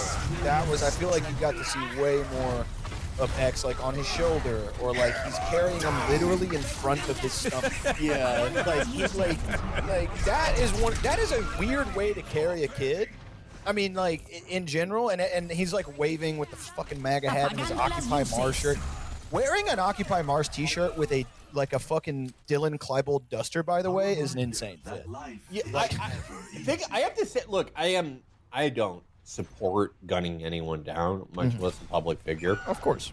But if you are the type of guy who guns people down, you've got to be so mad about him, you know, just using the X human shield, because for you know, a gunman, that type of center mass, it's probably like playing GoldenEye in real life. Like you just lock on directly. Yeah. Just one more detail from the post here. She says here, some Musk-obsessed fans apparently began speculating that she had given birth to the Tesla CEO's baby and began harassing her, both online and on the streets, he said. There was a cohort of very violent stalkers who started threatening my toddler. They would send me photos of him with blood, and that I would witness his blood-spattering death, and saying I was Elon's whore, she claimed, fighting back tears as she referred to her older child from a previous relationship. Almost every relationship in my life would be bastardized and disingenuous because I couldn't tell them what was going on. My son has never taken a walk outside. In 5 months, I have never been able to take my baby for a walk. I was terrified someone would see I had the baby and it would get out. Oh, okay. Like, how different does he look from any other baby? But like 5 months of a kid just inside a house? Like, that's terrible. Maybe he already has. Maybe he was born with a robot penis in a Pokemon diaper.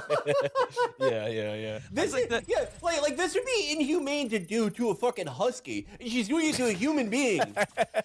Like, look. You know what? For this kid, I feel the way that scumbag basketball recruiters felt towards a 13-year-old LeBron. That's how the FBI division that recruits school shooters feels towards this kid. He's already getting offers from disparate girlfriends in daycare. Yeah. But like, look, I would just like to say here though that like obviously, like you may not agree with her politically, but like, look, all families are different, and like certainly children don't need to be the target of like hateful vitriol.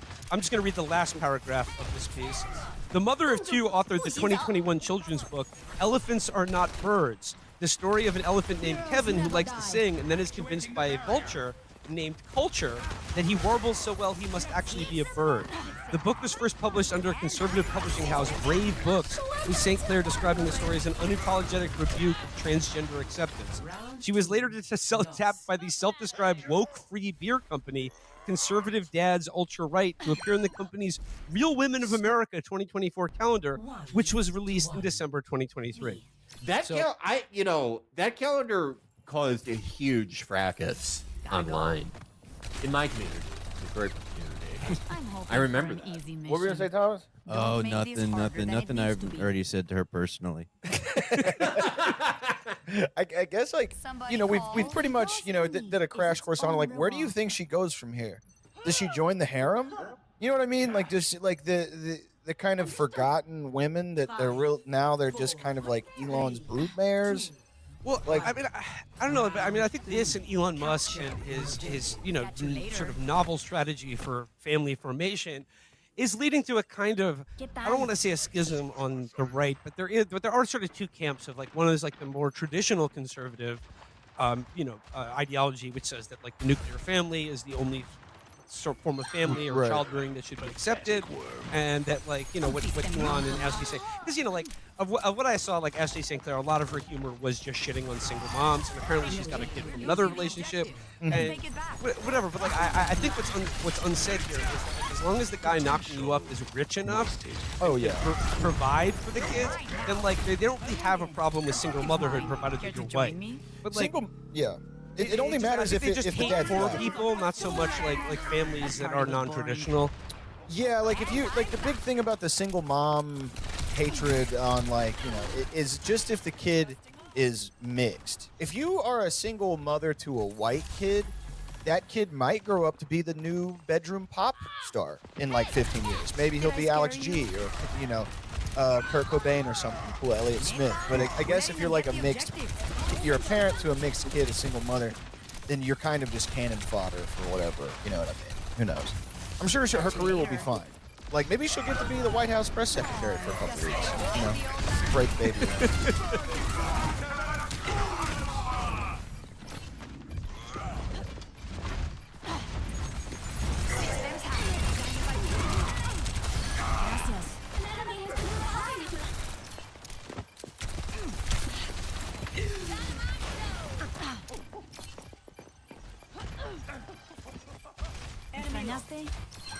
What awaits us beyond this plane?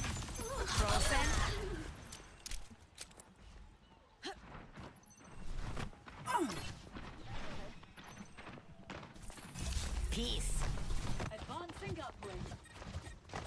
My ya volví. Duplicating Reinhardt. Good warm up.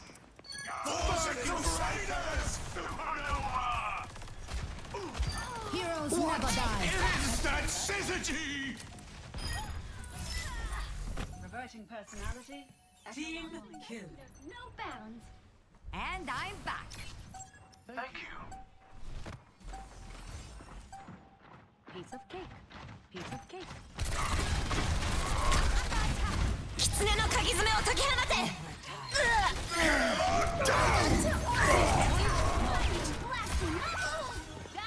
冻住，不许走。Catch you later.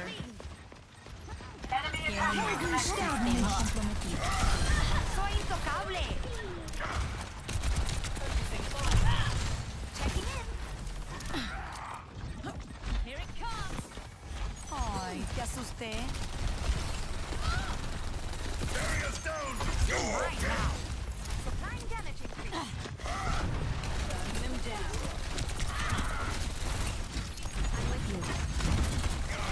Apagando las luces. Do something!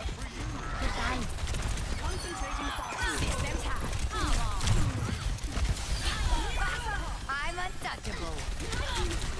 Guess they haven't had enough. We must accelerate. I will not let you alone. Virus blast. They really have it out for me. ¿Extrañaste? Sistema compromised.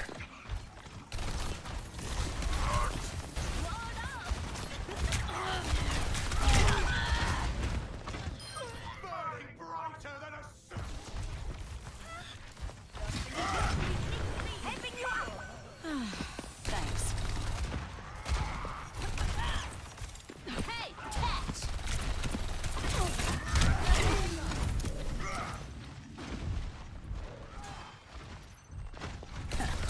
Did I scare you?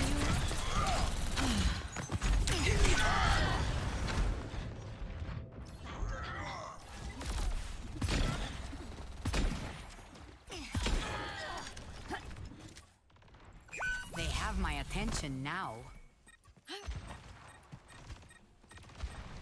Somebody call. Heroes never die. What is that synergy? The old man.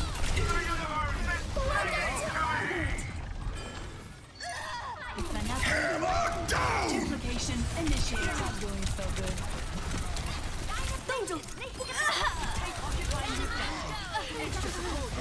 Ay, te asusté. Reversing personality module.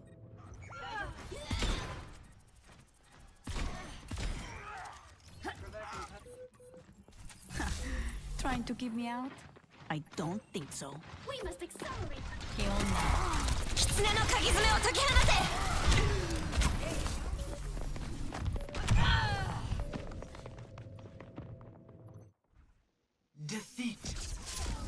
His dog. A while ago. I said it was up, then I was kind of quiet. I was listening to some shit.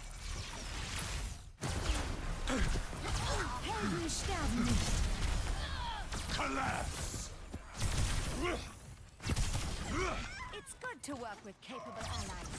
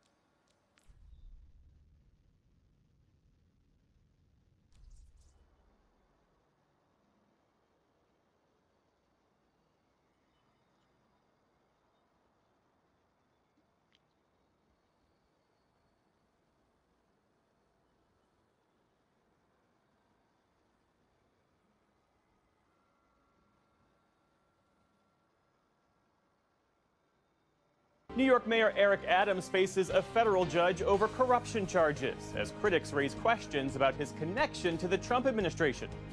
Fired inspectors general from the Departments of Defense and Health and Human Services discussed the lack of oversight of the Trump administration's policy initiatives. And President Trump's threats to take the Panama Canal by force call attention to how it fits into global trade and how climate change could alter its future. The tolls have been increased because of a straight-up capitalist supply and demand issue. There's less water, there's changing rainfall, therefore they've charged more.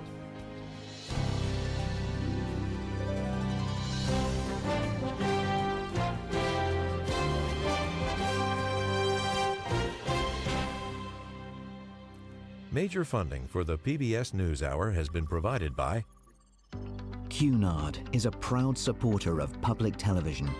On a voyage with Cunard, the world awaits. A world of flavor, diverse destinations, and immersive experiences. A world of leisure and British style. All with Cunard's White Star service.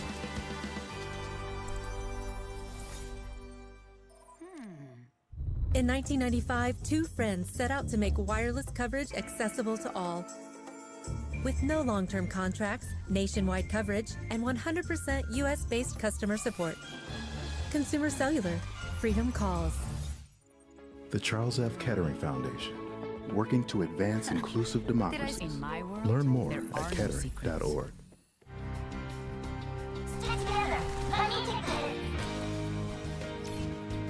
The Judy and Peter Bloom Kovler Foundation, upholding freedom by strengthening democracies at home and abroad.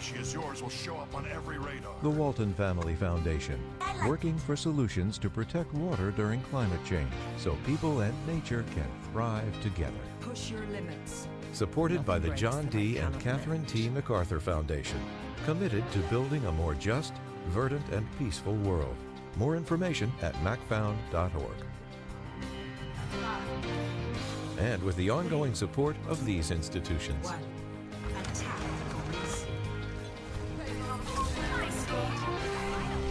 This program was made possible by the Corporation for Public Broadcasting and by contributions to your PBS station from viewers like you. Thank you. I'm Vanessa Ruiz in for Stephanie Tsai with NewsHour West. Here are the latest headlines. President Donald Trump today denounced Ukrainian President Volodymyr Zelensky as a dictator as he tried to pressure Kyiv to accept the terms of the deal to end the war. It comes a day after Mr. Trump falsely claimed that Ukraine started the war. Ali Rogan has the latest. Today, a war of words between two supposed allies. President Donald Trump lashing out online against Ukrainian President Volodymyr Zelensky. In a scathing paragraph filled with falsehoods, Trump called the wartime leader a dictator without elections, and that he better move fast or he is not going to have a country left. Elections in Ukraine have been delayed since April of last year due to the Russia-Ukraine war, which enters its fourth year next week. Trump's comments stirred a global reaction. German Chancellor Olaf Scholz, who is hoping to be re-elected this Sunday, said calling Zelensky a dictator is, quote, dangerous and false. Trump also accused Zelensky of duping the U.S. into sending billions of dollars in military aid. Unfortunately, Trump lives in this disinformation space. The post came just hours after Zelensky publicly criticized Trump for repeating Russian talking points. In particular, the notion that Ukraine bears responsibility for Russia's invasion. And just yesterday in Saudi Arabia, talks between the U.S. and Russia resumed, a stark shift in a U.S. policy that for years sought to isolate Russian President Vladimir Putin. All of this definitely does not have a positive impact on Ukraine. I think Putin and Russia are really happy because they're involved in the discussions. And yesterday there were signals that they are the victims. For his part, Putin praised the outcome of yesterday's meeting and said he looks forward to meeting President Trump soon. The goal of our negotiations was restoration of Russia-U.S. relations. Without increasing the level of trust between Russia and the U.S., it is impossible to solve many issues, including the Ukraine crisis. All this as Trump's special envoy for Ukraine and Russia arrived in Ukraine's capital. Keith Kellogg spent his day in meetings with Zelensky, as well as Ukrainian military commanders. For the PBS NewsHour, I'm Ali Rogan. In the day's other headlines, Brazil's former president, Jair Bolsonaro, has been formally charged with attempting a coup to stay in office after losing the 2022 election.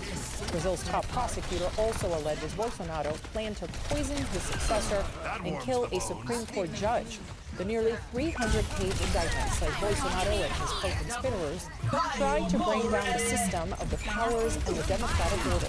In a statement, the 69-year-old pushed back, calling the indictment the weaponization of the justice system.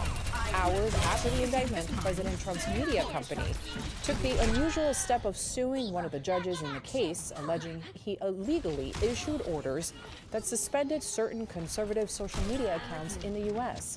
Trump and Bolsonaro are long-standing political allies. The Trump administration is ordering New York City to stop its congestion pricing system. The program launched last month and charges drivers $9 to enter areas south of Central Park. Supporters argue that it reduces traffic and helps the environment. Critics say it hurts the city's small businesses. President Trump today declared victory over the program, which he has long criticized. In a Truth Social post that was then reposted on X by his deputy chief of staff, Trump wrote that congestion pricing is dead. Manhattan and all of New York is safe. Long live the king. His subordinate added the image of him as a king. Governor Kathy Hochul fired back, saying that New Yorkers don't back down in a fight. New York hasn't labored under a king in over 250 years. And we sure as hell are not going to start now. Victory. New York's Metropolitan Transportation Authority has filed a lawsuit challenging the federal order. The MTA manages the tolls from the program. President Trump signed an executive order late this evening that seeks to block federal taxpayer resources for undocumented migrants. And meanwhile, the Health and Human Services Department announced today also that the federal government will recognize only two sexes, male and female. The new policy is also aimed at keeping men from participating in women's sports. The Trump administration is formally designating 8 Latin American gangs and cartels as foreign terrorist organizations, and they include the MS-13 group from El Salvador, as well as 6 groups from Mexico that include the notorious Sinaloa cartel. The classification is usually reserved for organizations like Al-Qaeda or the Islamic State that use violence for political gain, but the Trump administration argues that the international reach of the gangs and their illicit activities warrant the designation. And at least 2 people are dead after 2 small single-engine planes collided midair this morning at an Arizona airport. The airport is an Another uncontrolled plane field, crash. meaning it does not have an operating air traffic control tower. One of the planes was able to land uneventfully, according to the NTSB. The agency says it has launched an investigation. Meantime, the U.S. aviation sector earlier today asked Congress for robust Bro, was there this emergency much funding chaos for when air freaking traffic Biden control was president? technology. I really don't remember it Groups being this representing much industry chaos. heavyweights like Boeing and several major airlines sent a letter to lawmakers today requesting money to support hiring and new technology. It comes amid a persistent shortage of air traffic controllers, warnings about outdated systems, and a series of recent crashes. The polar vortex that has affected much of the country is feeling a winter storm that is headed toward the East Coast. Boat drains? Temperatures have been so cold they have frozen waves along the shores of Lake Michigan. From Montana to the Gulf Coast, nearly 90 million people are under alerts for extreme cold. This latest winter storm will bring snow and freezing rain across parts of the Tennessee and Ohio valleys and the mid-Atlantic. That storm has already dumped snow in places like Missouri. And in Kentucky, where 14 people died from floods last weekend, Governor Andy Beshear said the snow will only add to the concerns. The challenge here is the hardest hit areas of the flood could get another 3 to 4 inches tonight. If the snow wasn't tough enough, it's cold right now. It's going to get dangerously cold tonight and into tomorrow. Now there is relief in sight. Temperatures are expected to climb back above freezing across nearly all the affected areas by the weekend. The 86-year-old white man who just last week pleaded guilty to shooting a black teenager when he rang the wrong doorbell has died. Andrew Lester pleaded guilty last Friday to second-degree assault in the 2023 shooting of then 16-year-old Ralph Yarl. Yarl ended up at Lester's house by mistake after mixing up the streets where he was due to pick up his siblings. Lester faced up to 7 years in prison and was scheduled to be sentenced March 7th. Prosecutors gave no details on a cause of death. Yarl survived the shooting, and the honor student is now a freshman at Texas A&M University. Still to come on the NewsHour, the supposed accidental firing of USDA employees fighting the bird flu outbreak raises questions about the response. A transgender Navy pilot speaks out on the Trump administration's opposition to trans people in the U.S. military. And Judy Woodruff examines what history tells us about polarization and how it could lead to a more unified nation.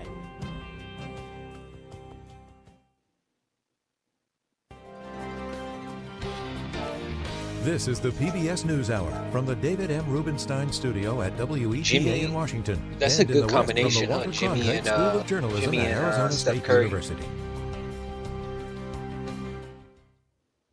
Within days of taking office, President Trump fired more than 17 inspectors general across the federal government. It's already resulted in a lawsuit challenging the legality of the dismissals and continued protests outside federal agency buildings, like outside the Department of Health and Human Services today. Our White House correspondent, Laura Barone-Lopez, has more. Jeff, 8 of those fired inspectors general are now suing the Trump administration, seeking to be reinstated to their positions. These independent government watchdogs are a key check on waste, fraud, and abuse. To discuss the impact, I'm joined by 2 of the top watchdogs fired by the president. Christy Grimm, former Inspector General for the Department of Health and Human Services, and Robert Storch, former Inspector General for the Department of Defense. Thank you both for being here with me today. You were both fired on a Friday night, and the White House said that it was terminating you and other IGs due to changing priorities. Rob, did that language stick out to you? It did. It's a great question because, you know, administrations come and go, right? And they all have their own priorities, and that's fine. Elections have consequences. IGs, however, are nonpartisan, independent watchdogs. So whatever the priorities of the administration may be, we do independent oversight to look for waste, fraud, and abuse, and to ensure that the programs and operations of the departments we oversee are economical, that they're efficient, that they're effective. So that's stuck out from the very beginning. Christy, your and Rob's inspectors general offices are 2 of the largest across the federal government. But when it comes to health and human services, what are some of the examples of abuse and fraud that you investigated over the last few years? And how does your work impact the public?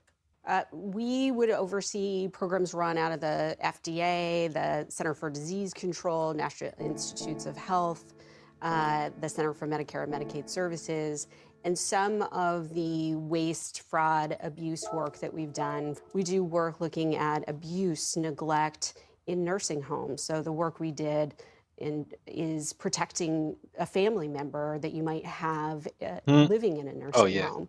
One case is coming to mind in Tennessee, where we investigated a nursing home chain, a large nursing home chain, and we found that the services they were providing were worthless, and they were nursing home residents were incurring harm, medication errors, not turning for bed ulcers, not providing the wound care that is necessary. Some of these residents were found in beds soaked with urine. So it touches every American. The HHS programs that we oversee and the work we did really did protect people and programs. Rob, last year at the Department of Defense, you found that $1 billion worth of equipment like shoulder-fired missiles, kamikaze drones, and more that were sent to Ukraine were not properly tracked. That's just one example, but what are others that your office investigated?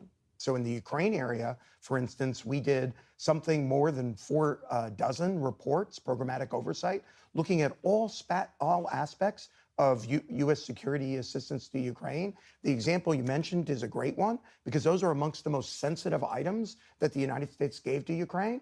And we made significant findings that the department had real challenges in tracking that stuff appropriately. We made recommendations to help them to improve. And then in our later reporting, we found they had improved. And the critical point is if I or my team had been seen as partisan or advancing whatever the administration's agenda was, we never would have been able to do that hard-hitting work. As you both have said, you looked at abuse, fraud, waste. Elon Musk's team, known as the Department of Government Efficiency, is claiming that they're uncovering fraud, waste, and abuse. The same things both of you did in your role. So, Christy, how is DOJ's work different than yours? The missions, the stated missions sound very similar, don't they? In order to prove a criminal case, that takes a long time. There are many steps from beginning to end. The work that we do is grounded in standards that govern how audits are done and investigations are done and evaluations are done. And it is painstaking and rigorous, the work that's put together, so that we may have the credibility that we have to make recommendations. And so the independence piece is also critical here, because in order for us to do work that isn't viewed as partisan, we needed that independence. We are not an arm of the president. We don't implement policy. We point out where things aren't going well. We point out error rates. We recommend collection of overpayments. We identify where there are safeguards that aren't working to protect people. In fact, the chair of the Council of Inspectors General actually reached out to the contacts at DOJ to try to engage with them and talk about what we do, because if you're interested in waste, fraud, and abuse, that's what our offices go after, right? And have gone after for years. And so he never heard back. But speaking of DOJ and Elon Musk's SpaceX spacecraft company, as well as Starlink, the satellite company, have billions worth of defense contracts. And his team is also leading mass firings that are about to hit the Pentagon as early as this week. What's the risk, Rob, of a weakened Inspector General office as Elon Musk's team is taking over that agency? I obviously can't comment on any specifics, but what I would say is, having been a prosecutor a long time and then in the IG community, is the problem with conflicts of interest is that they pervert the selection process. What we all want as Americans is to know that when decisions are made by government, they're made based on the merits, right? And the problem with conflicts of interest, wherever they occur, is that they change that calculus potentially, right? And that's why it's such a serious issue. Laura, can I jump in here? Yeah. So you asked about how cuts might affect an IG office. I want to point to Medicare and Medicaid. Together, combined spending is circa $1.7 trillion annually. You need smart auditors, experienced auditors, investigators. Healthcare programs are incredibly complex. And to have these specialties within an OIG that know the programs, are closely are part of the department, but we're independent, but we have connectivity to those programs and people. It allows us to do work that is hard-hitting, to deliver hard truths. And if you're reducing without regard, and you get rid of these watchdogs and the people that work for them, I fear for some of these programs, including oversight for Medicare and Medicaid. When you take all of these actions together that we're talking about, the firing of more than 17 inspectors general, what do you think that this means for the long-term ability of offices like the ones that you led to provide a check on power? It's deeply troubling, right? I mean, the message that gets sent is that there's not receptiveness to the sort of oversight that Christie's talking about. We're the eyes and ears of the public, and it's important to remember that. So these are the kinds of things that, Americans, taxpayers, need to know about what IGs do. Christy Grimm, Rob Storch, thank you so much for your time. Thank you for having us. Appreciate it. Thank you, Laura.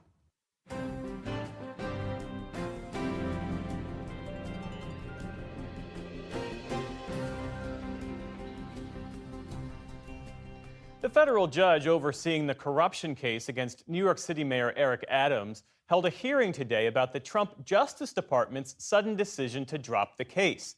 That reversal prompted 7 federal prosecutors to resign in protest last week and has further plunged the mayor's administration into turmoil. Our William Brangham was in the courtroom today and joins us now. So, William, what was the judge trying to determine today? Jeff, it was this incredibly striking scene for a federal courthouse. On one side of the room, you had the prosecutors, in this case, the U.S. Department of Justice. And on the other side, at the defendant's table, was the mayor of New York City. And in this case, they both wanted the exact same thing, which is for this very serious corruption case against the mayor to simply go away.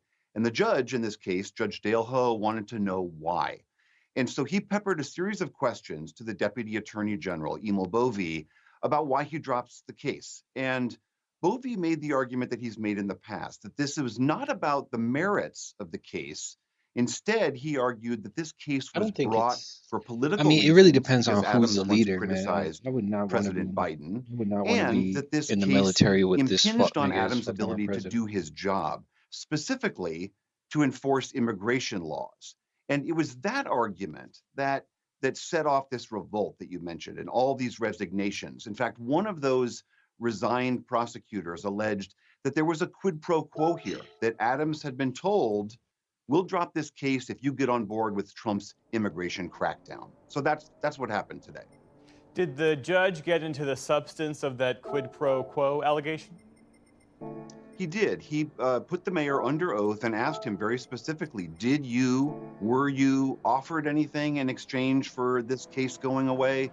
Were you threatened at all? The mayor said he was not. What the judge does with that information is unclear.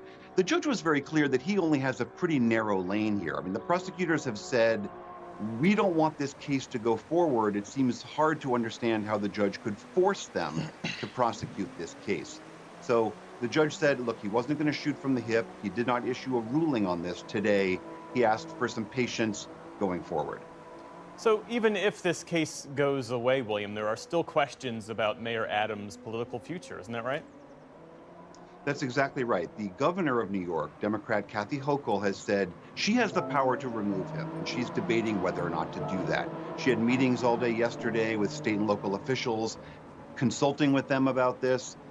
4 senior members of the mayor's staff and deputy mayors quit this week. It's hard to overstate how much turmoil there is in the mayor's office right now. Mayor Adams has said all along he's innocent, he's going to stay in this, and he's going to run for re-election. But now it's up to the governor to determine whether or not he can. Certainly more to come. William Brangham in New York City for us tonight. William, thank you. You're welcome, Jeff.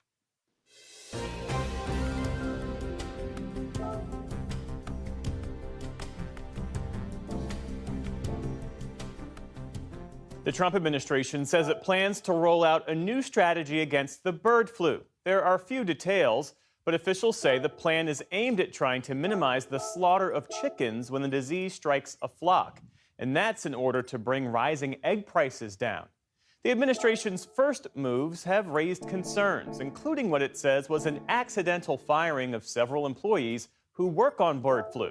The USDA says it's rehiring them. More than 150 million poultry have been affected since 2022, and 58 people are confirmed to have been sickened by it. One person has died. For more, let's bring in epidemiologist Caitlin Genelita, who writes the popular Substack newsletter, Your Local Epidemiologist. Thanks for being with us. Thanks for having me.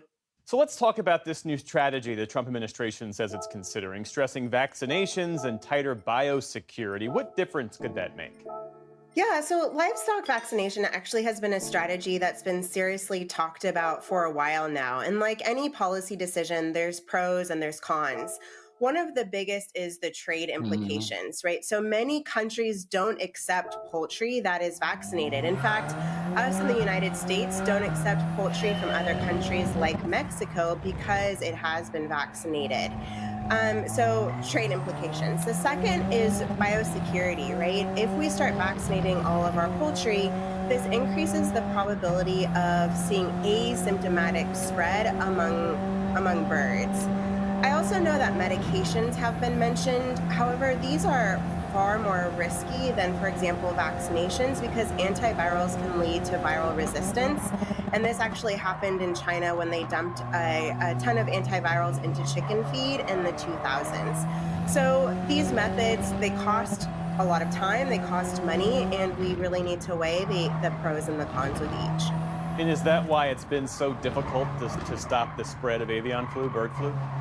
Yeah, I mean, it's been difficult because of these hard implication factors. Also, it just spreads really rapidly among birds, is highly contagious, and it has a very high fatality rate. So right now, when bird flu hits a flock, the prescribed way to address it is the mass slaughtering of those chickens, of those birds. Why is that the approach? This is called culling, and again, it's the process of mass killing of poultry, for example, and it's done for a few reasons. One is that bird flu is incredibly contagious and very deadly for animals, right? And it can be more humane to kill them all at once than letting them slowly get sick and die. It can also be economically efficient, as poultry farmers can't repopulate with new birds until they get rid of all the sick birds.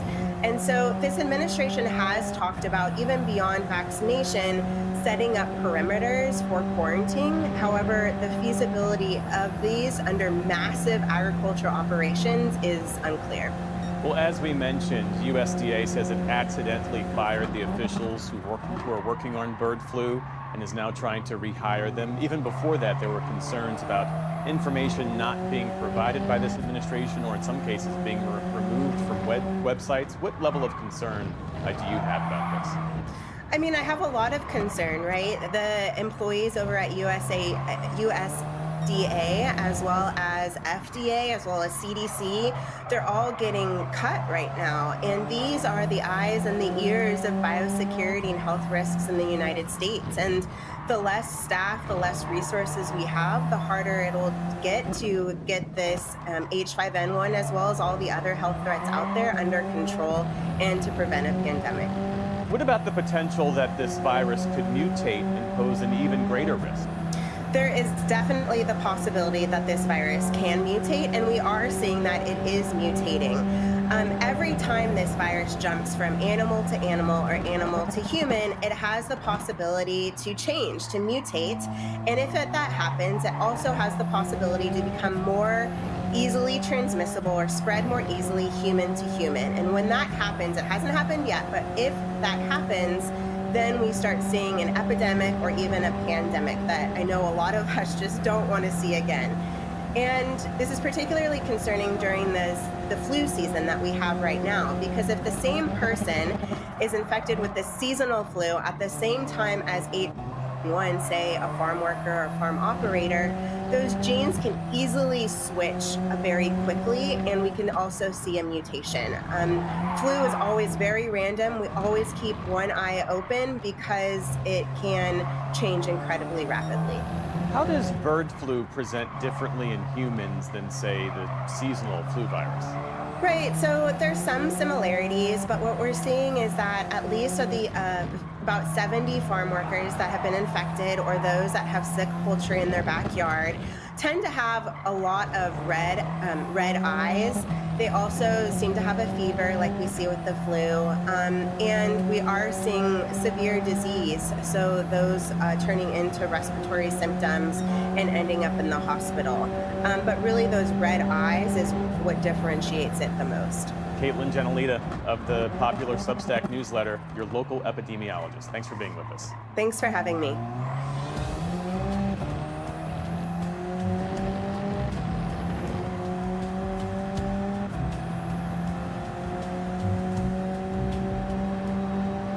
President Trump's executive order barring transgender people from serving openly in the military is now being weighed in federal court.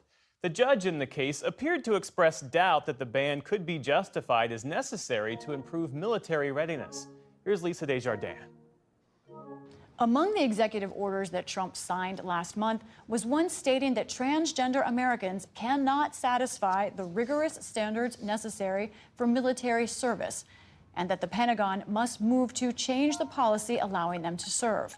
One of those who could be affected by that joins us now. Commander Emily Schilling is a decorated Navy pilot with over 60 combat missions and high-risk work as a test pilot. She's also transgender and the lead plaintiff in one of the legal challenges against the Trump executive order. Commander, thank you for joining us. Secretary Hegseth still has about a week or so to meet the deadline for this new policy and exactly define what it will be. But as we wait for that, have you seen any effect from this executive order, either yourself personally or in the military? Yeah, Lisa, first, thank you for having us on tonight. These views are my own and do not necessarily reflect those of the U.S. Navy or the Department of Defense.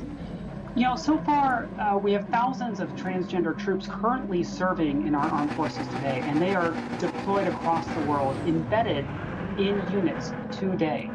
And these executive orders and the discussion around transgender service has an immediate effect on them. From overzealous commanders who are taking executive orders as action, to just a detriment to the morale of these individuals and their ability to focus on the mission that they've signed up to volunteer for. You are the lead plaintiff in this lawsuit. What are you asking for? What would you like to happen? Lamar Ball's a dad, right? I want to keep serving. I have served for nearly 20 years. I'm a combat aviator, test pilot, and I've served with honor and distinction. And all I'm asking is for myself and How long ago did that happen? other transgender troops just like me to be allowed to continue to do what we want to do, which is serve the American public. Good. President Trump has said that this is about the culture of the military and readiness. Here's what he told Republicans last month. And next, to ensure that we have the most lethal fighting force in the world, we will get transgender ideology the hell out of our military. It's going to be Commander, how do you respond to that? You know, the first thing that you learn as an officer and a leader is the first rule of leadership is to take care of your people. That means take care of all of your people. And when you take care of your people, you have an effective, combat-ready force. We don't necessarily get to choose who's going to volunteer to serve our nation.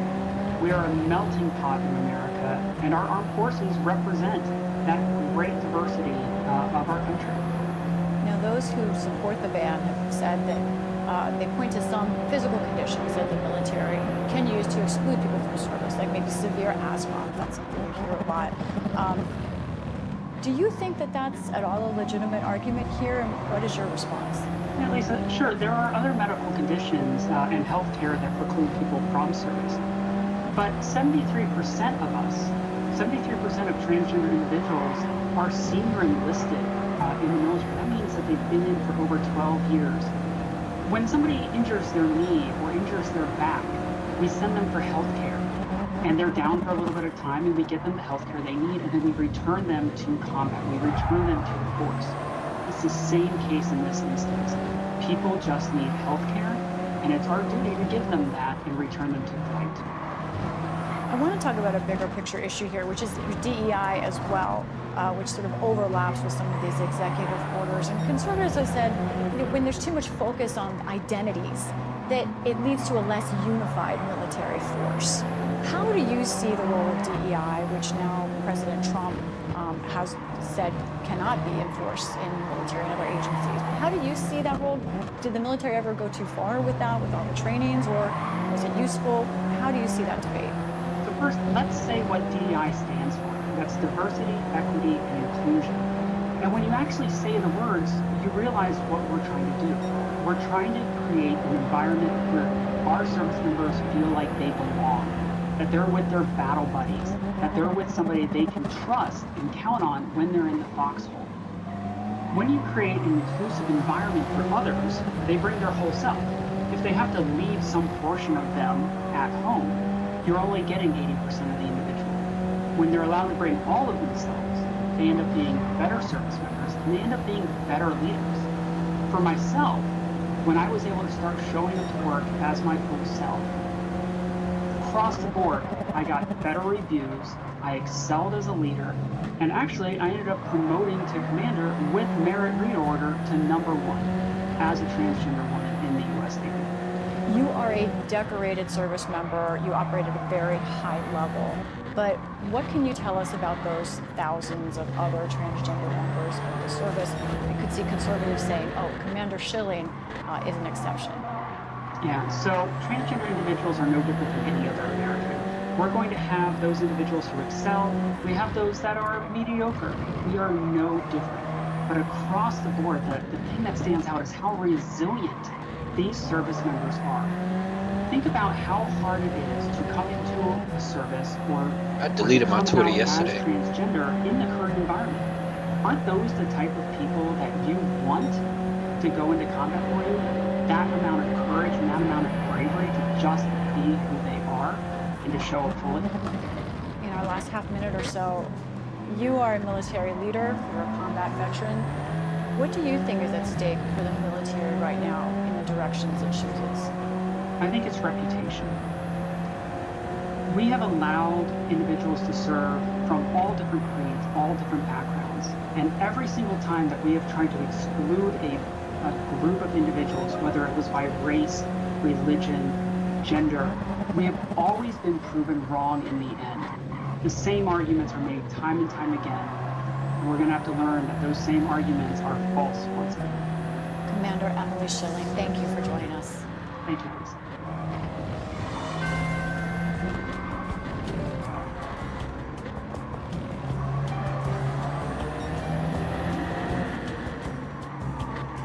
President Trump has made repeated claims about the Panama Canal since returning to office, including his contention that China operates it, and he even threatened to take it back. Economics correspondent Paul Salman looks at some of the history of the canal and the facts surrounding its operation. The Panama Canal, key link between the Pacific and Atlantic Oceans, handling about 5% of all global maritime trade, the U.S. its biggest user. It's now a focal target of the president. We lost 38,000 people building the Panama Canal. We have been treated very badly from this foolish gift that should have never been made. China's running the Panama Canal. We're going to take it back or something was going to happen. So, does or doesn't the president have a point? Well, let's start with a bit of history. The canal was built by the U.S. from 1904 to 1914. Why? So we wouldn't need separate Navy fleets for each ocean. Which would be a cost savings to the country because they could navigate the canal back and forth Atlantic to Pacific. And that's why Congress made the investment. It never really was about trade, it was about the military. The U.S. spent over $300 million at the time, billions in today's dollars. And the president says thousands of American lives were lost building the canal. It's estimated probably somewhere around 500 or 600 Americans may have perished. We know there were thousands and thousands of imported workers from all over the world, particularly Barbados, Jamaica, the West Indies, that did a lot of the heavy lifting, a lot of the day-to-day labor. Those folks, unfortunately, a lot of them died in Panama. The U.S., by treaty, did own the canal, though, and the 10-mile zone next to it. Why give them away?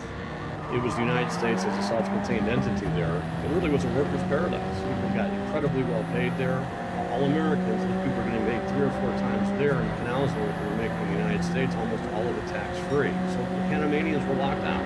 And it was a sore spot, not just for the United States in terms of foreign policy, certainly for the Panamanians who lived just across the street and saw this incredible world that they really had no ability to access or take advantage of. You see by 1947, even Harry Truman saying, why don't we get out of Panama gracefully before we get kicked out? The Panama Canal, people forget, was the leading symbol of the U.S. imperial-minded domination of Central America and of the Panamanian people. Which is why President Johnson began the process of negotiating a new treaty. A decade or so later, Henry Kissinger signed the framework for one. As Henry Kissinger told President Gerald Ford, this is not an issue we want to confront the world on. It looks like pure colonialism. In 1977, Jimmy Carter finally conceded the canal to Panama. When Panama took over, it established an independent government authority to run the canal for profit and to modernize it. And it became a capitalist gem in Central America, not exactly known for such achievements. The Panamanians, after the U.S. returned sovereignty to Panama on the canal, they made a major project, cost them some $6 billion, and it carries ships that can carry a load of 3 times bigger. Since then, it's become vital to U.S. trade. If you bought an iPhone or a large screen TV or a washer dryer on the east coast of the United States in the last decade, you can thank the Panama Canal. A really important and strategic and overlooked aspect of the canal are liquid natural gas and liquid propane gas exports from the United States that come down the Mississippi River, go out the Gulf of Mexico, or I guess the Gulf of America now, and go through that canal. There's an entire American industry that depends upon that canal. Made possible by the widened canal lane, for which the authority invested billions of dollars. It's planning to spend $2 billion more, since in recent years there's been so much less rain in Panama. So the Panama Canal is rain dependent. So when you have a drought, then we need storage capacity, and that's the reason why we are looking into building a new reservoir so that we can create a lake to store water to overcome the drought. But the U.S. is by far the canal's biggest customer. Now the tolls have gone up. Shouldn't we get a break? American ships are being severely overcharged and not treated fairly in any way, shape, or form. The tolls have been increased. They've been increased because of a straight-up capitalist supply and demand issue. There's less water, there's changing rainfall, therefore they've charged more. But it's very transparent. You can go on the website and find out what the fees are. Maybe the biggest controversy surrounding the canal, though, is China's role. A Hong Kong-based company, Hutchison, has run 2 of the canal's 5 ports since 1997. There was no objection from the United States in a meaningful way to Hutchison, at that time still a Hong Kong company, soon to be affiliated with China, of course, getting the contract for 25 years to manage the ports on the Atlantic and the Pacific side. Hutchison still operates the 2 ports, and Chinese companies have since invested billions in Panama. China's playing in our backyard. I think that's got a lot of people a little concerned. It's like one day we woke up and all of a sudden Panama and China are very tight. How did that happen? So, does the Chinese presence pose a threat? A port cannot block a canal. Okay, they don't have Chinese warships in the canal. There are no Chinese soldiers marching up and down the side of the canal. On the other hand, China being there may be a concern for other reasons. Chinese commercial expansion, wherever they go in the world, always brings with it issues of corruption, issues of environmental and labor violations, issues of unfair business practices. And indeed, Panama has announced an audit of Hutchison, whose contract was extended in 2021. I'm not trying to prejudge whatever the outcome is going to be. I'm just really looking for a process that is clear, transparent, that if there is something to be renegotiated, we have the courage, the government has the courage to move forward and proceed accordingly. We'll do the re-audit and then reopen it up for a bit. And I think you'll see an American company be awarded that contract. But does China control the canal? No, not at all. This is a Panamanian operation by constitution. It's run by Panama. Only Panamanians are employed here in the Panama Canal. So how are Panamanians reacting?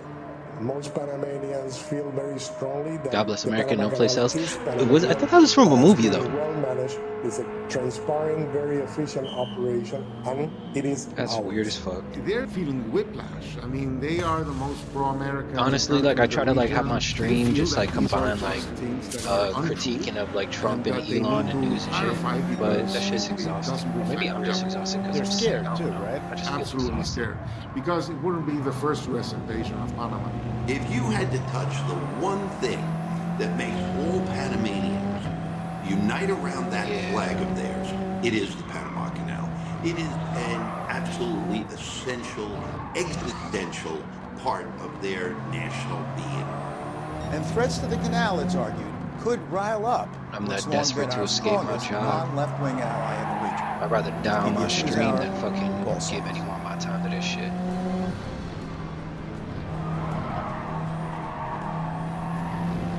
More than a few times. And it's just like no benefits. 2 years ago, Judy Woodruff began traveling the country to examine the roots of division for her series, America at a Crossroads. Tonight, she returns with a conversation with someone who has spent his life considering such questions. Fundamentally undermining the American constitutional order, changing us from being a democracy. Now 84 years old, Harvard professor emeritus Robert Putnam has spent decades studying how American society evolved from one that, however flawed, was steadily moving towards greater connection, equality, cooperation, and cohesion. Ask not what your country can do for you. Ask what you can do for your country. One that in more recent decades has been defined by growing isolation, distrust, inequality, and political discord. My recent election is a mandate to completely and totally reverse a horrible betrayal and all of these many betrayals that have taken place. To the point that Putnam now worries these forces threaten to upend the Constitution. They're talking about not obeying court orders. I mean, come on. That's the court system, better or worse, is currently the last bulwark of our democracy. So we're awfully close to breaking the bounds that have kept our democracy safe. How many people in the room are on a bowling league? Paul Solomon first profiled Robert Putnam on this program 30 years ago. Putnam published his essay, Bowling Alone, which would become his groundbreaking book, showing that since the high water mark of the 1960s, Americans had become steadily more isolated, and that this was weakening civic engagement and undermining our democracy. That is a primary cause of the Trump phenomenon. That's true, you can see it in the data, but you don't have to trust me.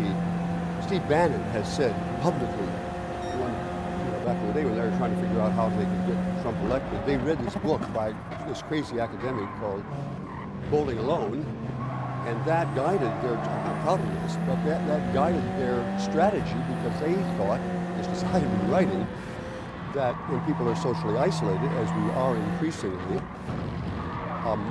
they become vulnerable to populist appeals. So that's the first point. We are increasingly socially isolated, and that makes our country vulnerable to I was going to say fascism, that is a country that's close to being free. The poor kids who live here now are living in a completely different universe for the rest of the kids in town. I think they really started changing that shit when Kobe broke Dwayne Wade's arm. Or when Dwayne Wade broke Kobe's arm. The growing gap between increasingly well-off, college-educated Americans and everyone else. Now one of the greatest predictors of who supports Donald Trump.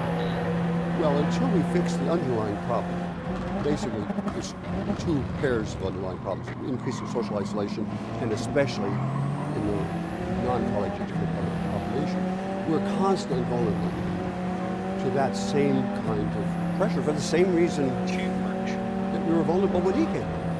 I met Putnam last week just off Washington Square Park in Manhattan at Judson Memorial Church, founded in 1890 by American Baptist minister Edward Judson with money donated by John D. Rockefeller, with a mission to provide aid and comfort to the poor immigrants living in the squalid tenements nearby. You come and have a place that is beautiful to look at away from what they were experiencing in the tenement houses. Today, Putnam sees strong parallels between that era, the post-Civil War period known as the Gilded Age, and our own. America was extremely polarized. Politics then was very tribal, just like it is now. Inequality was very high then. That was the last time the gap between rich and poor was anywhere near as large as it is now. So, very polarized, very unequal, very socially disconnected, very socially isolated, because then industrialization meant that millions of people had just moved from a village in Sicily or a village in Iowa, to the big city. They'd left their family and friends and connections behind, so they were very disconnected, just like we're very disconnected, and they were very self-centered, if I can put it that way. Americans in that period were focused on I and not on the we. Putnam's most recent book, The Upswing, describes these many parallels in detail, and how out of those challenges came an explosion of new civic, religious, and social groups. Boy Scouts, the NAACP, the Rotary Club, the General Federation of Women's Clubs, as well as the many reforms that came to be known as the Progressive Era, federal income tax, women's suffrage, labor rights, and more, changing the course of the following decades. All of a sudden we began to become more equal, less polarized, more connected, and a greater sense that we're all in this together. What did they do? Well, there are more positive, negative lessons, actually, I have to say. And I thought for sure, I knew what would change first. I thought it was the economics, and I thought maybe the economics would change first, and begin to have more equal economically, and then our politics would improve, and so on. The one thing that data show is that's not true. Economics was the last thing to change. So then what was the first thing to change? And to my shock, it was cultural change. It was a moral revival, so people began to say, wait a minute, it's not all about us. We have obligations to other people. One example he points to was the Triangle Shirtwaist Factory fire, just a few blocks from where we were speaking. In 1911, a fire broke out there in a sweatshop, trapping garment workers locked inside. Dozens jumped to their deaths. 146 women died in all, shocking the conscience of the city and beyond, including a young woman named Frances Perkins, who was having tea with friends nearby. To that point, she had been thinking of herself as a debutante. And she said, that's evil. We have obligations to those people. Almost immediately, she became a social reformer right here in New York City. And eventually she became FDR's Secretary of Labor, the first woman cabinet member in American history. And it was all because of that moral moment in which she realized she had obligations to other people. And that's one example among what was happening a lot. I sort of think that it's going to be hard for us to turn things around in America until we begin to recognize we have obligations to other people that are at least as important as ours. This is a film about why you should join the club. Why the fate of America depends on it. Putnam's life story and work have been recently captured in the documentary Join or Die, encouraging people across the country, especially young people, to again seek out organization and connection in their own communities, to find issues they're passionate about, and to affect change from the bottom up, like the progressives did, but to also go beyond that movement to include Americans of all colors, backgrounds, and beliefs. One of your points is that this is something that happened at the grassroots level. It didn't come out of Washington. It didn't come from the White House handed down. Or Harvard or whatever, yes. Do you believe that the ingredients are there for that to happen again? It is happening now. I mean, not enough of it. We need to, well, your show, this whole series is doing that. You and I both know from our own personal experience that this is happening, and a lot more of it is needed. Yeah, it was funny. There was some funny. But that's where I watched a couple of the skits on YouTube. Journalist. It was funny. I don't think any of these things are guaranteed to happen. I don't think it was guaranteed to happen last time. I don't think there was some dick, stupid ass bitches. Fuck them big niggas. cycle in the skies or God or something that was saying, oh, there will be a progressive era here. I think it happened because a smallish number of young people around 19. He was scared to shake a black man's hand. Like they went to shake his hand, and he like backed up. You know, Frances Perkins, right here. She decided then she was going to help change America. It was not inevitable. It is not inevitable this time, but it could happen. That's why I'm saying the distinction between will it happen. I don't know whether it will happen, but I know it could happen because it did happen. And that will be the focus of many of our stories this year. For the PBS NewsHour, I'm Judy Woodruff in New York.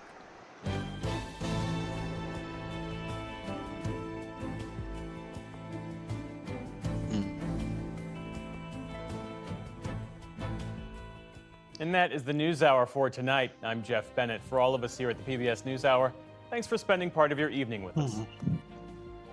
Major funding for the PBS NewsHour has been provided by All the best to that young man. On an American Cruise Line's journey, travelers experience the maritime heritage and culture of the Maine coast and New England islands. Our fleet of small cruise ships explore American landscapes, seaside villages, and historic harbors, where you can experience local customs and cuisine.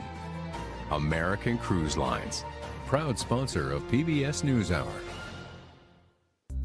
I love seeing interns succeed. I love seeing them come back.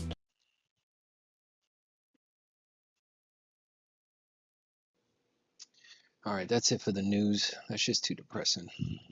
Fucking. This bitch ass nigga calls himself a king. Called himself a king, bro. Whatever.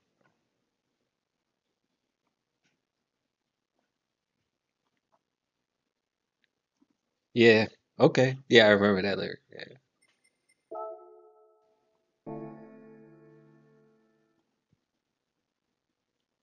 That boy got that second. I raced. I was like, I started in like 11th and got like second place. It's a good race. Gran Turismo. I see him. He was streaming earlier today. He plays a lot of Elden Ring. It look Elden Ring and Tekken. He has to be probably like a top 5 fucking quadriplegic who beat Elden Ring.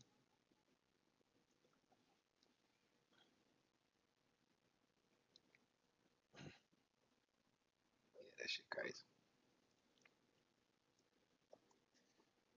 For real, I refuse. I'll drive to where he lives and unplug his shit before I give him the opportunity. I will never. You'll never defeat me. I'll cut off the electricity to your whole hospital.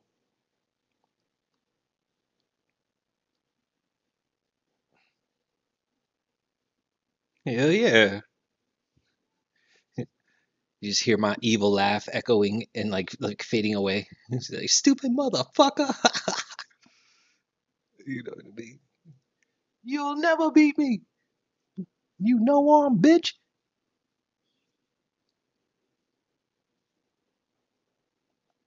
Real life dog. You know what I mean?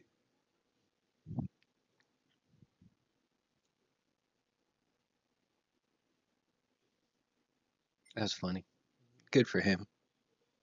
That boy knows how to stand on business.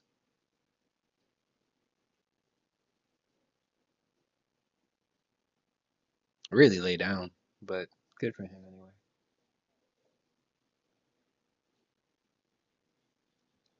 It's really sad. He probably got enough money to put a price on your head. Mm-hmm.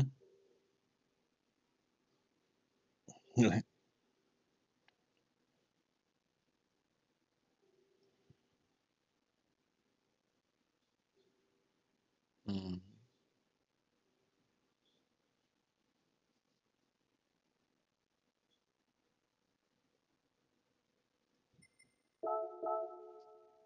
Yo, that should be crazy. Later, Q.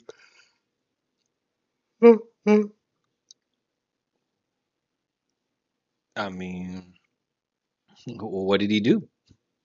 Talking too much shit.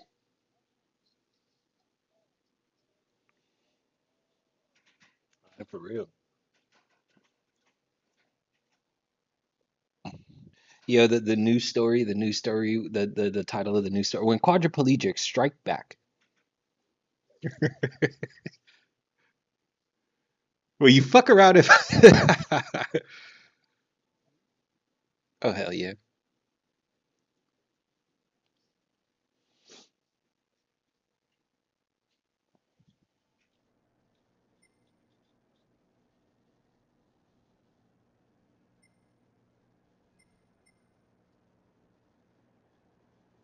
Yeah.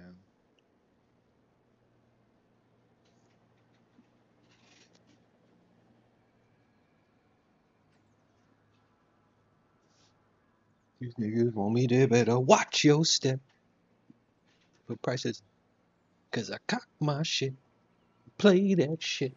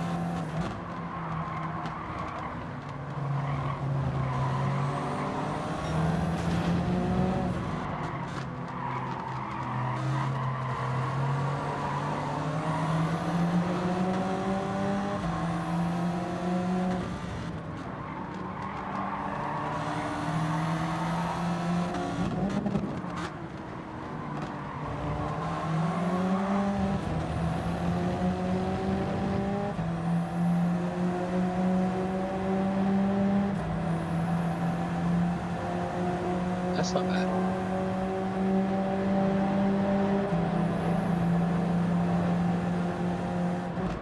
That's about 4 OnlyFans subscriptions. That's not bad at all.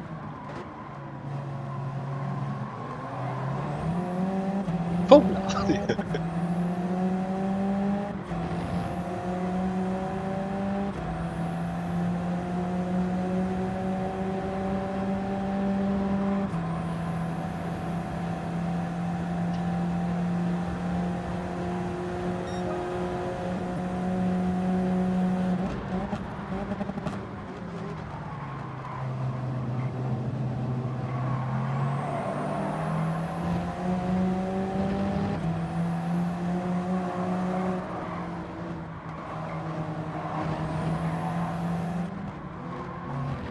Can you feel what I feel? Can you feel what I feel?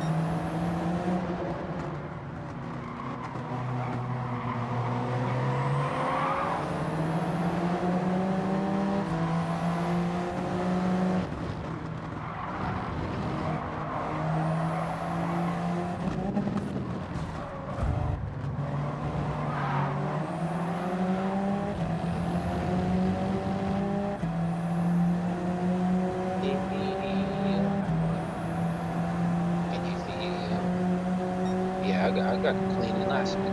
Yeah, the cope. Well, my copay last week was about $60.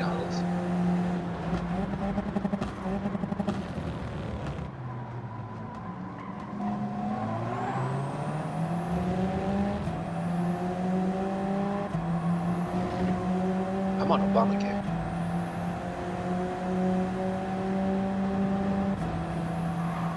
It's just, yeah, trying to.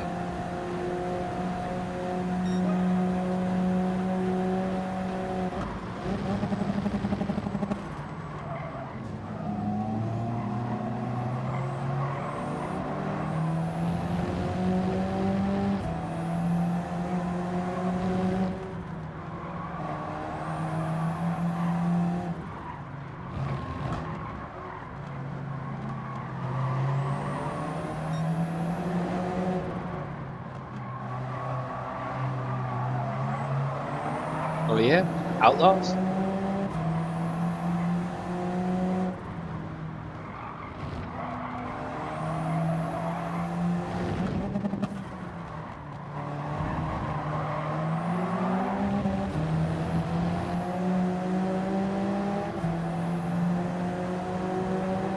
I'm looking into it. I've been playing a lot of FIFA and Gran Turismo lately.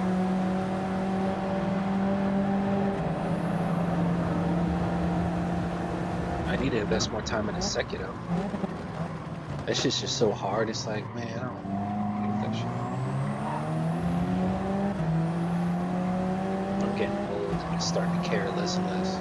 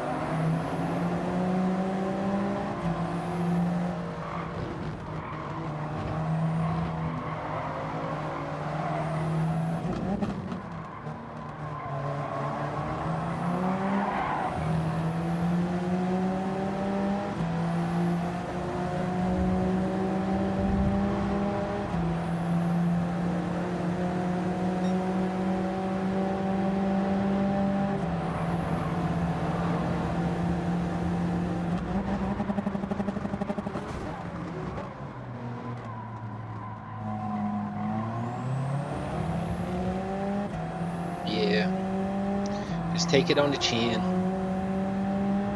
And hopefully she lets you put it on hers. You get what I'm saying? High five. Who with me? Who with me? Pow!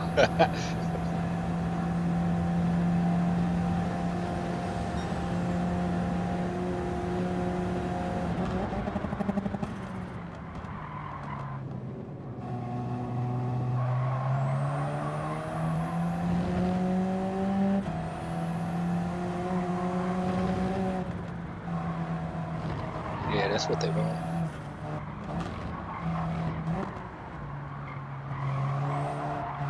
Because they won.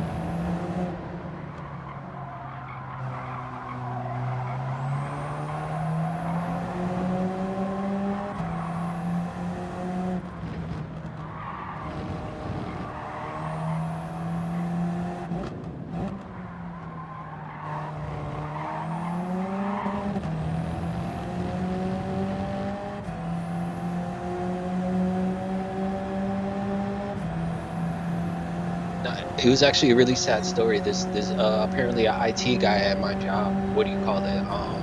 Got a divorce, wife and kids and everything, making a lot of money, and he snapped. He burnt the house down and killed himself.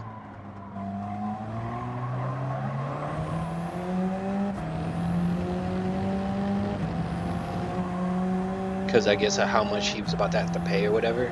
He was like, what? That boy burnt that shit down. No. He burnt the house down and then killed himself. He did it on purpose.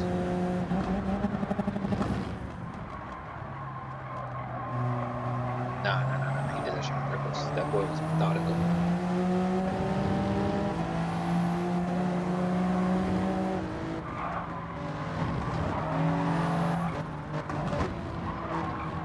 They arrested him.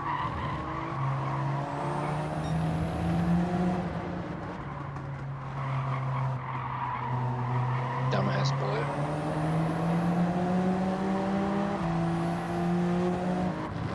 Eckers.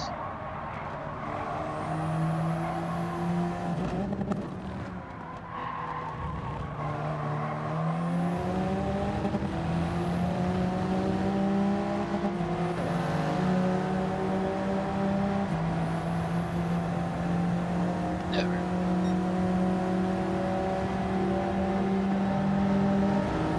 Yeah. I never met him. You guys met him.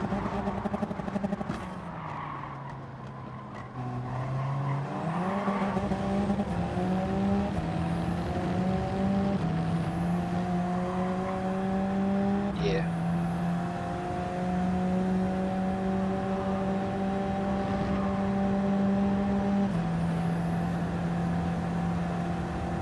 And if you guys barely hung out with him and you knew someone was off with him, she's a dumbass because she should have known he wasn't the one.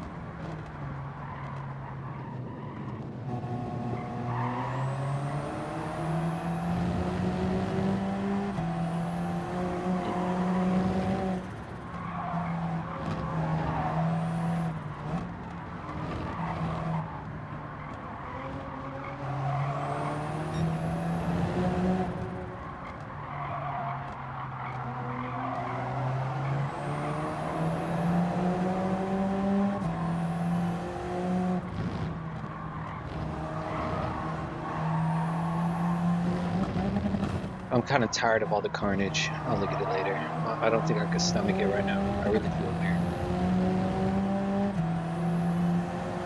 Nah. I think the antibiotics to get rid of my ear infection just got me feeling weird. Because it's not sick, it's just like... I've been eating healthy. I have good breakfast and shit.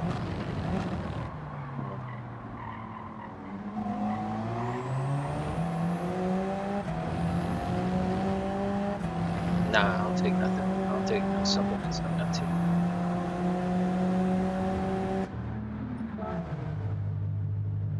I do have yogurt. Maybe I'll fuck. I got some Chobani up in there. Maybe I'll fuck with some Chobani. I do stay with Chobani.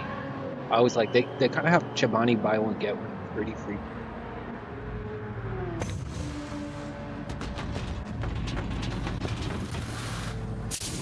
Yeah.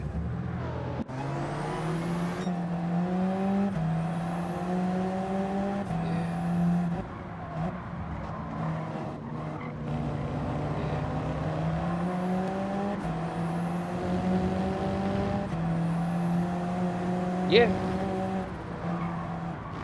I guess I caught it early enough.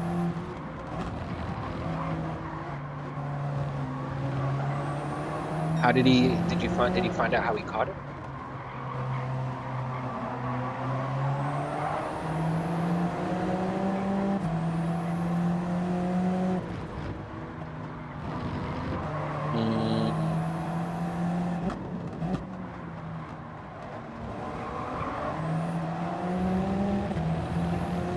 Oh, hell yeah, no.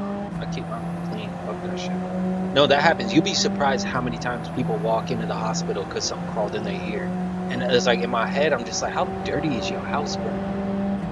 What the fuck?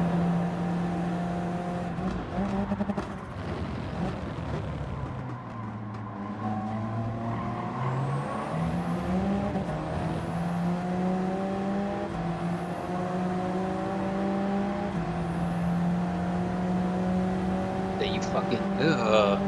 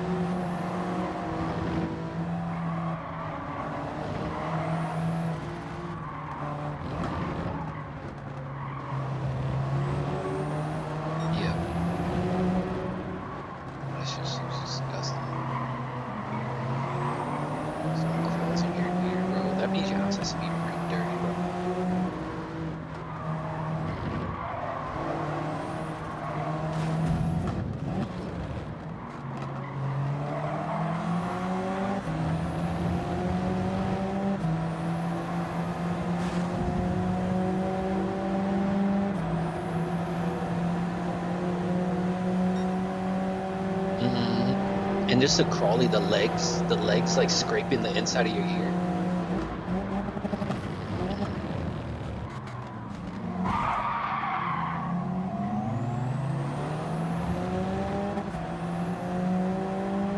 That drive to the hospital has to suck.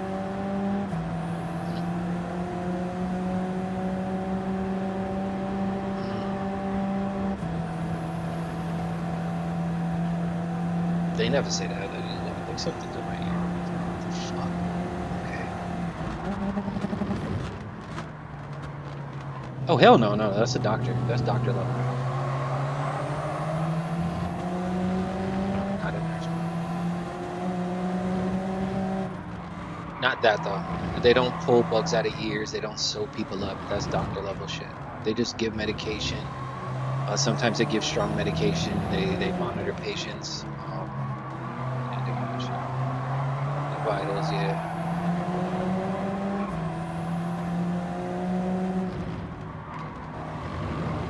Yeah. It depends on where they put me. Like I draw blood, do EKGs, fucking collect piss. Oh yeah, every now and then, yeah, sometimes. It'd be so fucked up, dog. Some of the prettiest women, dog, their piss be like, bitch, what is you, baby? And then some of the women, you be like, I know they got dirty ass piss. That piss be clean as fuck. You be like, surprising. Good for you. I did not see that coming. I'm for real. I've seen more attractive women with fucked up urine than I like. That I'm like, what the fuck happened?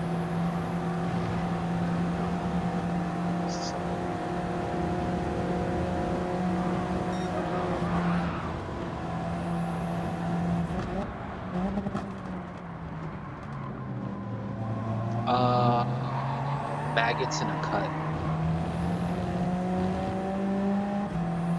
Yeah, maggots, infected cut, maggots.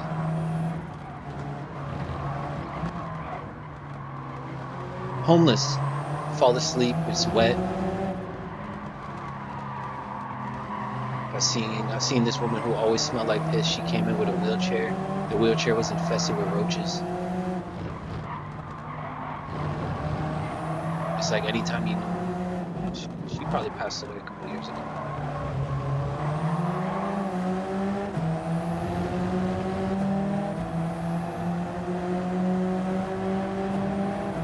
Yeah.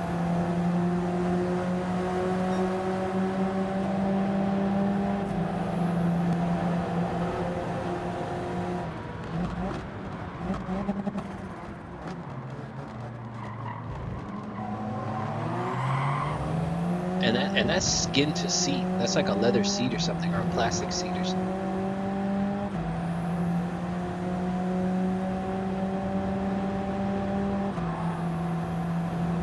Every now and then. Yeah, where half the ER has to get together to move the person from one bed to the other.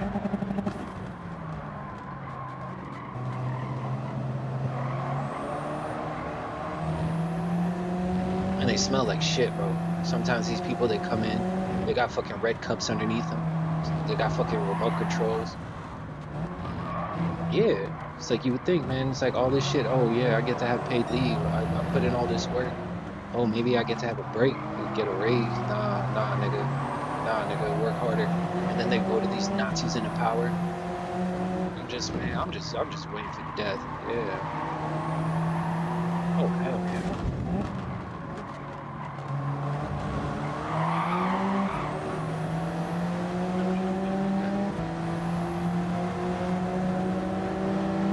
And yeah, I was. I got hired the October before COVID hit.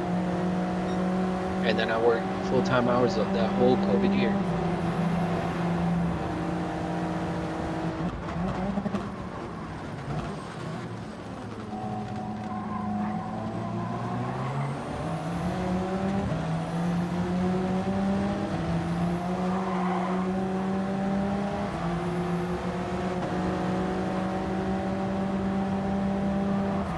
Wait, didn't he get sick?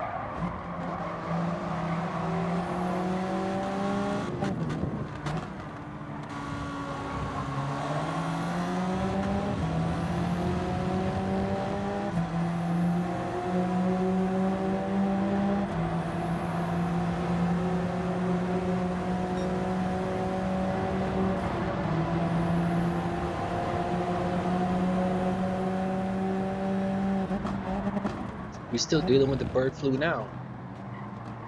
And then these motherfuckers like fired like half the scientists working on curing it. Oh, we're gonna come up with our own method. That's just depressing. I'm so sick of these motherfuckers. Yeah, bro. Should give me a headache. I'm gonna go eat some yogurt. That shit's depressing, bro. Motherfuckers thinking he gonna do a good job. All this bitch does is lie to us and fucking exaggerate shit extremely. This bitch don't ever say nothing smart. He never says nothing smart. And these dumbass people think, bro.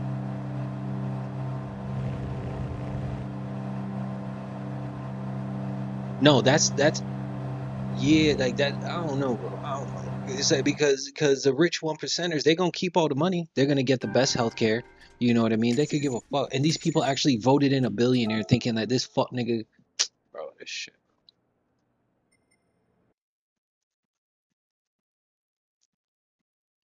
They did though. So many of them, and they do it so often.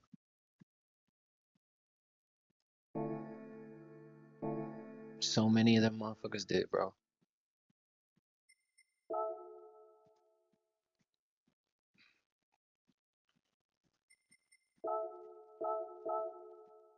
It's disgusting, bro.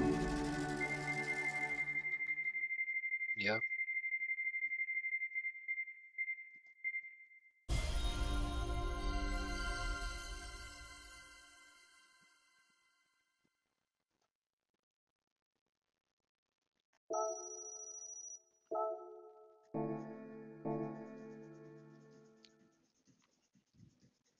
This man sold him up the road. Nah, because of how much money he giving him. Trump don't give a fuck about a dollar, dog. The only thing he give a fuck about is about his fucking money.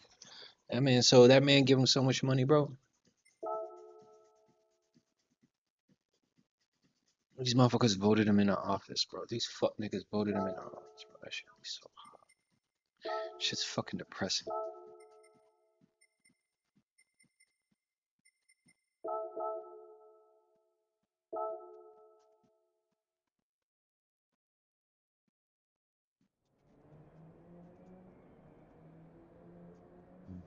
Yeah. Hell yeah, bro. I gotta piss. Hold up. Hold.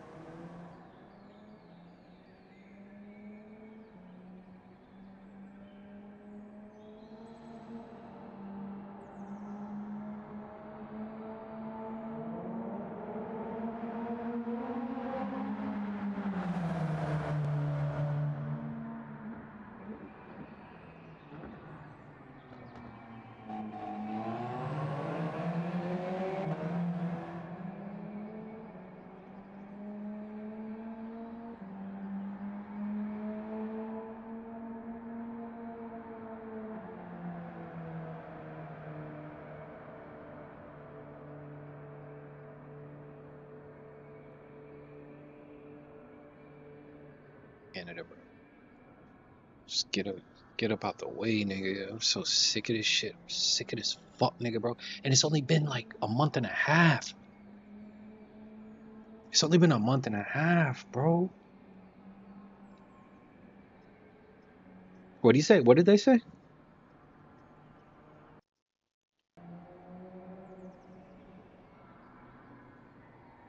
I mean, put it like,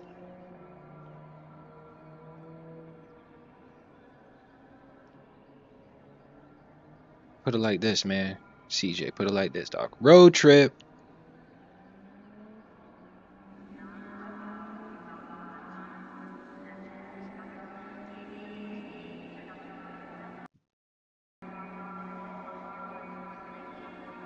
They booed the freaking, they booed, dog. They booed the, what do you call it? Hell yeah. Oh, I gotta piss. Hold up. They booed the freaking national anthem. That's one of the few times a Canada booed, another country booed the national anthem, and I was like, I get it. I get it. We shit the bed. People look to us for years to be progressive for human rights and everything like that, and motherfuckers voted them. Yeah, bro. If you like Trump, put it like this. If you like Trump, get the fuck off my channel. Get the fuck off my channel. I don't want to see you on my channel, bitch. I don't give a fuck. I put that out, nigga. Get the fuck away from me. You like Trump? Get the fuck away from me.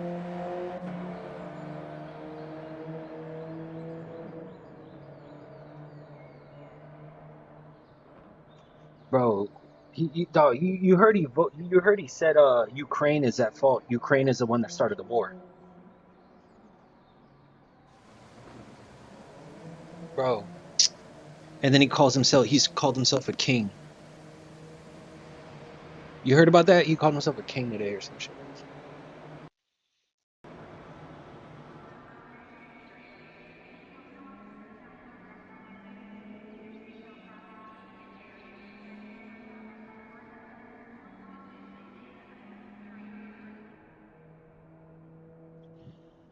Man, listen. Americans voted for it. You know what I need to do on my stream? I'm gonna play the movie. I can't do it on YouTube. They'll ban me. I'll play it on Twitch and Trove it. I'm gonna watch the movie Idiocracy. Because I'm like, look, this is America. This is you. Nah, don't turn off. Watch this whole shit. This is you. You vote for that fuck nigga. This you now.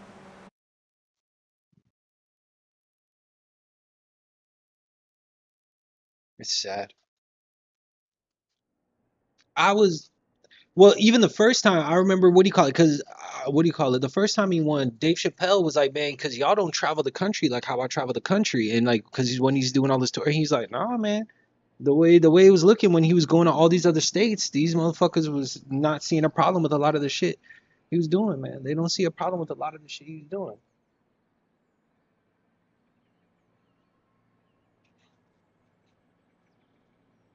And think it's okay, bro. And yet still they complain about like,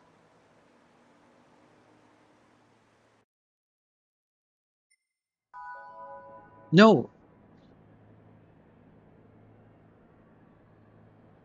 Same thing what Elon is doing. Elon is saying this is corrupt, that's corrupt, but he ain't giving us no evidence.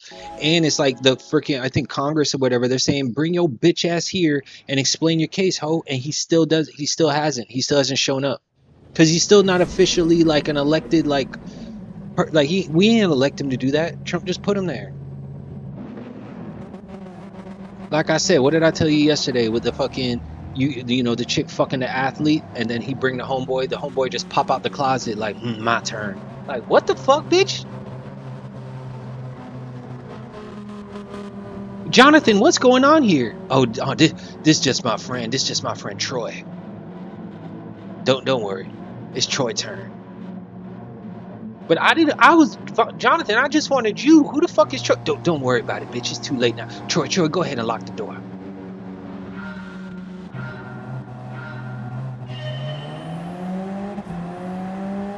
Yeah.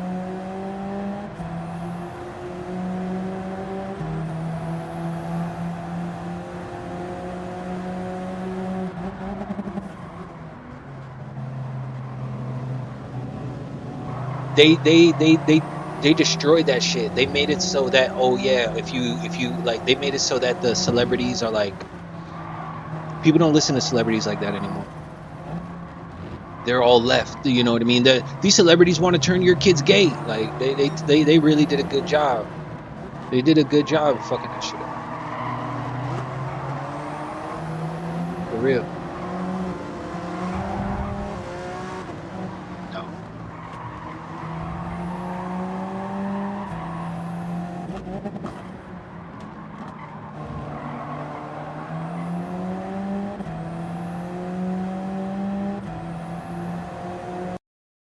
And they killed Prince. They killed Prince and Michael.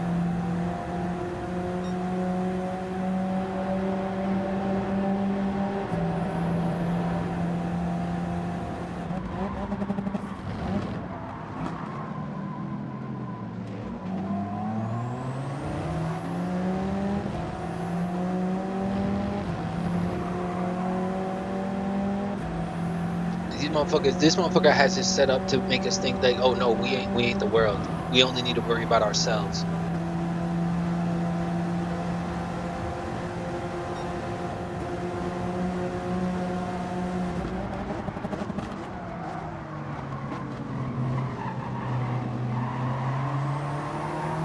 Yeah, selfish.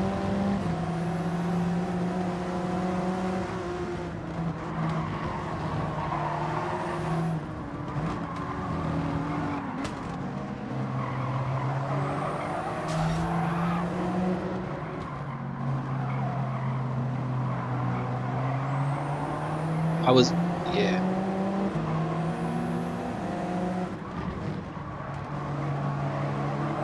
I mean, he has the power. We are the most powerful country. Gulf of America. It's just the Gulf of Mexico. Oh, stupid ass boy. And Mexico's suing Google. Shit. Yeah. All of our allies are mad at the U.S.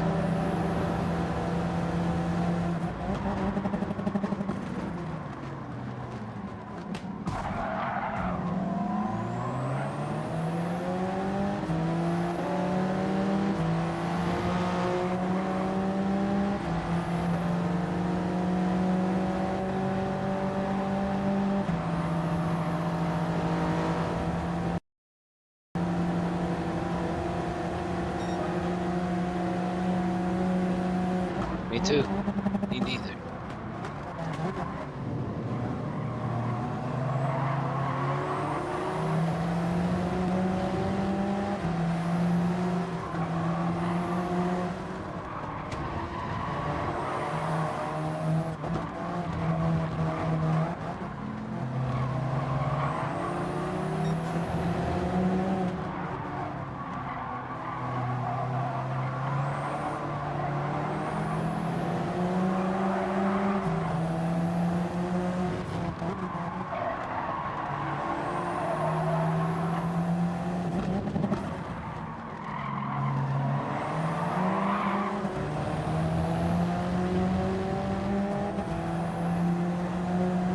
We're fucked, bro.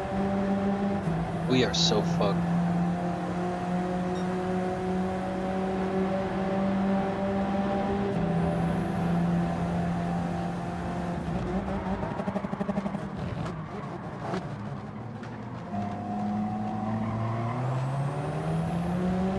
How many, bro, how many plane crashes?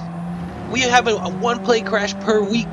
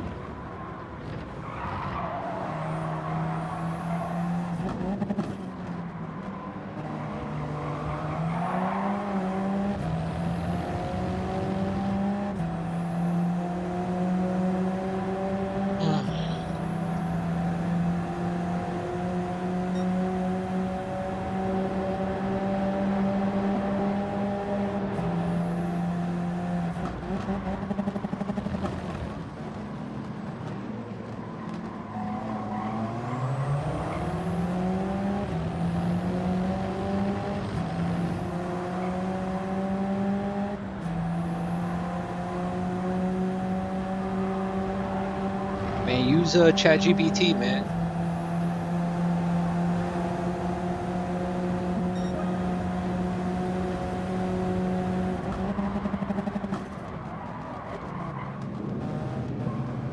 Oh yeah, no, they speak English.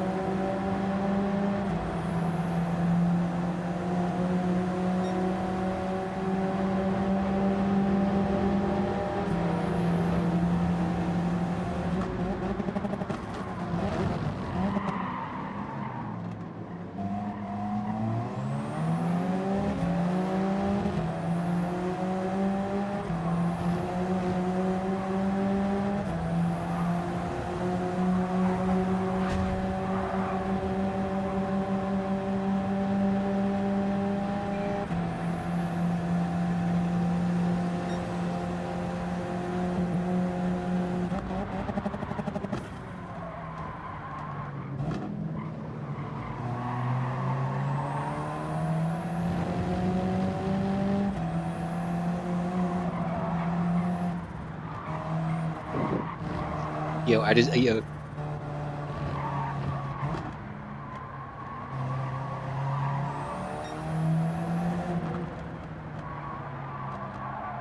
Yo, what do you call it? I just hit a sharp corner, right? And this motherfucker bumped me. And I was, I don't know. I don't know. So I was like, all right, bitch. So I was able to catch up to him like right after, and the pit lane was right there, and I threw his ass into the pit lane.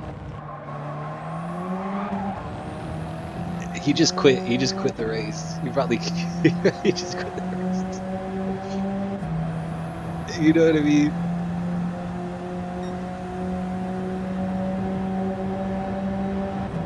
But I was like, yeah, go take a break.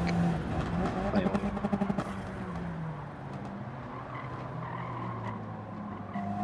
Nah, not even. I think I got him clean into the pit lane, which is definitely it would fuck up his race anyway because he probably can't change his tires yet. He probably would have to wait at least 2 more laps to change his tires. But I was like, go ahead and change them now, nice and early.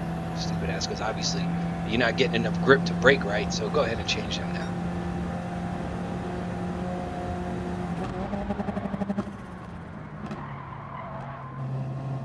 Yo, I'm gonna save the replay of this race and I'm gonna watch it, and I just hope that somebody didn't bump him, and because then I'm gonna be a real asshole. But if he just like didn't brake well and hit me, then fuck him. You know, that's how you get. Right, I gotta read the. I just threw his ass for nothing. I will feel so bad if I see him again. I'll say sorry. I'll be like, bro, I'm so sorry, bro. Don't hurt me, bro. I'm so sorry. I thought you did it on purpose. His name is aggressive though. His name is Death at Turn 1. You feel me? You can't have such an aggressive name and not assume that the person thinks you did it. Of course they gonna think you did it. Look at your name, bitch. Have a more passive name. My name is Real Fresh. It's very simple. It's not aggressive. It's hip hoppy. Oh, he must like rap music. Top spin for the free? That's pretty fire.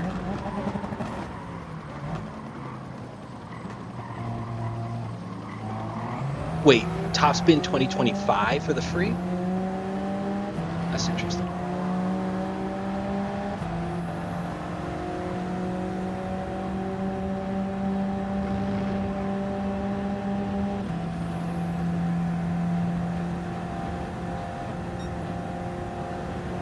Have you tried... Shit, hold up. Let me hit this corner before I read that comment. It's like texting and driving right now, mate. Have you tried racing in Belgium? Oh, you mean race B?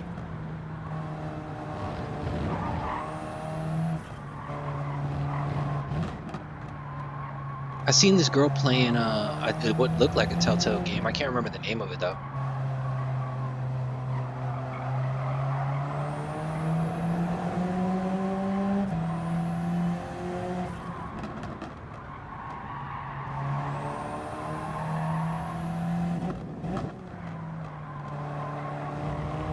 No, I haven't done race B yet. I've only been doing race C. I've been on the fence about racing this week, period. I've been like racing a little bit, playing another game, racing a little bit. I haven't really invested that much time into Gran Turismo.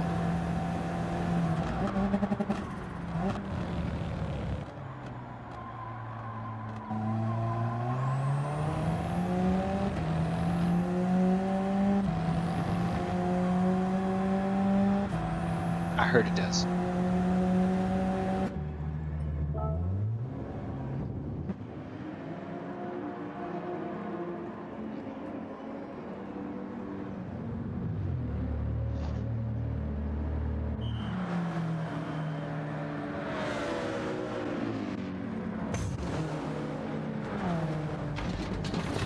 I haven't played any of them in a minute.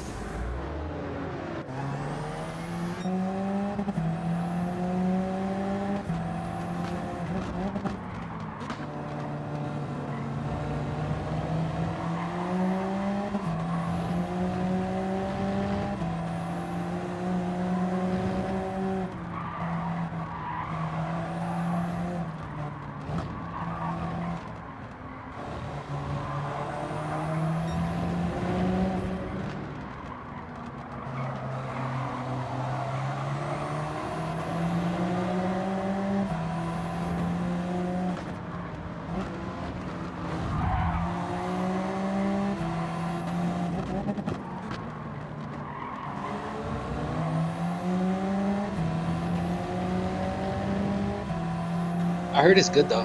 High on Life is good, I heard.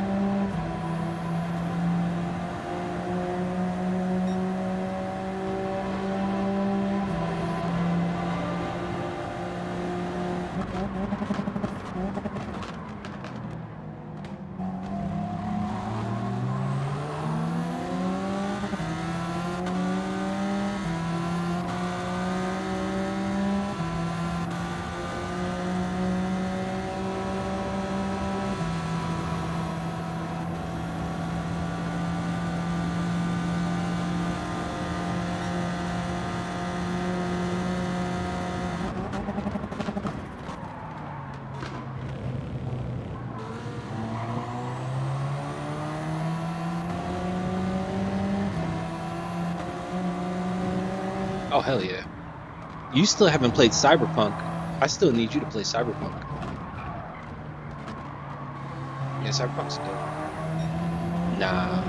I got it for $20 though.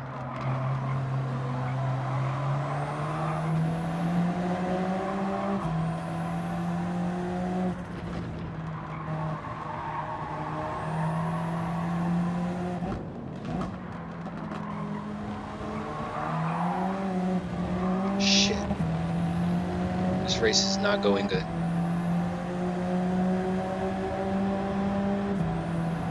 This race is a bust.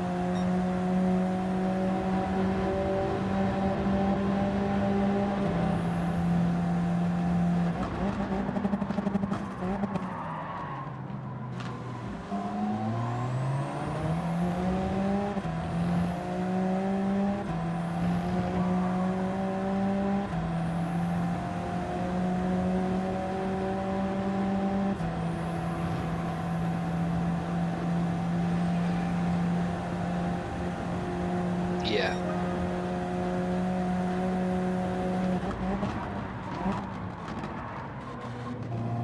Yeah. It looked good.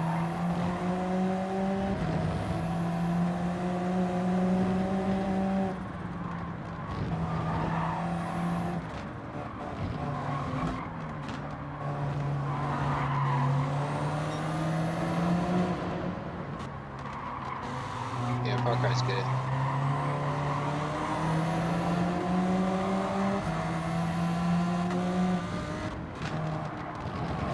They got a whole bunch of games, but a lot of them might just not appeal to you.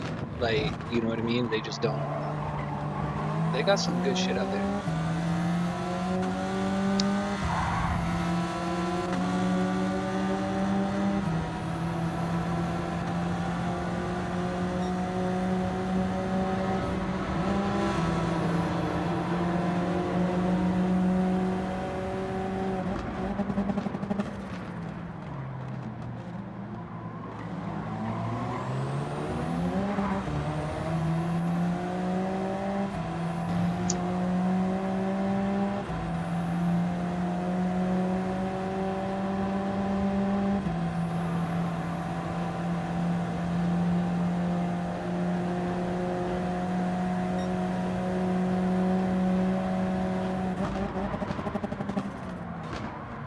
Yeah.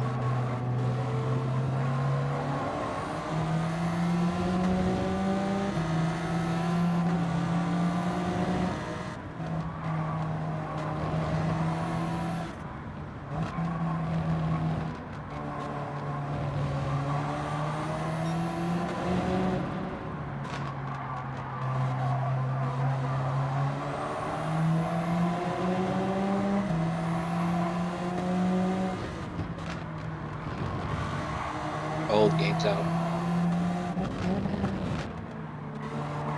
But not many games are going to be dropping, or they're probably trying to drop whatever we get, we're going to get in the first and second quarter, because if freaking Gran Turismo's dropping, if Grand Theft Auto's dropping in the fourth quarter, nobody's going to want to drop around that time.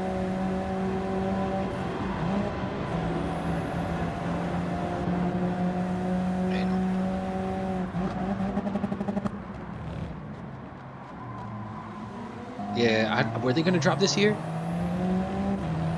And I think...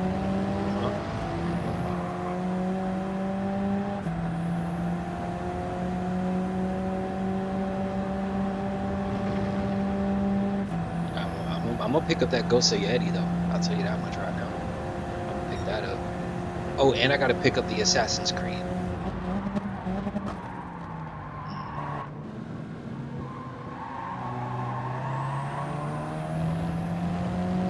Yeah. Oh yeah, no, GTA is about to be where it's at.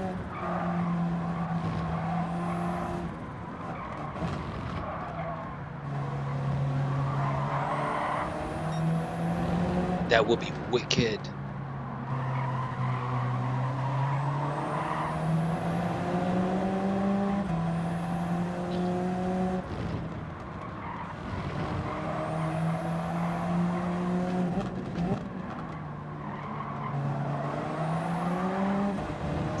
Damn it.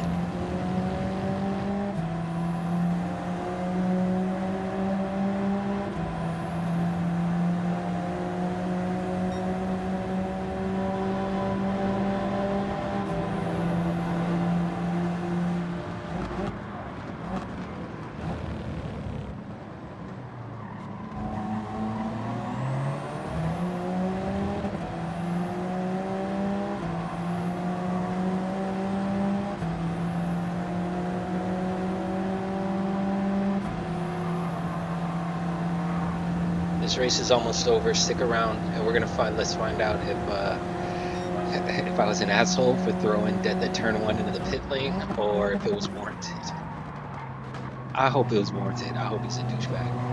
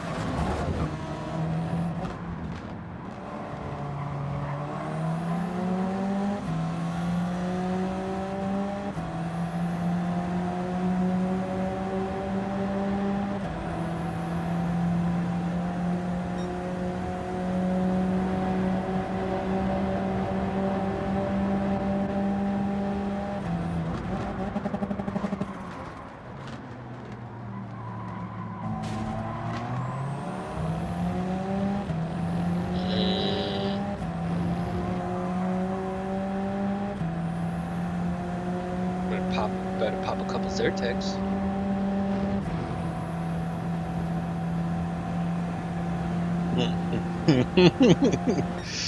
Yo, where's Weird Al Yankovic, bro?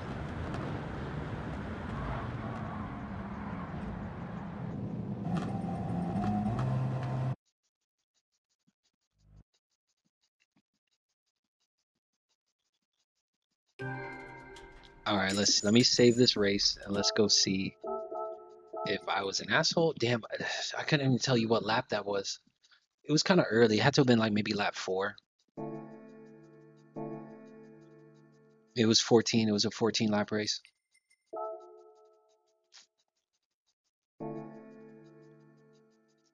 It took me a while to get into Detroit. I still, yeah.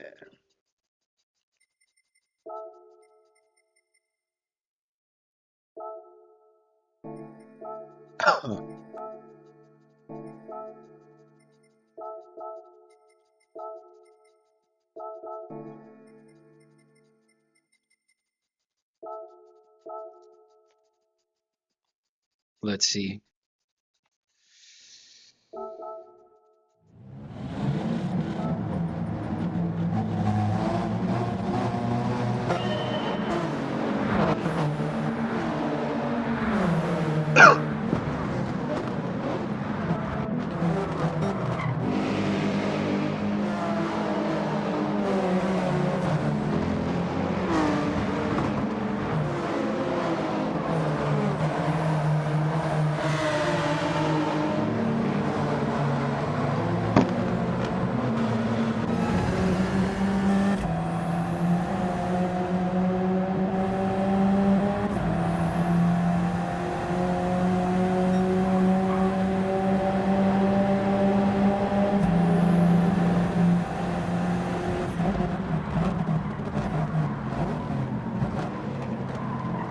Was it lap 5?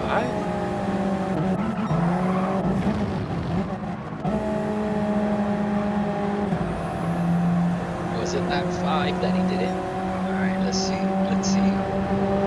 Did he get bumped and I'm an asshole? Nah. Nah. He's an asshole. I mean, I don't think he tried to, but you know what I mean? And here it comes right now. Oh, he ain't make it. He hit the wall.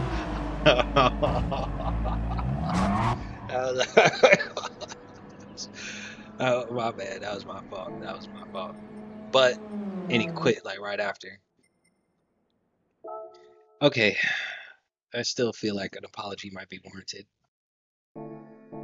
He gonna try to dust me in this next race. You don't have a name death at turn 1 and not what game?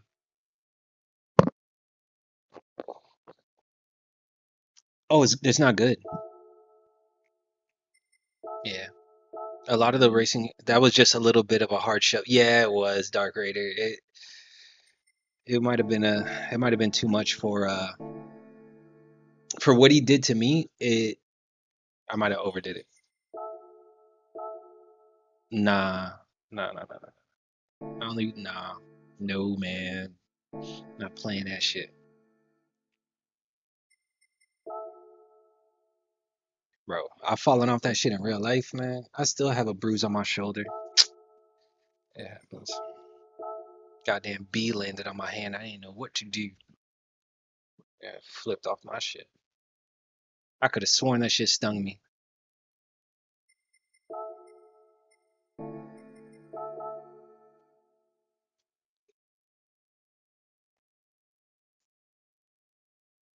Yeah, cause I thought, cause Dark Raider, when he hit me, like he freaking, oh, he probably could have broke up a little bit better. I probably could have just taken it on the chin, pause. But you know, I shouldn't have shoved him. Yeah, he'll be alright. Yeah, we'll see. If I see him in this race, I'm gonna have to write it quick. I'm sorry, bro. I didn't. I overreacted. But the thing is, I don't even have enough time to get all that out. What? Nah. No, these people hold vendettas. These people, you'll forget, because you'll forget the name, or I'll forget the name, and then a week later, somebody crashes out on me nasty. Like, what the fuck? Ruin my whole night.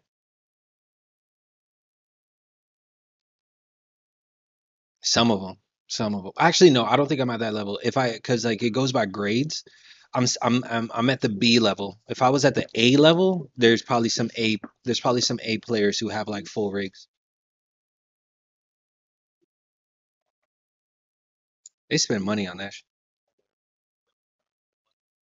One day.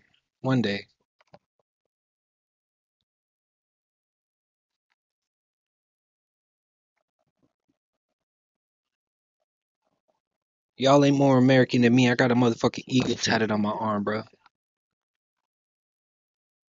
Hmm?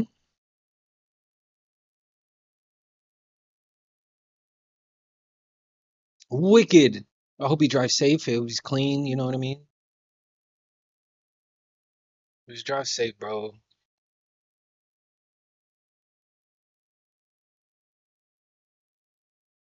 Mm.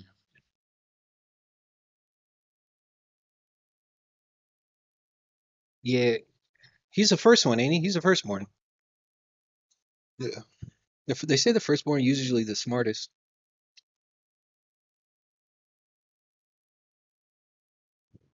That's beautiful. He's probably in phenomenal shape. That's beautiful, bro. That'll be wicked. That'll be real good. I don't know what to do, man.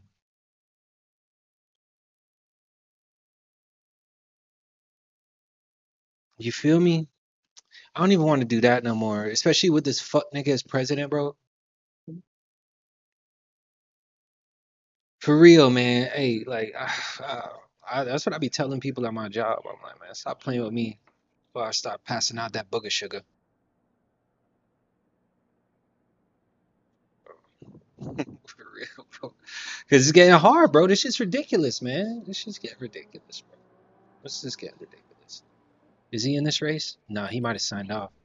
Yeah, I don't even see him no more. I don't even see his name. Okay, good.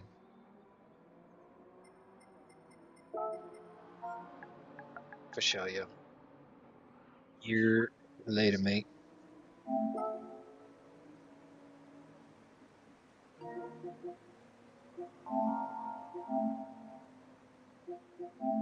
Later, Johnny. Who sent me a friend request? He got a cop icon? Ugh.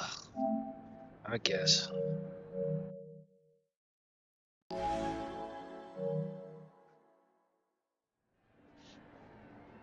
He spent his whole night thinking of that moment. He probably mad as fuck. He turned that shit off.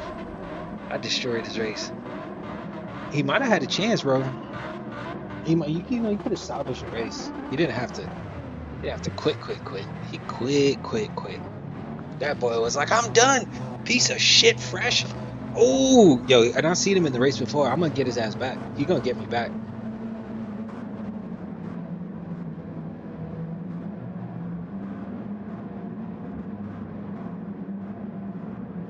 I just like group 3, group 2 cars, man. Group 4 cars, it takes me a while to get. Group 4 cars are just like,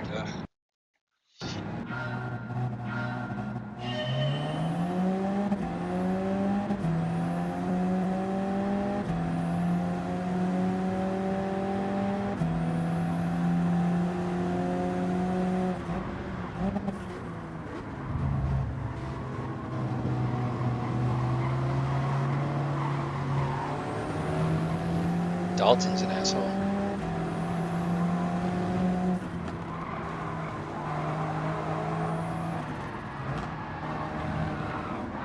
And Dalton's gone.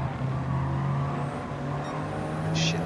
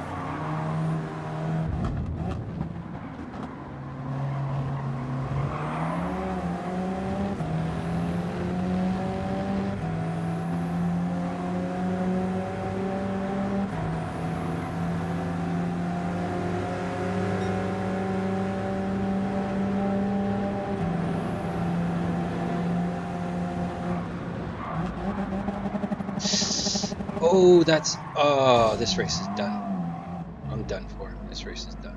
This race is cooked. This race is absolutely cooked. At least I didn't take nobody else out. Just be grateful for that, I guess.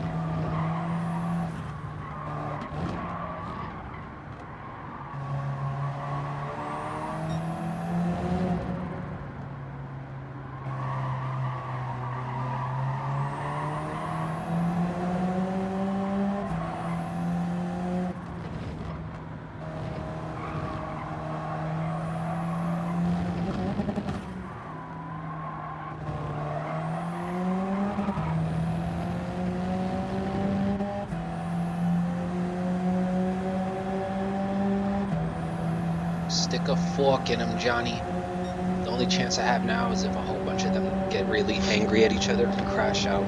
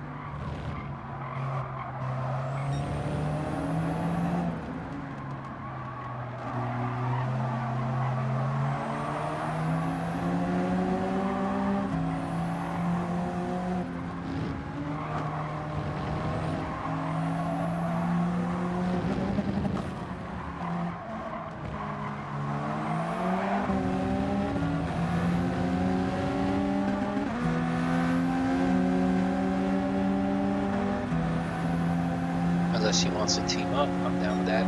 Evan Oyster.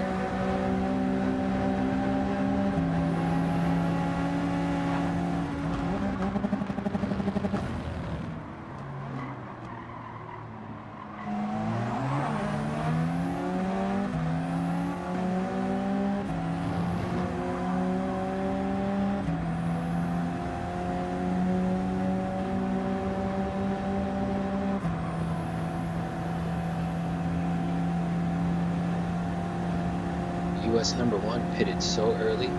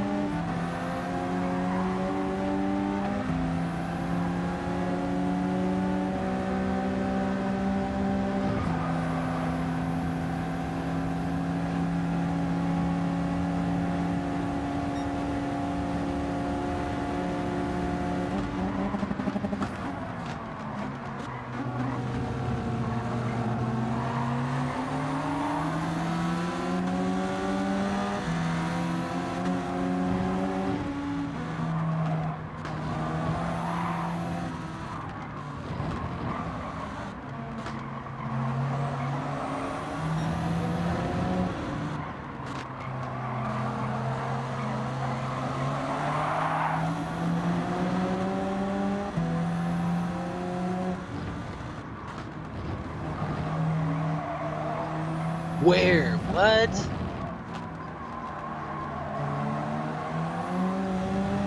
A whole second for what?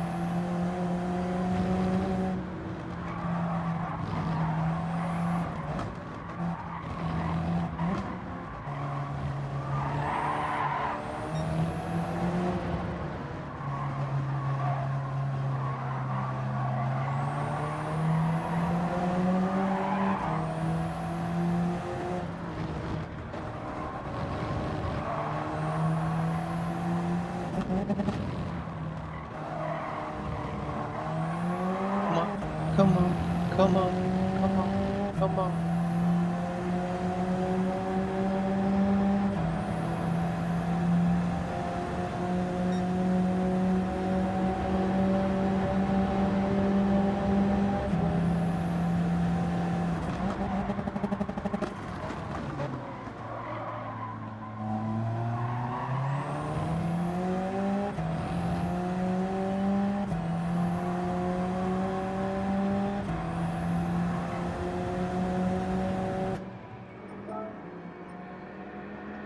Oh.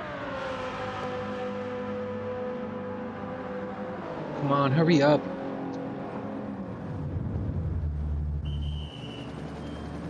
Shit.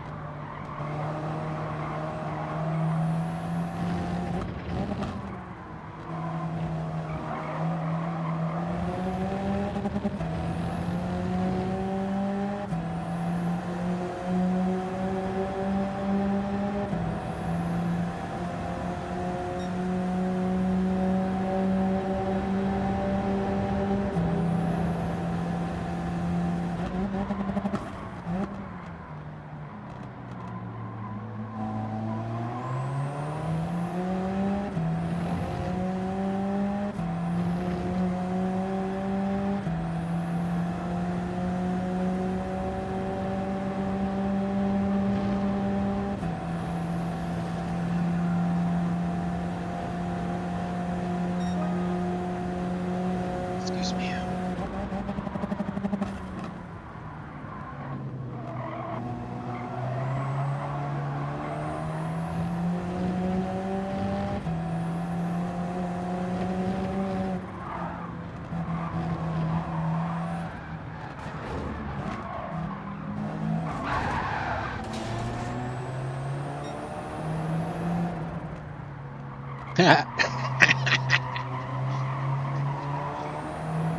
The demon strikes again.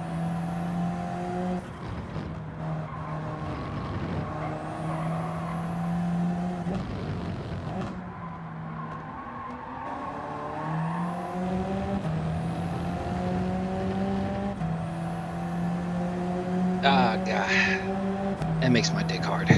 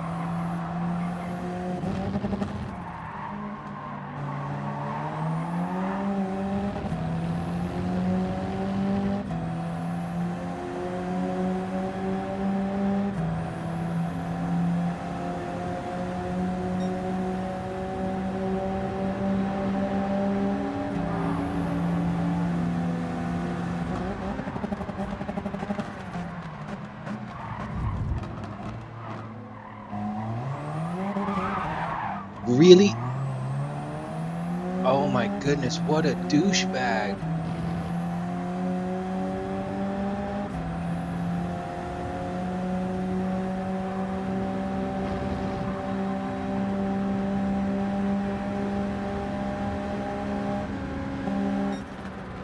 What a douche.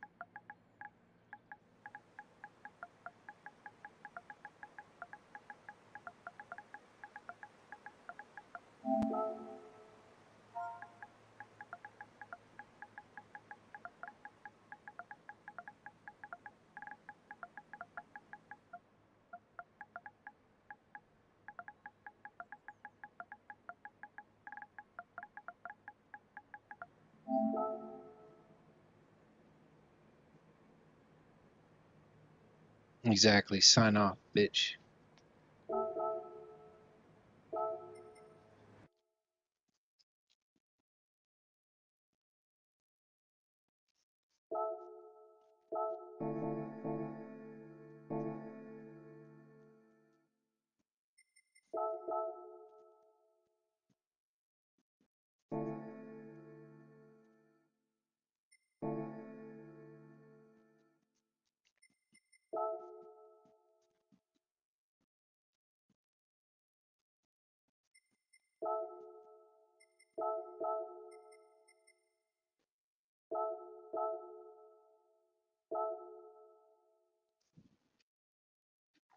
I was about to not sign off, but I was gonna play another game, but nah, fuck that. After this race, I'll play another game. Oh, I hope. Oh, I hope he's. Oh, I hope he loads up in this race.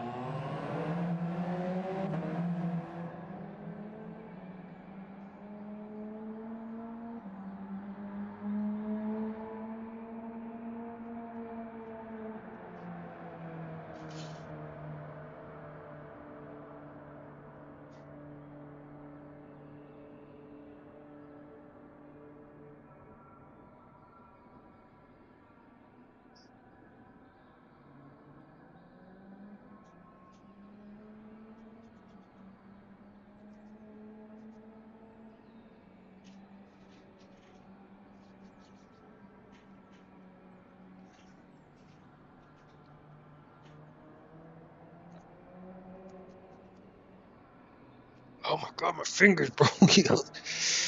My fingers mate. They really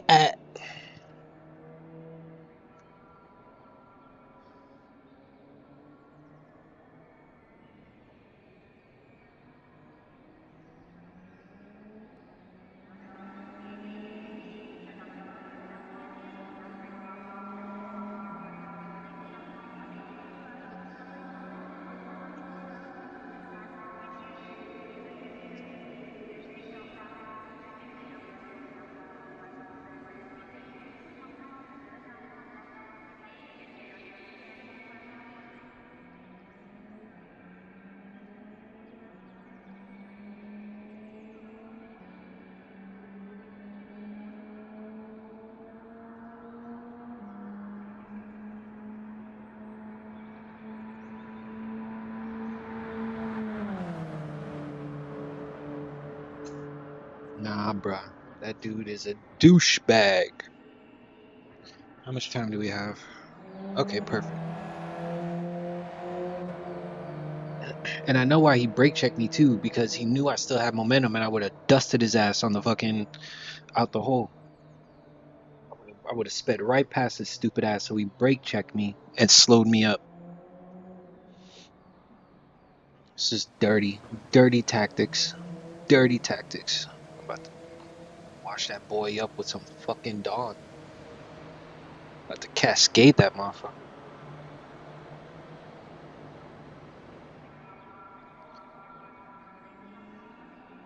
I want to play something else after this though. A part of me wants to play something chill like Cyberpunk. Sekiro's, I don't know. I kind of just want to play something colorful and shit.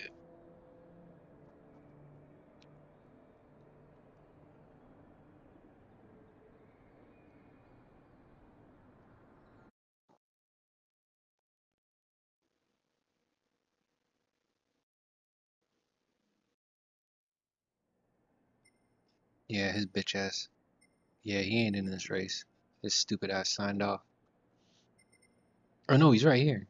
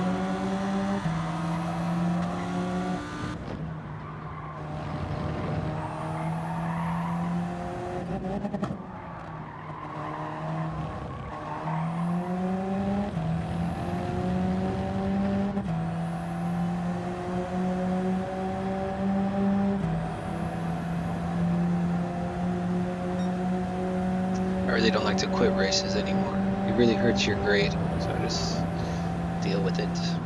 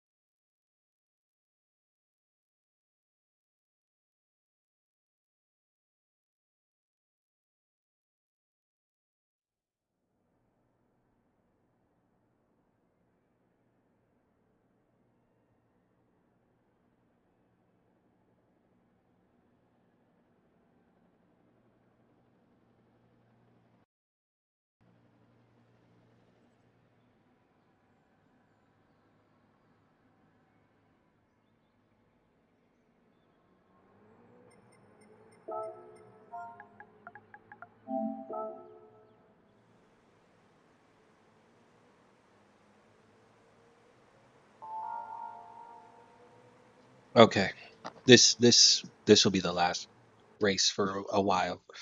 We still have a couple hours. We play something else for a bit, really, because honestly, that last race, my hands was hurting.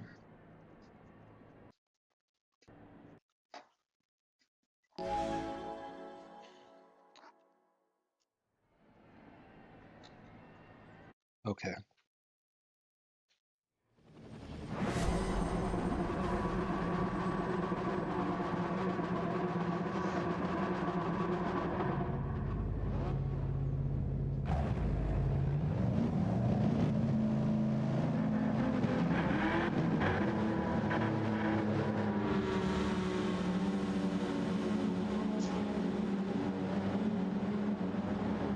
Such a nerd sometimes.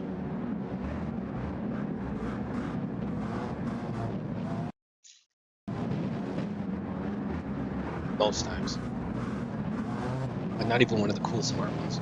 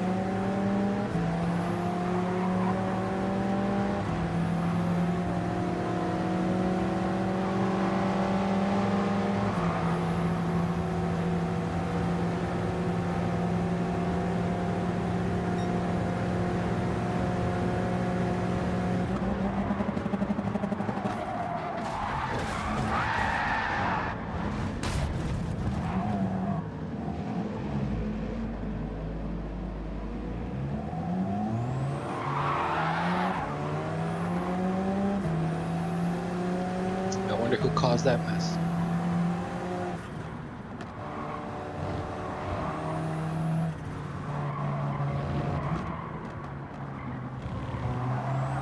Was it Topo?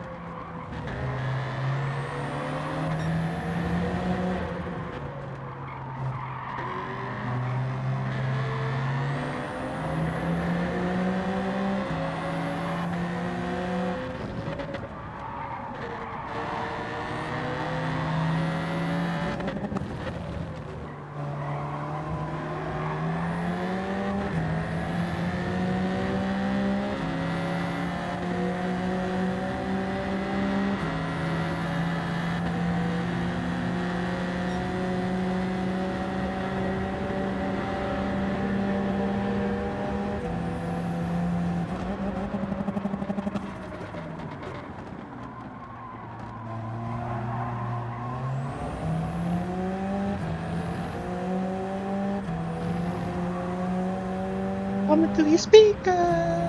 Damn.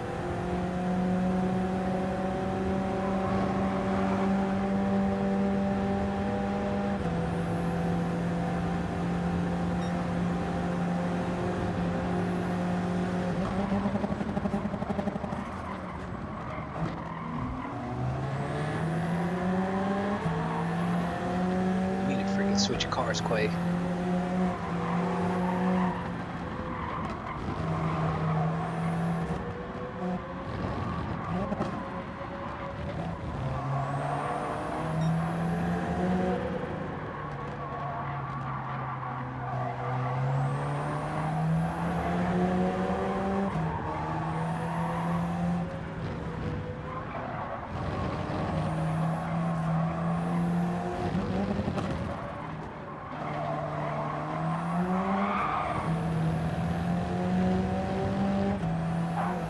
Shit!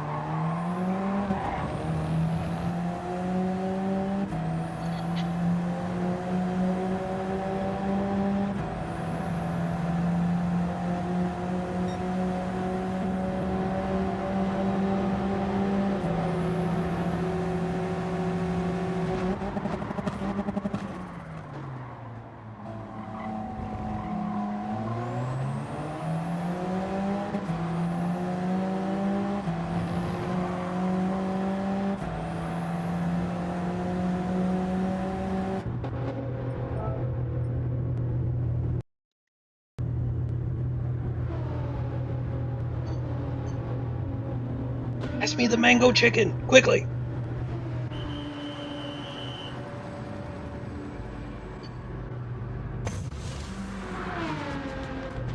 Take it, take it, take it!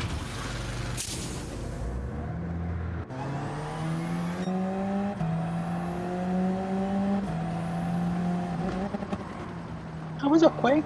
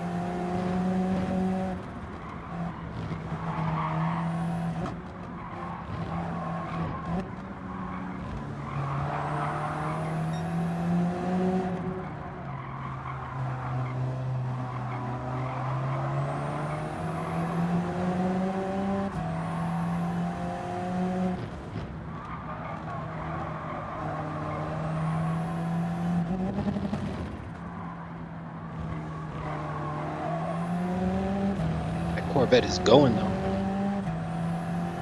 I'm not closing this distance. Maybe I need to change cars.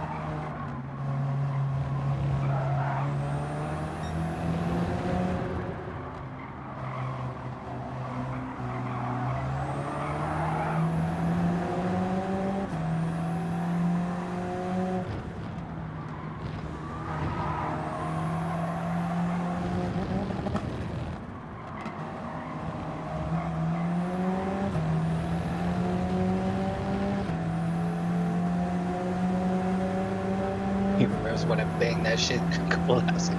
He's like, let me get out the way. This dude fucks up both of our races.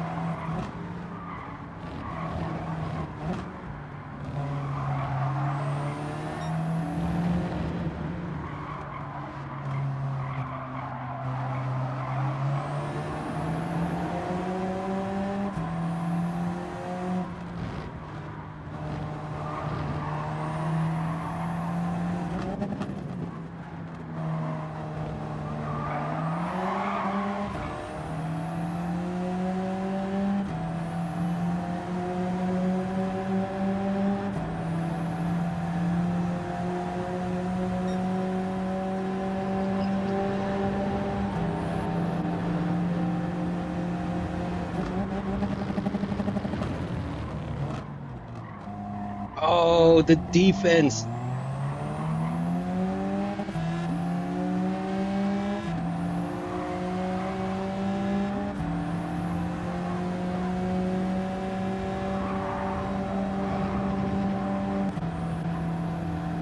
Yeah, boy. That was a good race. Oh my God, I gotta give my fingers a break, bro. Fuck, bro. I gotta give my fingers a break. That was a good race. I'll save that one.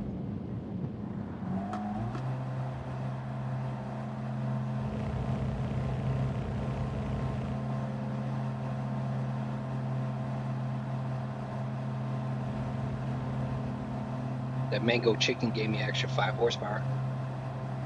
Promise.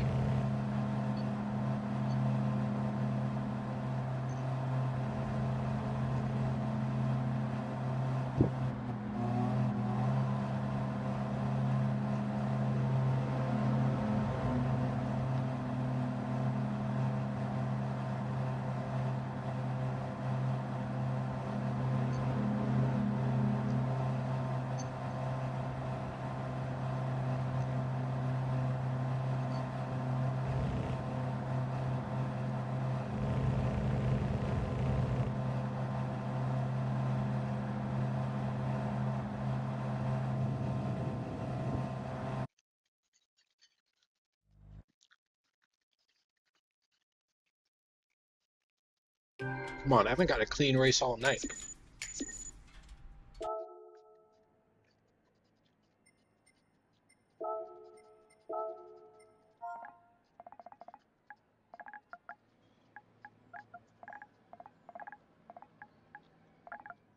God damn it.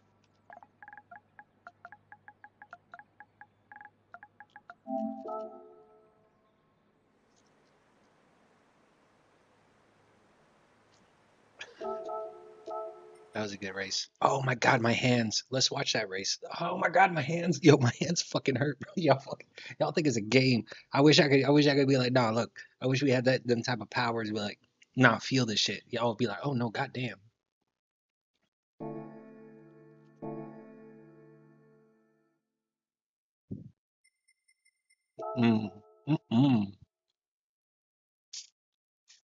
Damn, I don't want to watch that whole thing back right now.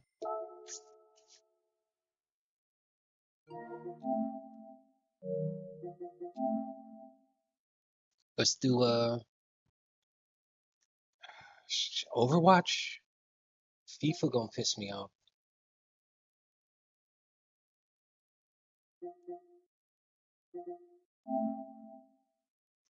Let's see what Overwatch is doing.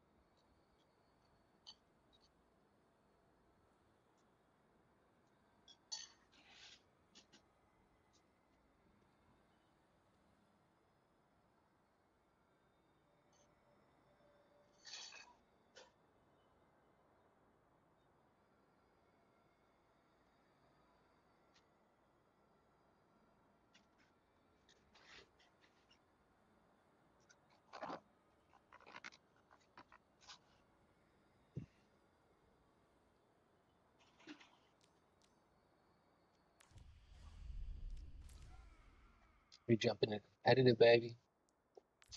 Anybody on? Olivia's on. Giant troll.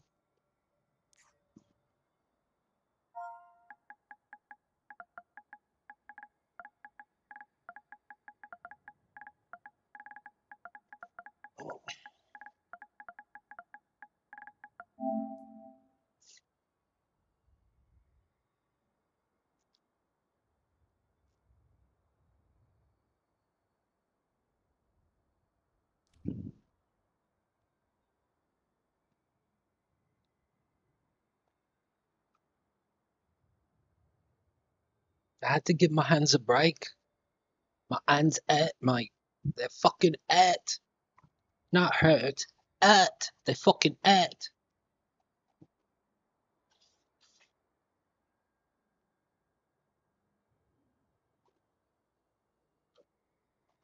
I'm not playing, lads. Shit feels horrible.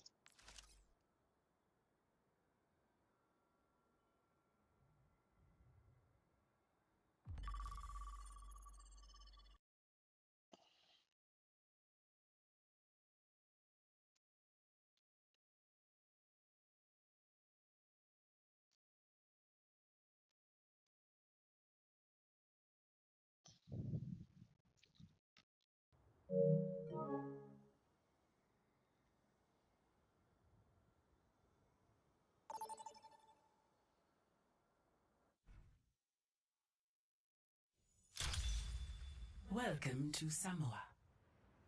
Have me as support.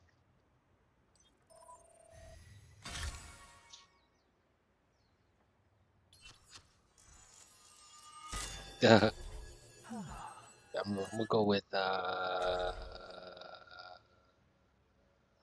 Zenyatta.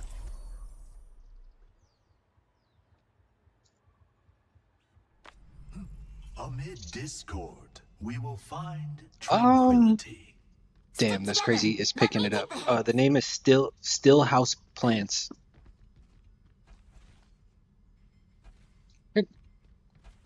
Superior firepower. Yeah, I'm using a pretty basic but superior mic. brain power's better. I could turn down the music a smidge.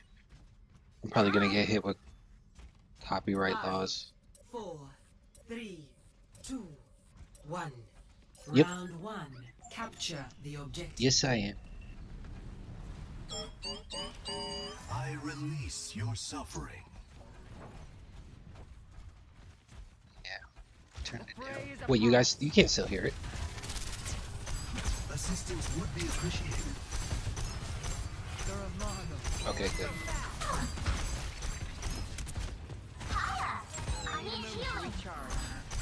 This does not bode well for you. If they want this point, they'll have to go through me.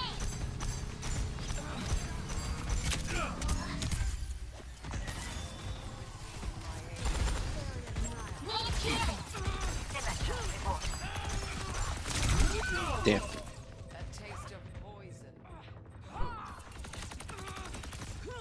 I tried Marvel Rivals, and people don't talk in Marvel Rivals. It's weird. Why don't they talk? They outnumber us.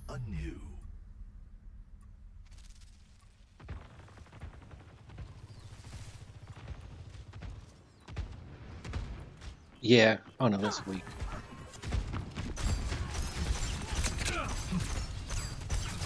What torments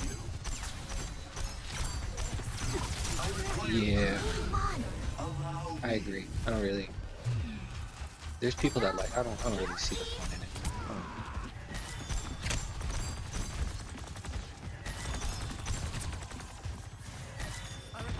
in it. Yeah. There's a whole lot of melee in that game, yeah. You know what I mean? And it's weird, like freaking Wolverine is crazy. You know what I mean? Yeah, there's a whole lot of melee in that game.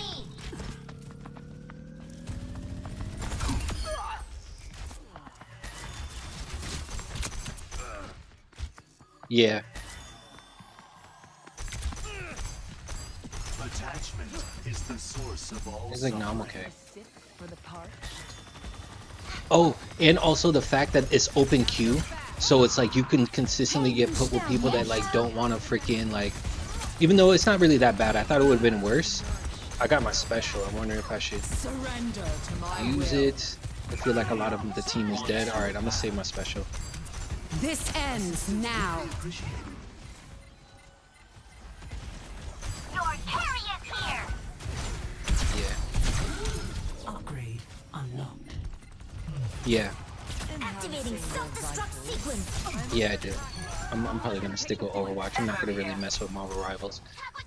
Overwatch, Call of Duty, Gran Turismo, FIFA, and then RPGs.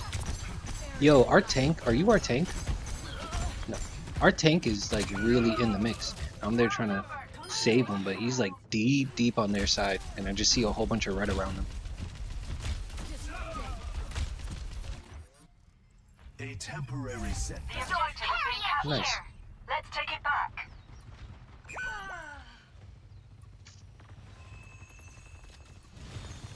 I haven't had a cold beer in a minute. Ice cold beer. Oof. Man, that shit normally hits. Twitch and YouTube right now. And this other website called Trovo. Have you ever heard of Trovo?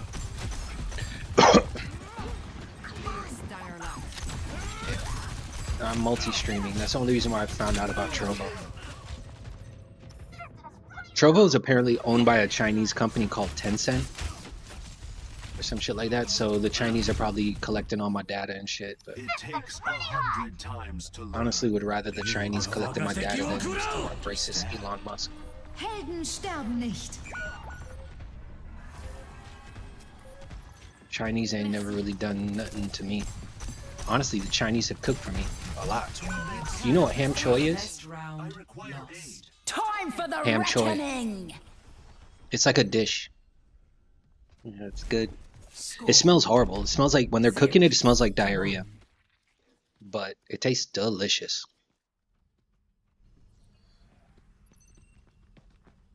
Ham choi. And fucking with the Chinese, I've had pig roast. You know what I mean? Where they roast the pig in the ground for like hours, and then you just gotta get there and, you know, eat it and drink cold beer with like corn and like, you know, potatoes. Mm-hmm. Yeah. 5, 4, 3, 2, 1. Yeah. Oh, hell yeah. That's just, yeah. I was in Georgia. And we fail. Oh, well, that's why you gotta try again. Lifted. Okay. Yeah. Yeah.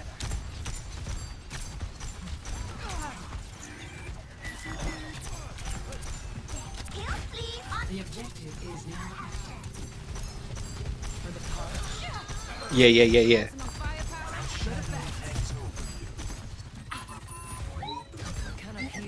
Oh, I wonder if that also had something to do with it.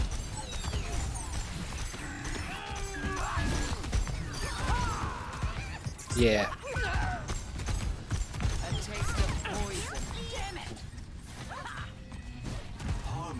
Right. Have you ever heard of something called the China box? It's what they use. It's what they use to but it's probably be expensive to go buy one just for like a one-time pig roast. But if you plan on doing it again, you should look into getting a China box. Repetition is the path to It's what they, I think it's what they use.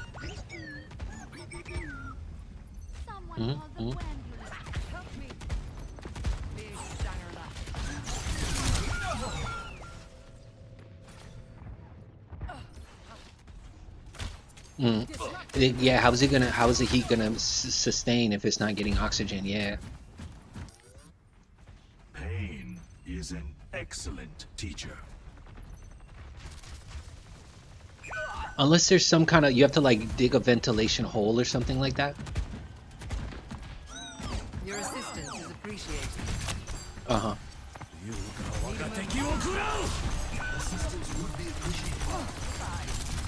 Helden sterben nicht. Okay.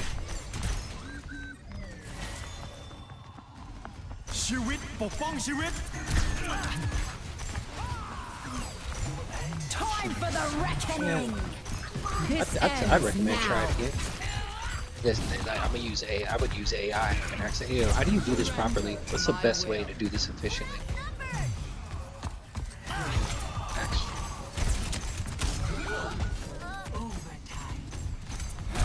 You're right.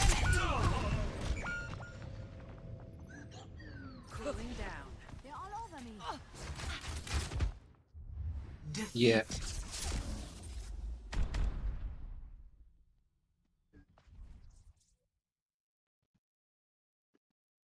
Yeah, it is, especially when you do it right, and the skin is like real crispy. Oh. Yeah, and the time I did it, the people who did it, like they were Asian, they were Chinese Jamaican, and they've done it a bunch of times, and it was but this was like years ago in Georgia. Anyways, GG's, good talk, nice guy. Damn, they backed me out quick. Wait, what the? Oh yeah, I'm ready. I'm ready. I'm ready. Did she respond? I doubt it. Nope.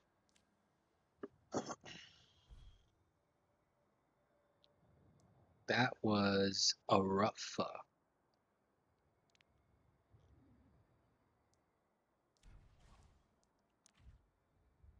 I'm still in a game.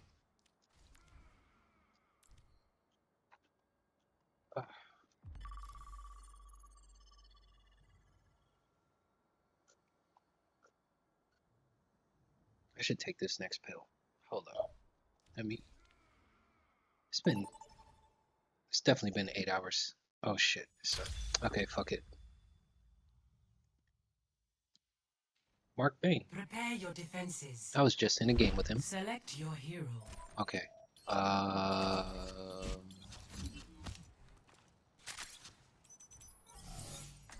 Since we are going defensive,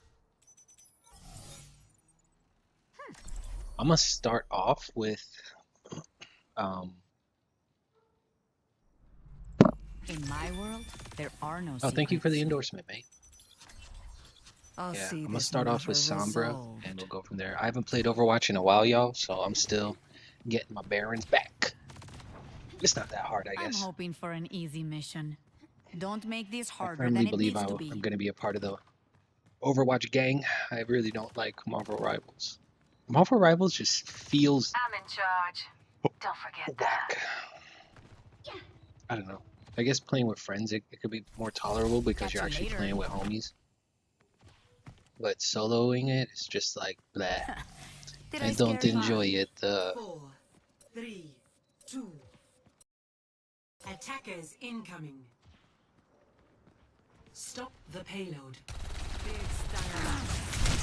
Virus placo. Tengo que irme. Gracias. Hack complete.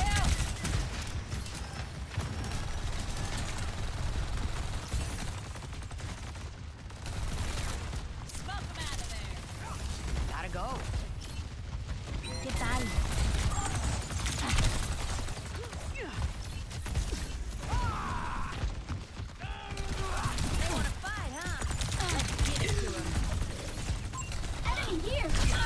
Shit. Receive my aid.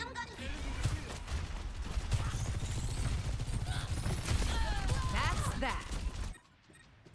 A darle otra vez.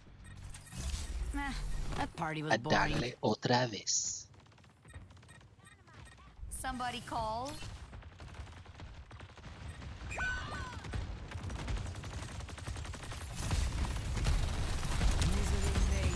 Sistema comprometido. Falling apart. A cure for all fails. ¿Me extrañaste? No.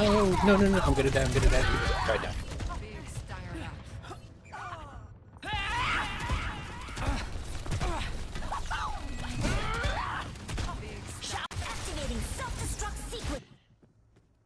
Let me try that again.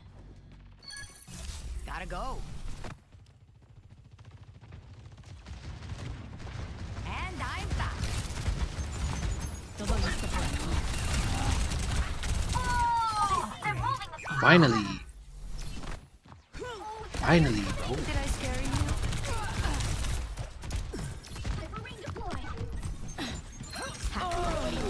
Let me get up out of here. Tengo que irme. Dodge ¿Qué this. onda? Your end is within my reach. Watch yourself. Join me. Be nourished. ชีวิตปกป้องชีวิตฟิเดบาซุโย Catch you later. ¿Qué tal? Oh no, damn! I had a wall behind me that I didn't see. And I had my special too. I was about to freaking drop down and freaking hit my special on him. Let's get back online. Gotta go. My mediocrity is showing. Ay, te asusté. 60 seconds. I still have my special though. Is everybody alive? Oh, you guys wiped them. Well done. Well done, mate. And I got my special. I got that 38 on me. Tengo que irme. That's hip hop slang for special. It's a gun. Somebody call.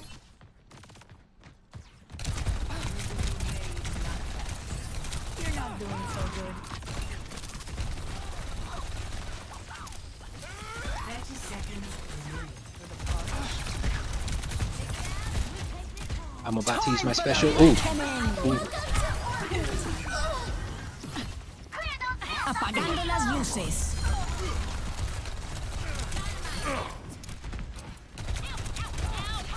This ends now.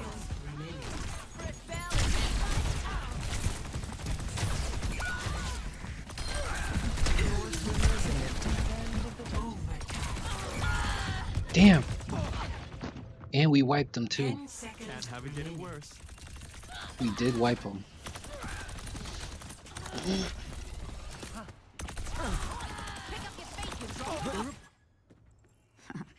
They really have it out for me.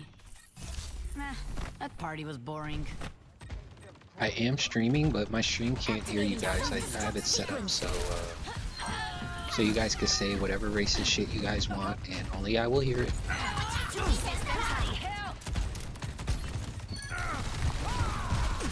Praise upon us. Your end is within my reach.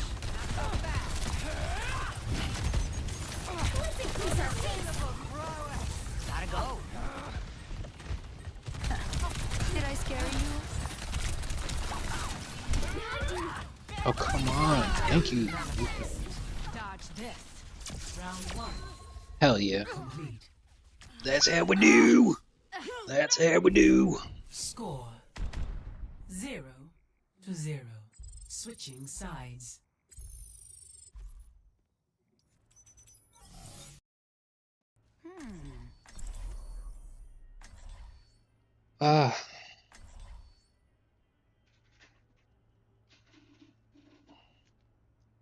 If we win, we're all in agreement that Trump and Elon Musk suck.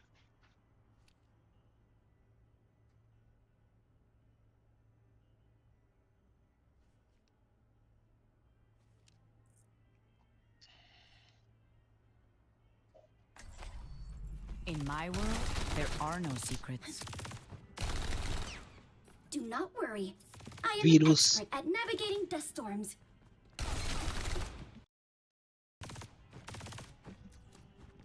A mega road trip would be ton of fun. Hello there. You have Caught your stream last night. needed my You're not bad at those games. Not bad? I'll stop you even with your hack. Aye. I'll be sad when we take you out. 5, Órale, 4, arriba la raza. 2, 1. Attack commencing. Escort the payload. Let it be done quickly. Thanks, I needed that. And you're mine now. Not so fast.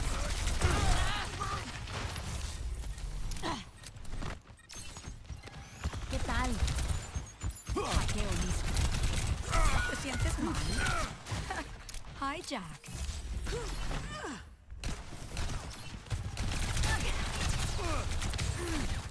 Breaking them down.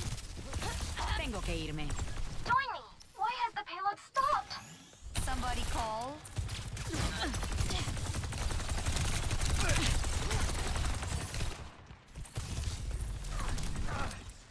Barrier has been overwhelmed. Ah, somebody left. Ah, probably was a Trump supporter.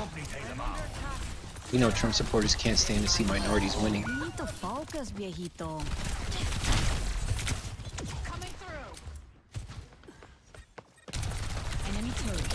Upgrade unlocked.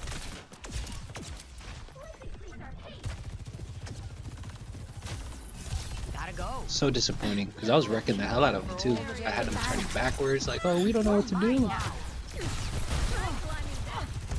The enemy is approaching. Enemy turret. What's video games without a little bit of politics?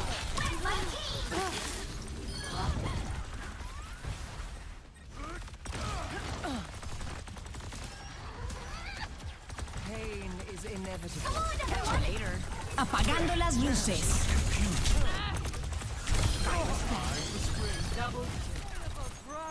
Hackeo listo. We might get it anyway. We have 44 seconds. Oh shit. Tengo que irme. ¿Qué onda? System out.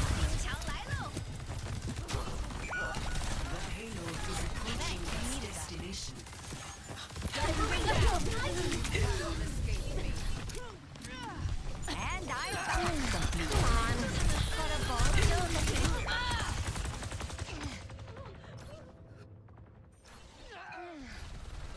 So close. We were so close. And then Trump had to rear his head. Now he's destroying America. Just like that asshole destroyed this game by leaving. Peace. You see, that's what they do.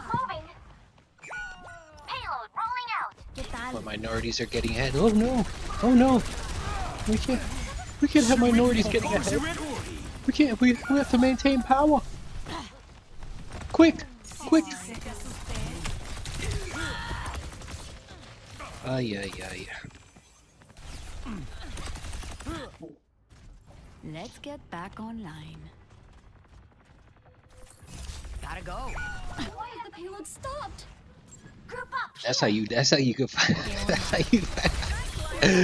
That's how you can find out a Trump supporter real quick. That motherfucker sucks. This ends now. Did I scare you? Surrender. My will for triumph. 冻住，不许走。 My barrier is gone.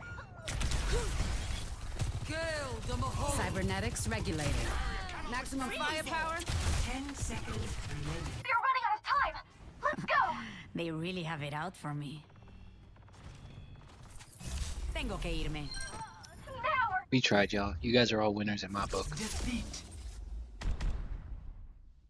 GG's. In my eyes, you guys are all real Americans. Play of the game. We must accelerate.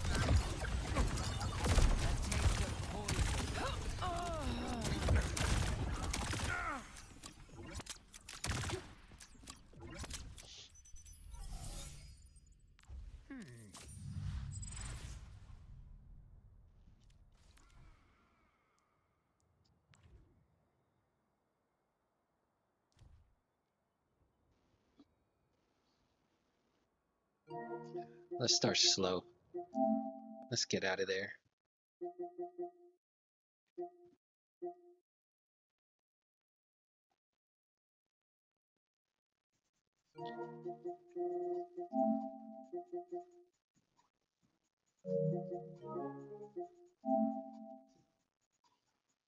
Bought the company. Bitch, ain't shit funny. I'm not Bill Bellamy. They don't want to see you ballin'. That's what you're telling me. I know you niggas see me rolling. That's what you're telling me. Yeah, my diamond's colder. Gotta hit you with the cold shoulder. Young and reckless, patient and waiting on you to test me. Every nigga around me really with the stepping.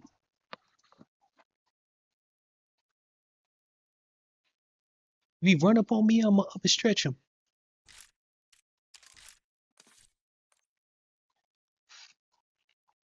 Can I compare me? I swear ain't no capping me. Smoke will I catch him, I got him. Straight out that no bitch, I come from the bottom. He reached for my neck and got hit with that chopper. I pour a deuce up inside of my bottle. Get shot in his face if that bitch got a problem.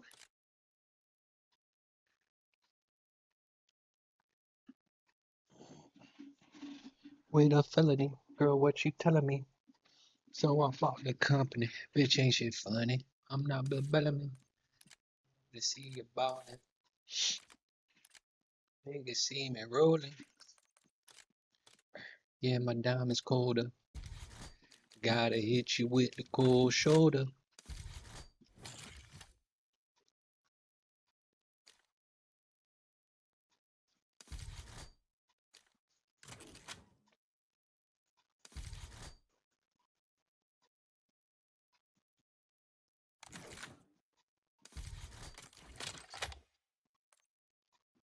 Right back on their ass.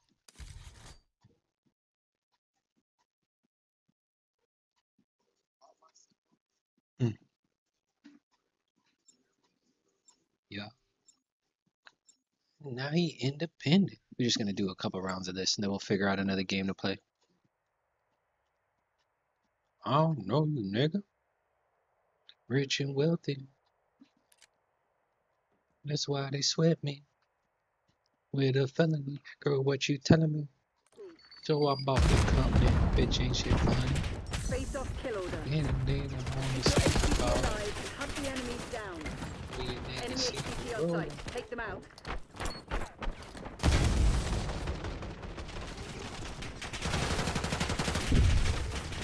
Our HPT has been eliminated.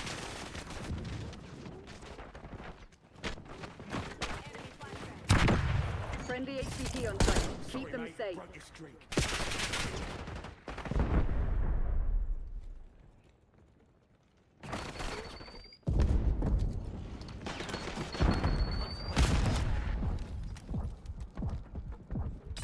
HPT under fire. Repeat, HPT under fire.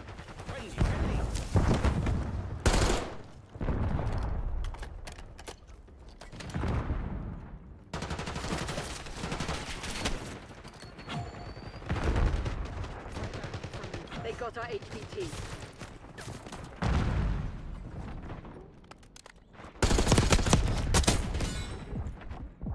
Protect our HPT.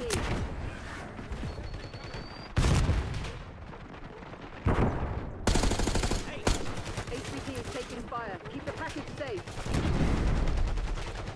Enemy HPT is down.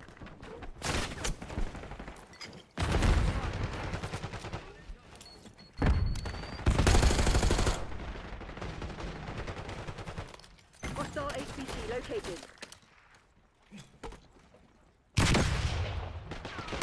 HPT under fire. Repeat, HPT under fire. Our HPT has been eliminated.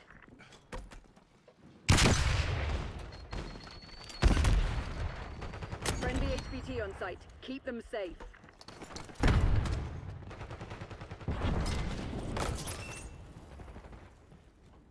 Your trophy system was eliminated. We took out their HPT. HPT is taking fire. Keep the package safe.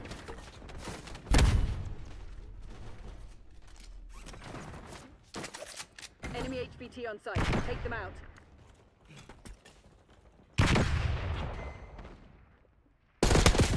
Enemy HPT is down. HPT under fire. Repeat, HPT under fire. Hostile HPT located.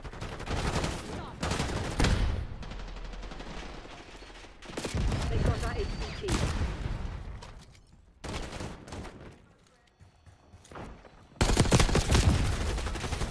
Damn it. You are HVT. Stay alert.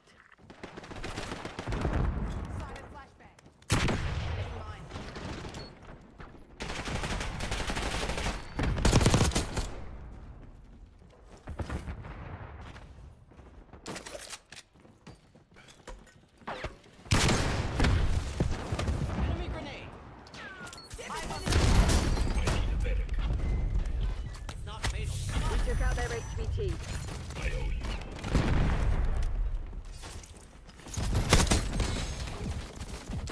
Enemy HVT on site. Take them out.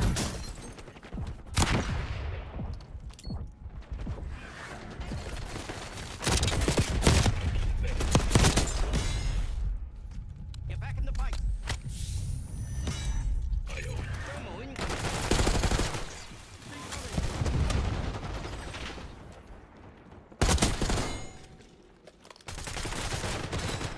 Eyes on enemy mine. Time short.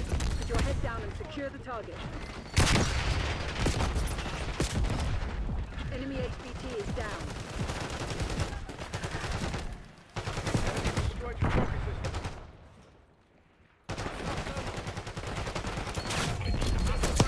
HVT located. Oh shit. Protect our HVT.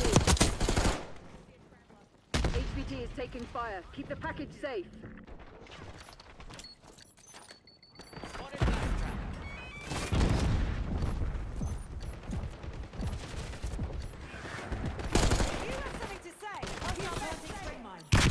That was close. Our HVT has been eliminated. Yeah, because he's dumb as shit. Why the hell are you running out there? Stupid ass. Stupid ass what? They never stood a chance. Proceed to extract.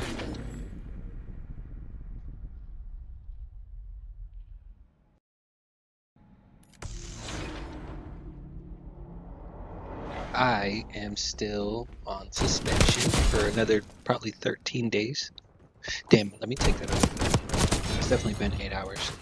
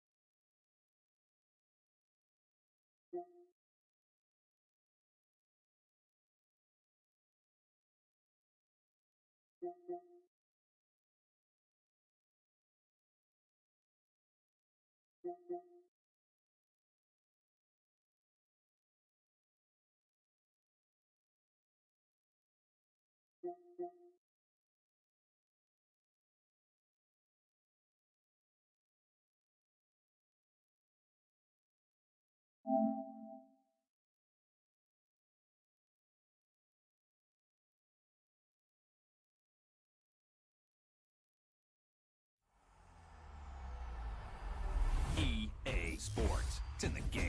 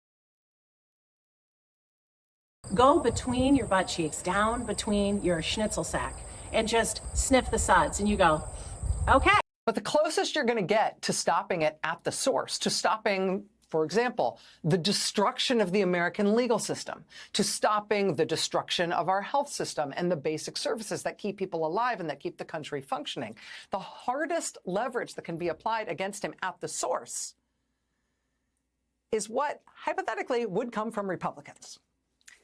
And I know, cynically, you may never expect to get that. But strategically, you cannot stop trying to get it because of its crucial importance. And I'm just going to give you one example here, just one case study. Louisiana Senator Bill Cassidy. I always think of him as having kind of an unforgettable name, but a very memorable haircut. He always looked to me like an otherwise healthy person who has just been gently electrocuted.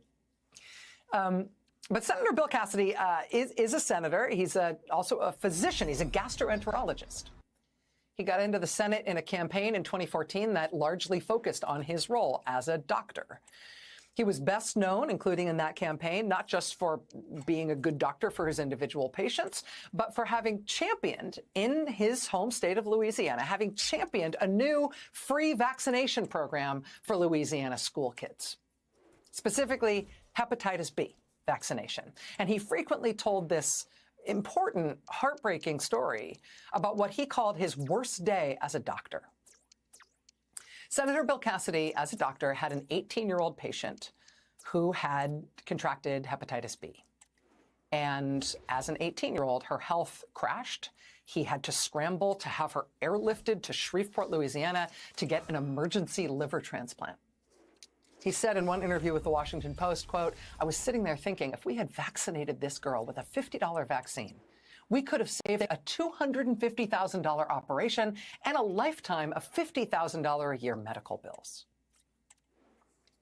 And that was just one interview that he did about this case, but he's given a ton of interviews about this case. He talks about it all the time. He talked about it for years. He still talks about it. He relayed that story again in his opening statement in the confirmation hearings that he oversaw for Robert F. Kennedy Jr. to be Secretary of Health and Human Services.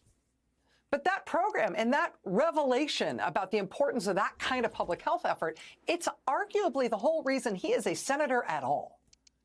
Hep B vaccination for kids is his origin story as a public servant. It is the one thing he most wants to be known for, and probably the thing he most is known for. At least so far. Because now he's the chair of the Health Committee in the second Trump term. And as the senator who chairs the Health Committee, he did just oversee the confirmation of Bobby Kennedy Jr. to be the nation's health secretary. And here's him on Hep B vaccination and what a stupid idea it is. The vaccine schedule immediately after they passed the Vaccine Act exploded because all these companies were rushing to get new vaccines onto the schedule. Many of them for diseases that weren't even casually contagious, like ridiculous diseases that are on that, like hepatitis B. Why would you give that? You get hepatitis B from, from sharing needles or from like going to a really seasoned prostitute or from sort of compulsive homosexual behavior. Compulsive homosexual behavior or going to a really well-seasoned prostitute. That's the only way you get hepatitis B. He intones on Joe Rogan's podcast, which is not at all true.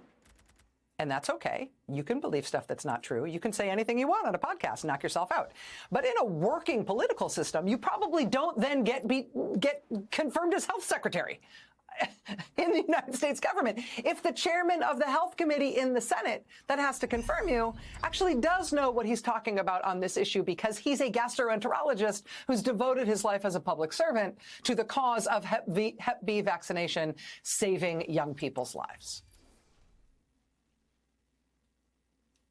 Senator Bill Cassidy, nevertheless, ate up that pile and cast his vote for Bobby Kennedy to be health secretary in the United States.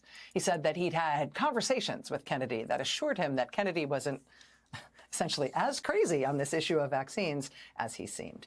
He also, though, in the confirmation process, got an explicit assurance from Kennedy that if he were confirmed as health secretary, he wouldn't try to change the vaccine schedule for American kids. Well, now Robert F. Kennedy Jr. has been sworn in as health secretary, and in his first full day on the job, wouldn't you know it, he confirmed that he definitely is going to look into that vaccine schedule, saying, quote, nothing's going to be off limits. Republican Senator Bill Cassidy of Louisiana hasn't been brave yet. He does not feel inspired by calls to man the barricades, to stand up for democracy. Honestly, he just does not appear to be inspired along these lines, like some other Americans may be. But he does chair the Health Committee in the United States Senate. And he did just vote to confirm someone who says that his physician's knowledge about vaccines is ridiculous. Because, what, Kennedy's sure that Bill Cassidy's 18-year-old patient must have gotten the hepatitis B from compulsive homosexual behavior or contact with a really well-seasoned prostitute.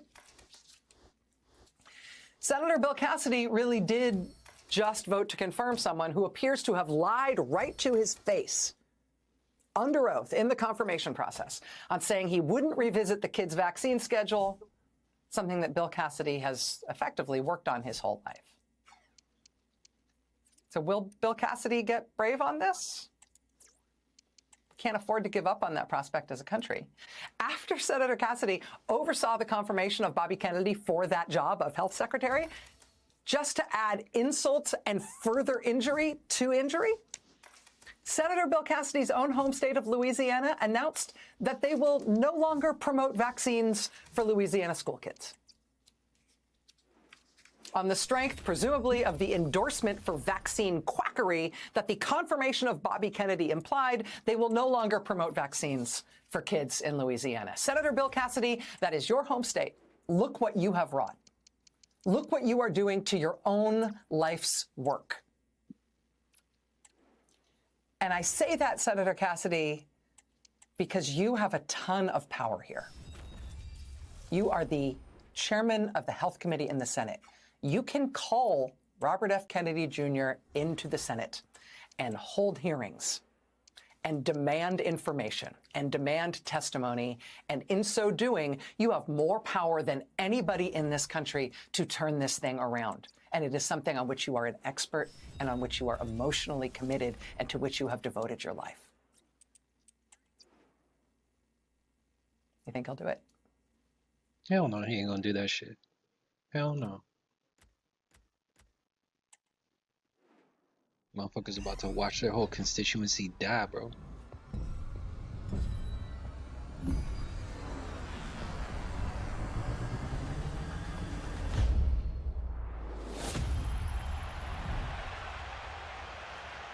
Martinez.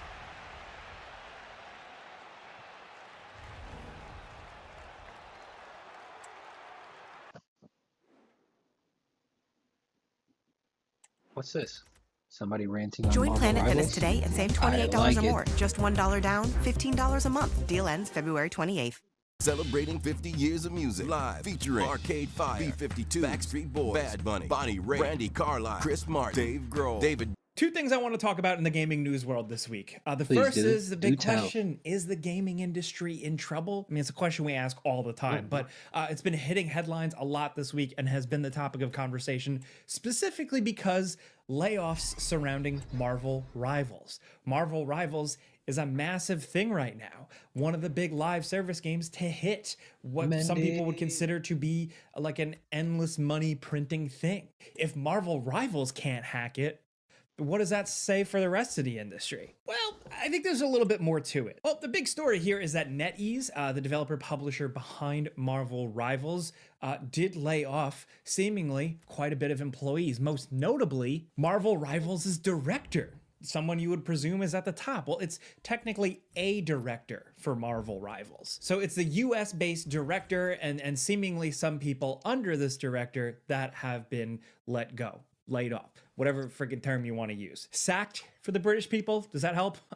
NetEase did put out a statement, and I quote, "We recently made the difficult decision to adjust Marvel Rivals' development team structure for organizational reasons and to optimize development efficiency for the game.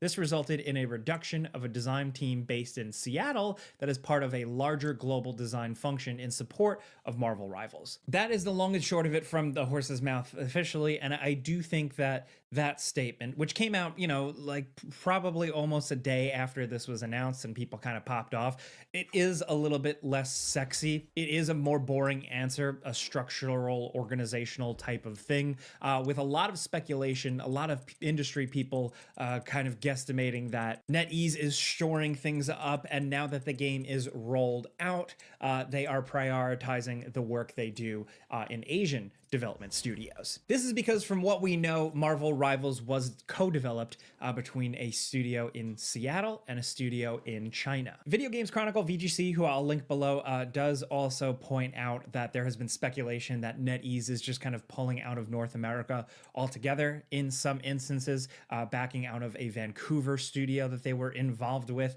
But I don't know. I think they still have significant investments both in North America and abroad. You know, yes, establishing studios and then kind of starting to walk away from them is one thing, but I think it's an unfortunate reality. And again, I'm talking as like an armchair person, not like a professional analyst or anything, but Marvel Rivals was made. It had a lengthy development. It is off the ground now. It is a success. It's like cracking the top charts. Of course, I think it cracked like the top 5, according to some analysts. And now the developer, publisher, parent company is shoring things up and keeping things under one roof. And what was maybe essentially in North America, like in Seattle, a support studio, they decided to give all those people the axe and focus it all in one condensed place. I don't know if that's right. I don't know if that's good. With the success of Marvel Rivals, it shows that it's not just always about success and failures and stuff. It's also the unfortunate reality of corporations doing corporation things, corporate restructuring, and all this bullshit that, yes, gives people the shaft. And at the end of the day, like, I think it's a good reminder to some people, like, whether corporations succeed or flop, they're still gonna do their thing, which is cut costs, save money, bottom line stuff. I don't really have like a good positive way to end that one, but I am curious to see where NetEase goes. NetEase is pretty massive at this point, and with game development in China really just continuing to bulk up, I'm curious to see where things go with it. Because on the one hand, for a lot of people, they just started out as kind of like, you know, that Asian mobile game company. They're now huge. And like I mentioned before, even if they pulled out of some things, they do have significant investments. They are funding studio veterans to make new studios, a Call of Duty veteran, a Resident Evil veteran, and they're funding like what seems to be now big AAA games. I'm curious to see where that goes, and then also, you know, despite the layoffs with Marvel Rivals, I don't think Marvel Rivals is going anywhere anytime soon. It is curious that they did reveal the new like Fantastic Four characters in the reveal trailer and stuff the same day that they laid those people off. To me, it almost gives the vibe that they were trying to like bury that news when you search Marvel Rivals. I don't want to get too like conspiracy theorist or anything, but that just seems like shitty PR. Anyway, let's move on. Hey, now before we keep going, this video is sponsored by Vessi. If you're new around here, Vessi has been a long-time sponsor because they just provide dependable, comfortable footwear. They got a variety of different shapes, colors, sizes for every type of person, every type of situation, but the biggest selling point for me, and probably for a lot of people, is that they're 100% waterproof, but they don't feel like a waterproof shoe. They're keeping your feet cool in the summer, they're keeping your feet warm in the winter, specifically right now, that's been really good, and specifically with their style, the Chelsea. Maybe, you know, with the winter right now and snow out there, you're looking for something that's kind of a boot, but a little bit more stylish, easy to slip on and off. The cool high top design, and then of course the fact that these are, once again, totally waterproof.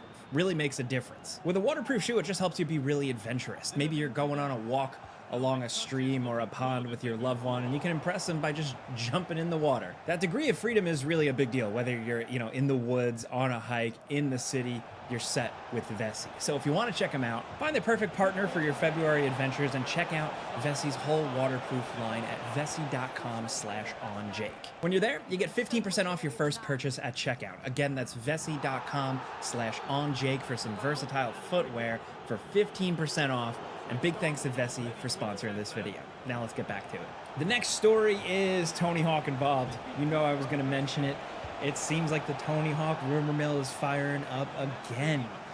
This is a follow-up to a couple of months back, Tony Hawk teasing that they want to do something and that he has been talking to Activision. You may remember on social media I did that, like, I recreated the scene from Goodfellas.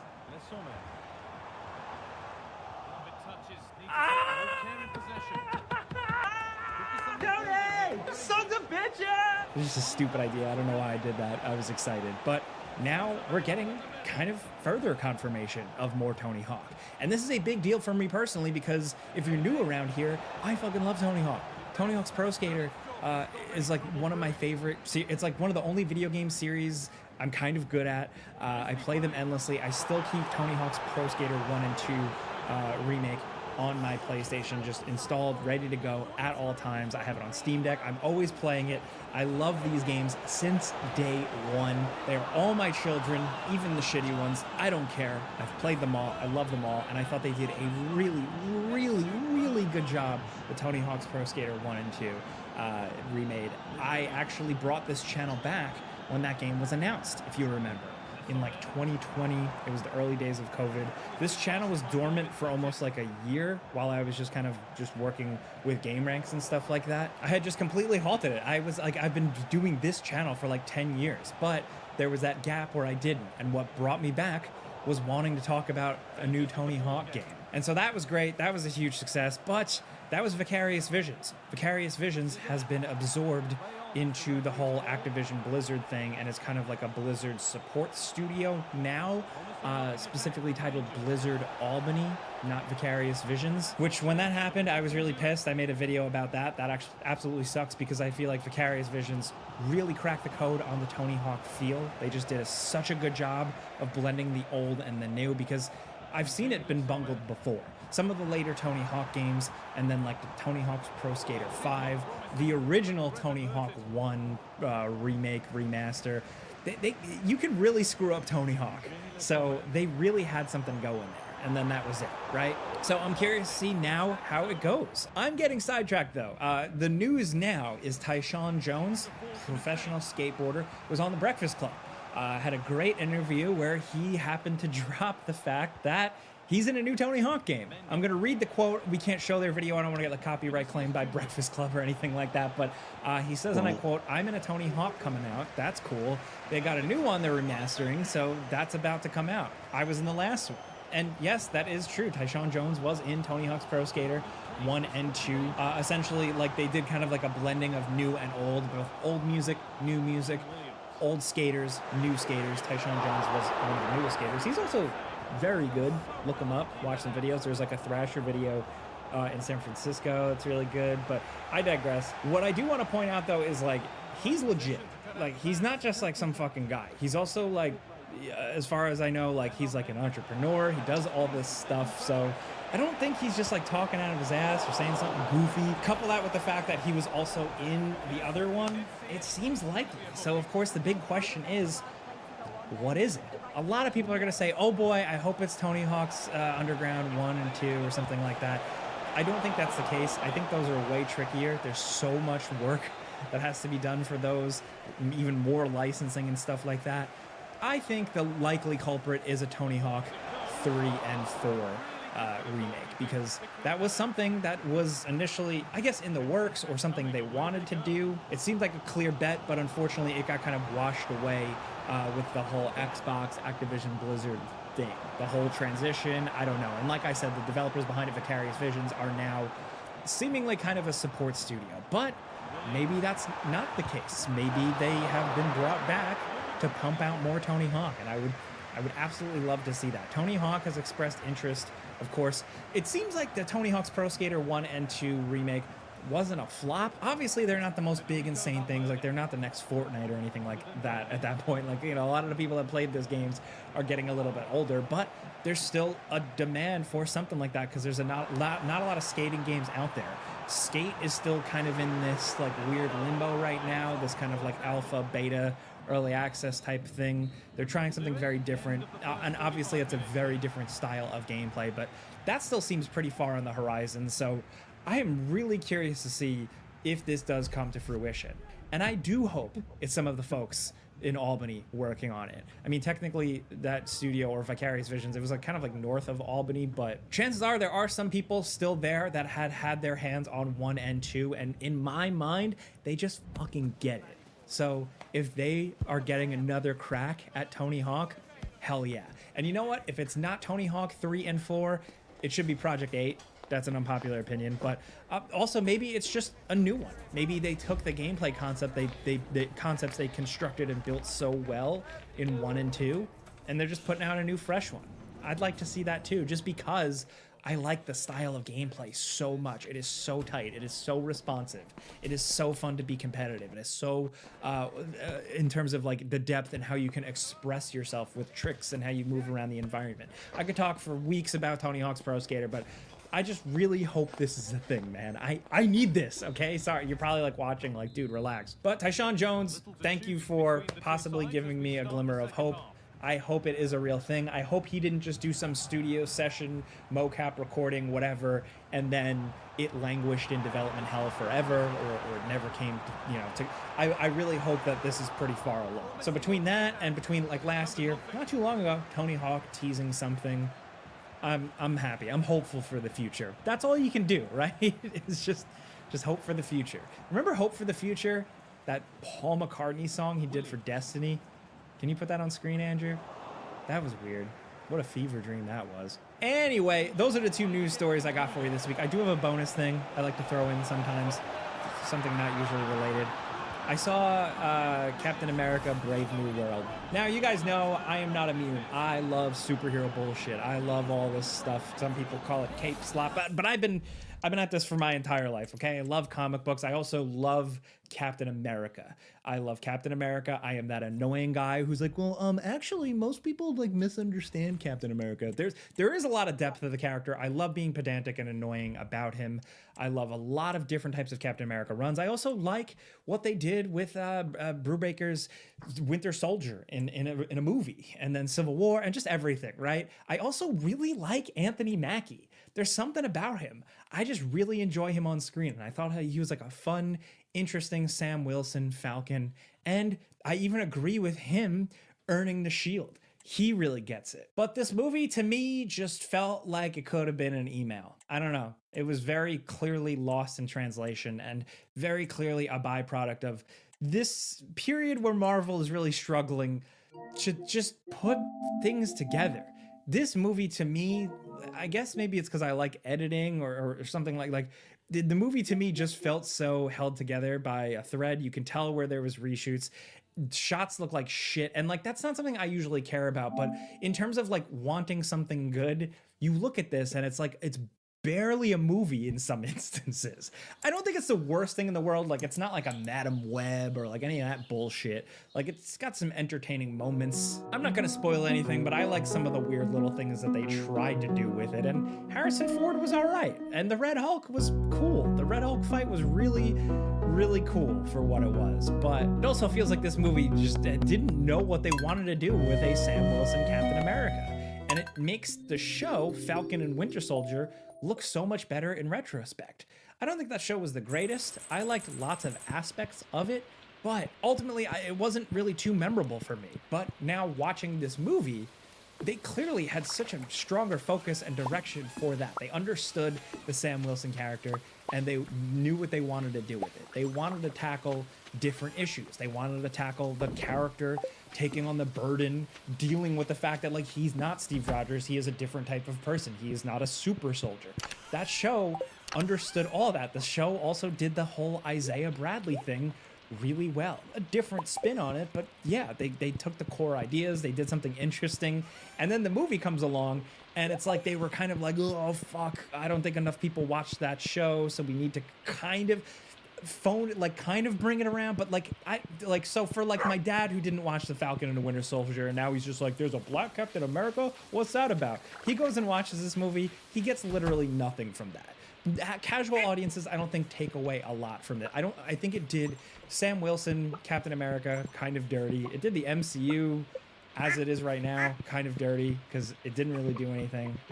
It also did the Isaiah Bradley thing dirty. It also kind of, actually, believe it or not, the only thing it didn't do dirty is the Edward Norton Incredible Hulk movie, which is just a bizarre choice. But hey, whatever. I just wanted a little more, but I got barely a story. I got action and stuff that mostly looked like crap. I don't think it is the worst MCU movie. Like I said, there are some redeeming things. Some of the action scenes are all right. Some little laughs are all right. The fact that they wasted Giancarlo Esposito on like a throwaway bootleg Sidewinder really drives me insane. But anyway, I could keep ranting. I like my comic book characters. I like mashing them together. I like seeing weird things, and there's a lot of things that I did like that, again, are kind of in spoiler territory, but I'll just leave it at that. Captain America Brave New World for me, like on my Letterboxd or whatever, I think I gave it like 2.5 stars out of 5. And it's mostly just because like I think I hold a lot of these characters and these stories and these things in high regard. And the thing I watched, while not the biggest disaster, to me just felt like it wasn't really worthy. That's what I got for you this week. Go read a comic book. Now, I want to hear from you guys in the comments what you think about Marvel Rivals and them laying off a director and the Seattle North American studio. What's up with that? Let's talk about that, but let's also talk about your hopes and dreams for a new Tony Hawk. You think Tyshawn is talking out of his ass? You think he's for real? Like I said, I think the evidence points to it possibly being for real, but let me know what you think, what you would want from a new Tony Hawk. If you saw a Brave New World, let's chat. Let me know anything you want in the comments. I like talking with you guys, but if you want to yell at me directly, you can find me on all the platforms, basically. Just look up @JakeBaldino. Of course, I put out videos all the time. I just put out a Kingdom Come Deliverance 2 review if you want to check that out. But every Wednesday here, I do 2 news stories that I want to drill into that I find personally interesting. But of course, you can catch me on Game Ranks, on the Before You Buys and stuff like that. Either way, clicking the like button helps if you get what I'm trying to do here. I'm just talking about stuff I like, stuff I love, so that's it. I'm Jake Baldino. Subscribe because video games. Pizza's on me. See ya.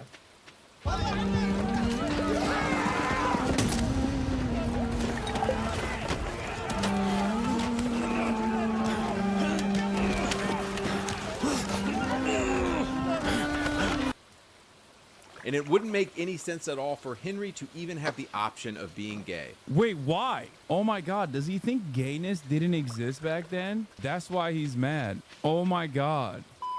So in case you didn't hear the news yet, Henry has the option to be gay in Kingdom Come Deliverance 2, which is a dramatic departure from the based Christian First game. There's a let's check in on my favorite gaming channel after Asmongold Gaming, and that is Andy Pants Gaming, my goat. What does he have to say about Kingdom Come Deliverance? For me, I don't care about whether or not a video game can run on my PC. I don't care if a video game has good, like a competent physics engine, if it's actually captivating, if it has like captivating plot lines, if it looks good. I don't care about any of those things. What I care about is the game woke or not? Okay. What is this? I'm really disappointed to be on a platform where this type of content is allowed. Dude doesn't like a video game, so he decides to push his agenda, use slurs to describe a video game he hasn't even played. I'm sure advertisers would love to see this as a top result when searching one of the biggest games of the year. Usually I'm very proud to be a YouTuber, but today just made me extremely ashamed. Do better. There's a scene where you and your best friend Hans are hanging out, and you playing as Henry can choose to kiss him on the mouth and pursue a gay relationship. It's disgusting. I think it's pretty funny to get mad that dudes were doing gay in that era. Like, yeah, dude, you're right. That didn't happen. He's like, oh, it's disgusting because I really want to do it myself. I really want to kiss my homies in the mouth as well, but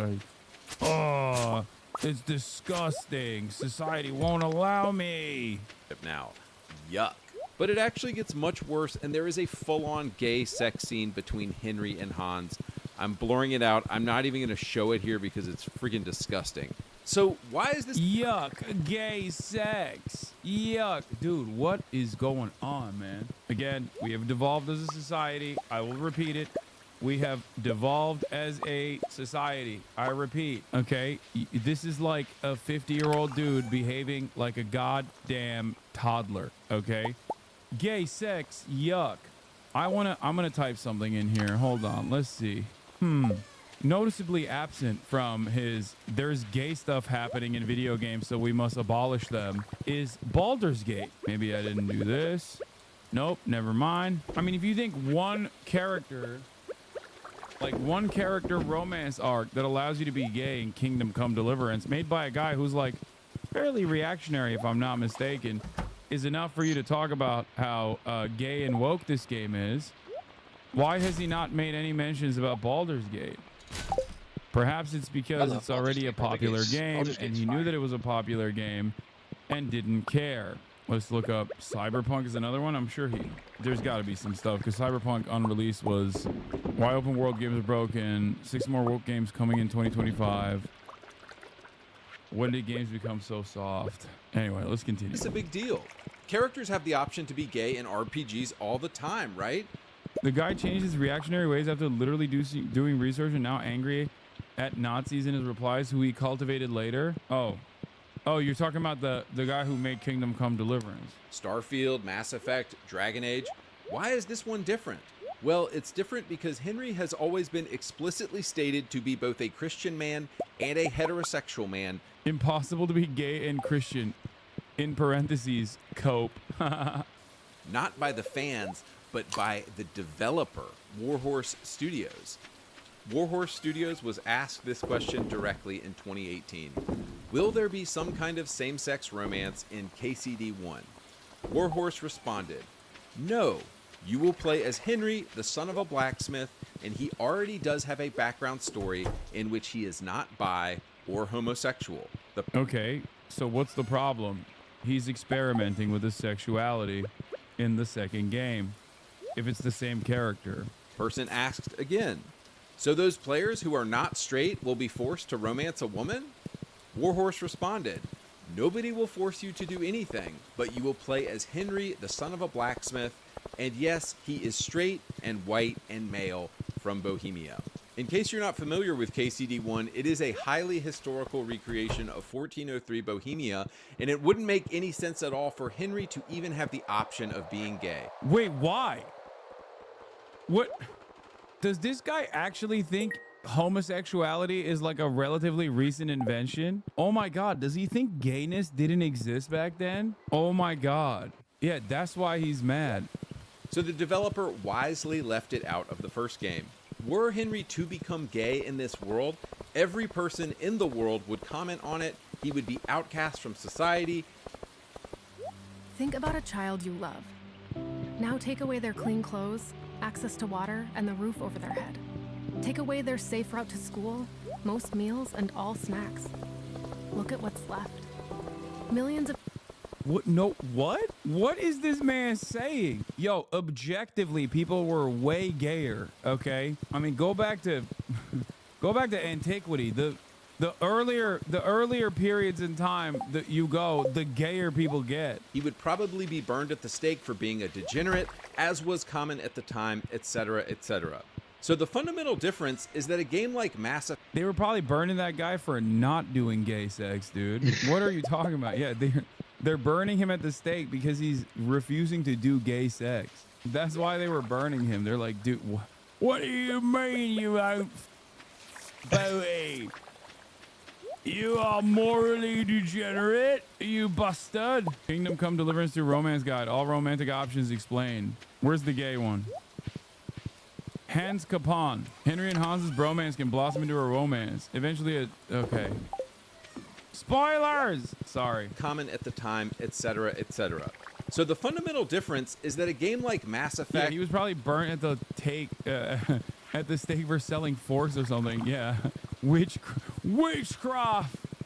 What is this pagan tool you claim we must use?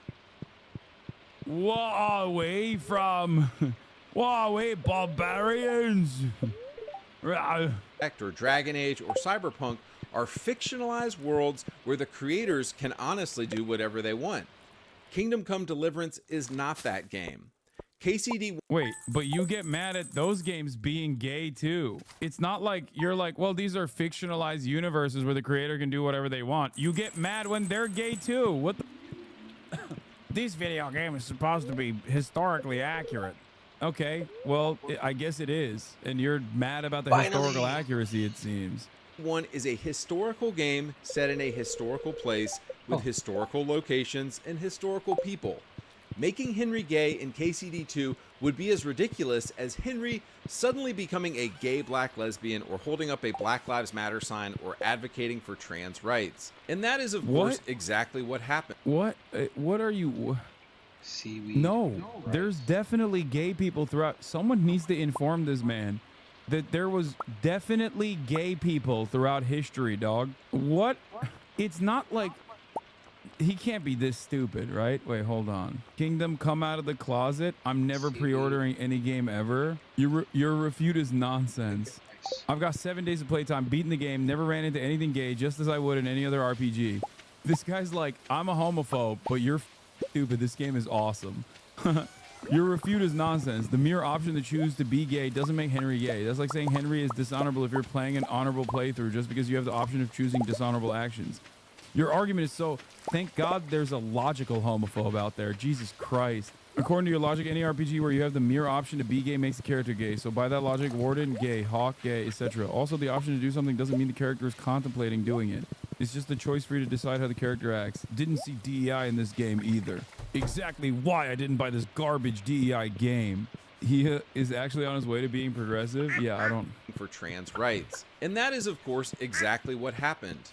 In 2019, Warhorse was purchased by Embracer Group. Embracer Group has specific diversity quotas and representation goals they have to meet.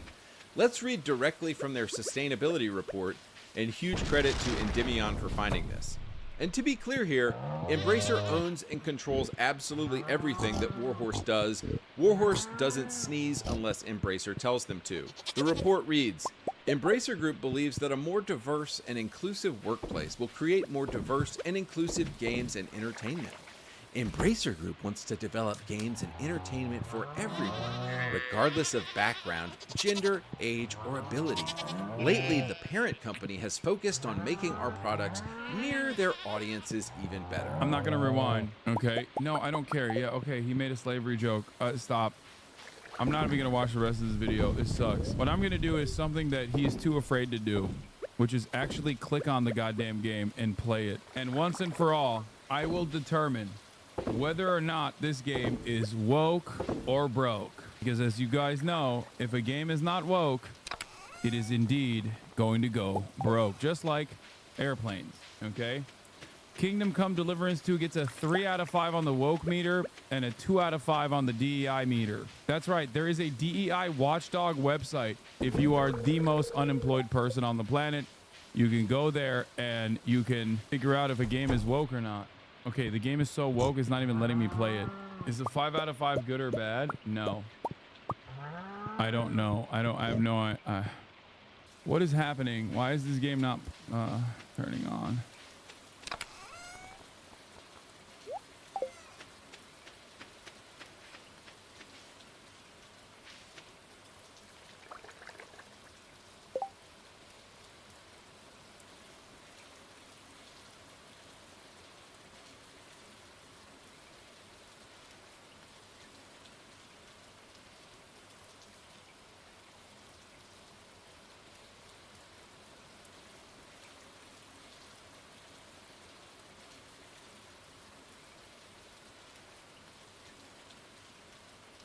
What does 200% more power mean? It means I drill 200% more.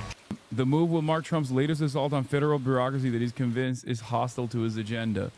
Like he has with Elon Musk's Doge effort, Trump will also cite his concerns about the millions of dollars some of the committee's cost taxpayers, officials said. Trump will...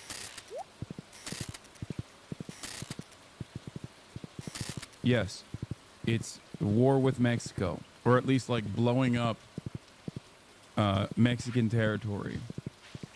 CIA has been covertly flying MQ-9 Reaper drones over Mexico to spy on drug cartels. Current and former officials familiar with the matter told CNN part of Trump's shift to treat cartels like orgs. Also, it is pretty funny to fly Reaper drones to figure out what the cartel is doing instead of just asking their guys, you know, who are either currently working with the cartel or in the past worked with the cartel. Just call up the guy, just yell at the guy sitting on the opposite side of the room to be like, hey, what's the deal? What's the deal with the cartel file? Can you pull it over here? I just want to take a look.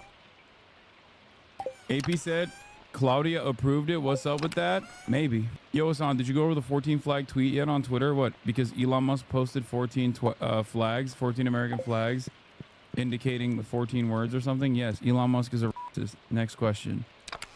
Defense Secretary orders military to prepare for major budget cuts. Yeah. It was issued the day before President Donald Trump endorsed the House's budget plan, which includes a $100 billion increase in defense spending, suggesting a major disconnect within the administration. So, while Trump is claiming that he wants 8% budget cuts on the Department of Defense, on the other hand, he already signed off on $100 billion of increase in defense spending. Current defense spending is nearing $1 trillion. It's like around almost 900 billion.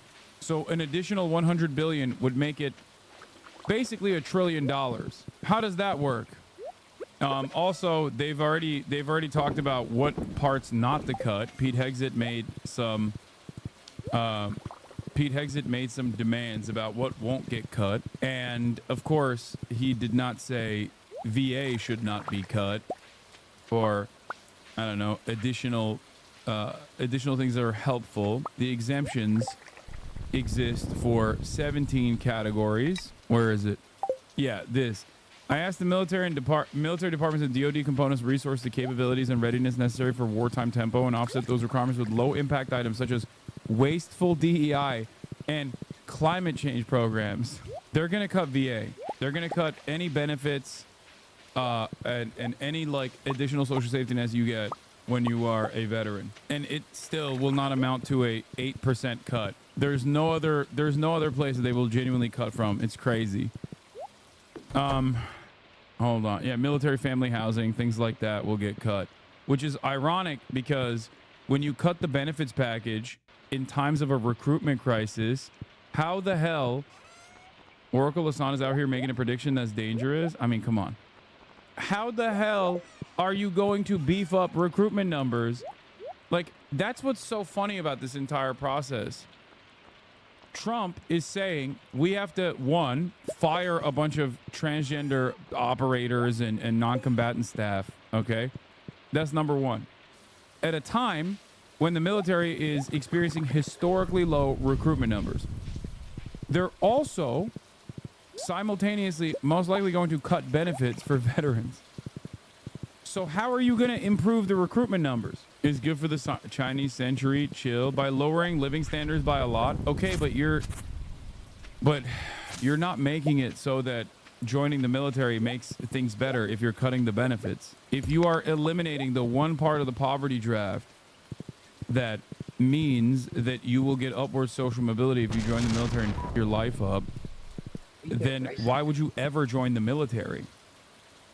It's all good. Don't worry. Asmin's chat's going to join. Yeah, that's right. I have it on good authority that Asmin's neckbeard army was talking about how, you know, now that they said they're banning transgenders from the military, I really thought about joining the Marine Corps, brother. Yeah. Also, speaking of which, the CIA, as far as the CIA surveillance, the drones are not armed, and the CIA has flown surveillance drones to hunt cartels since inside Mexico before, according to a former and current U.S. official, under at least one small program that partnered with Mexican authorities. But the more recent flights were communicated to Congress using a particular notification reserved for new or updated covert programs that the CIA intends either to conceal or deny, a source familiar with the matter said, suggesting that the flights represent a distinct escalation. CIA declined to comment specifically about the drones. A spokesperson said broadly that countering drug cartels in Mexico regionally is a priority for the CIA. They're like, we built it, now we break it. That's crazy. I can't believe the CIA. I thought Donald Trump was ending wasteful government spending, and here you have the CIA surveilling more of the CIA, but in another country. This is weird. This is weird to me. It doesn't exactly show that you're cutting wasteful government spending if you're making the CIA surveil itself. Weird. A Transition Doc 2025 Agency Action Plan reviewed by CNN said that the admin should do a treat counter drug cartel work as a form of counterterrorism, and to use those authorities and unique resources appropriately, including by moving resources from other regions if necessary. Trump plans to sign an executive order to eliminate or dramatically diminish a handful of federal advisory committees like the United States Institute of Peace, according to administration officials. Okay, this one's fair. To be fair, like, I mean, what kind of success have these guys gotten so far? They have had a horrid track record. Okay, like where were these guys during the endless bombing campaign that amounts to a genocide in Gaza? I don't know. The executive order, which the president plans to sign on Air Force One, will target organizations like the United States Institute of Peace and the Inter-American Foundation. The order is similar to his assertion Tuesday night that he has direct authority over boards and commissions like the FDIC, SEC, and CFTC. Okay, dude, Jesus Christ. The move will mark Trump's latest assault on federal bureaucracy that he's convinced is hostile to his agenda. Like he has with Elon Musk's Doge effort, Trump will also cite his concerns about the millions of dollars some of the committees cost taxpayers, officials said. Trump will also require his cabinet to scrub their departments and submit a list of additional committees and boards with termination in the next 30 days. Among the groups that Trump will single out for termination or reduction, the Presidio Trust, a federal agency that manages large parts of the Presidio in Speaker Emerita Nancy Pelosi's San Francisco district. The U.S. African Development Foundation, which invests in African grassroots enterprises. The Presidential Management Fellows Program, which is designed to train academics and other qualified applicants on how to serve in the executive branch. Yeah, we don't want academics in the executive branch. Why would we want? More boxes, more options. Grainger has over 1,700 box types in stock and ready to help you pack, store, and ship everything. And you can count on Grainger to deliver your boxes fast. Count on Grainger for boxes. Call or click Grainger.com/boxes today.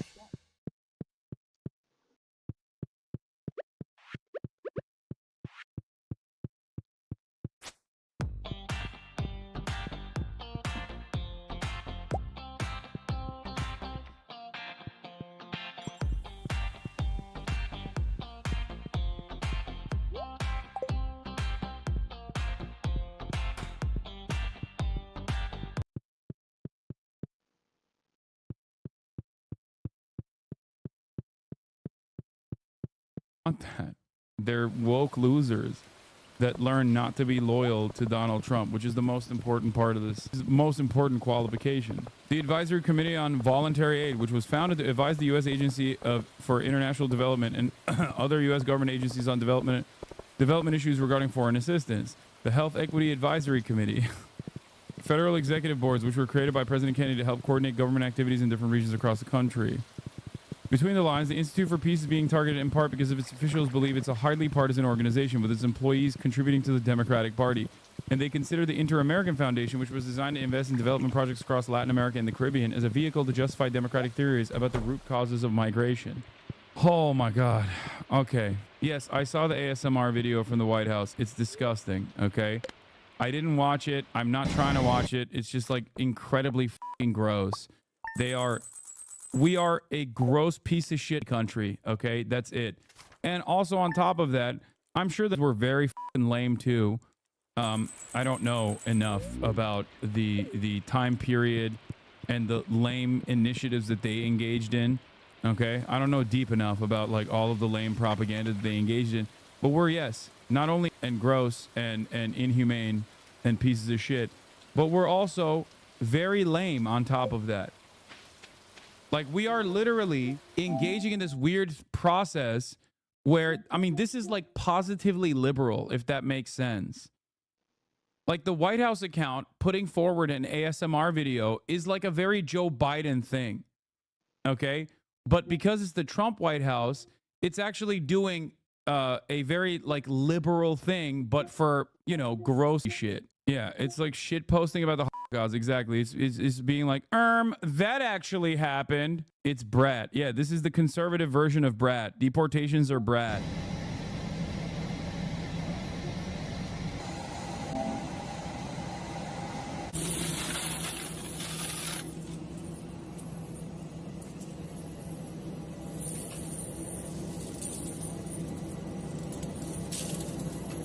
They really did. Like, that's a human that you have put in chains. You know what I mean? Oh, how cute.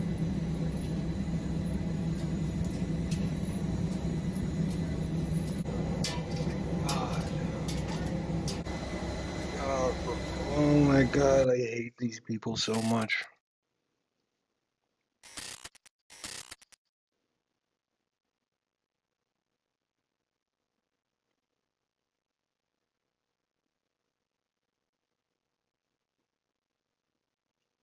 Thanks, everybody, for joining me to discuss a very, very serious issue.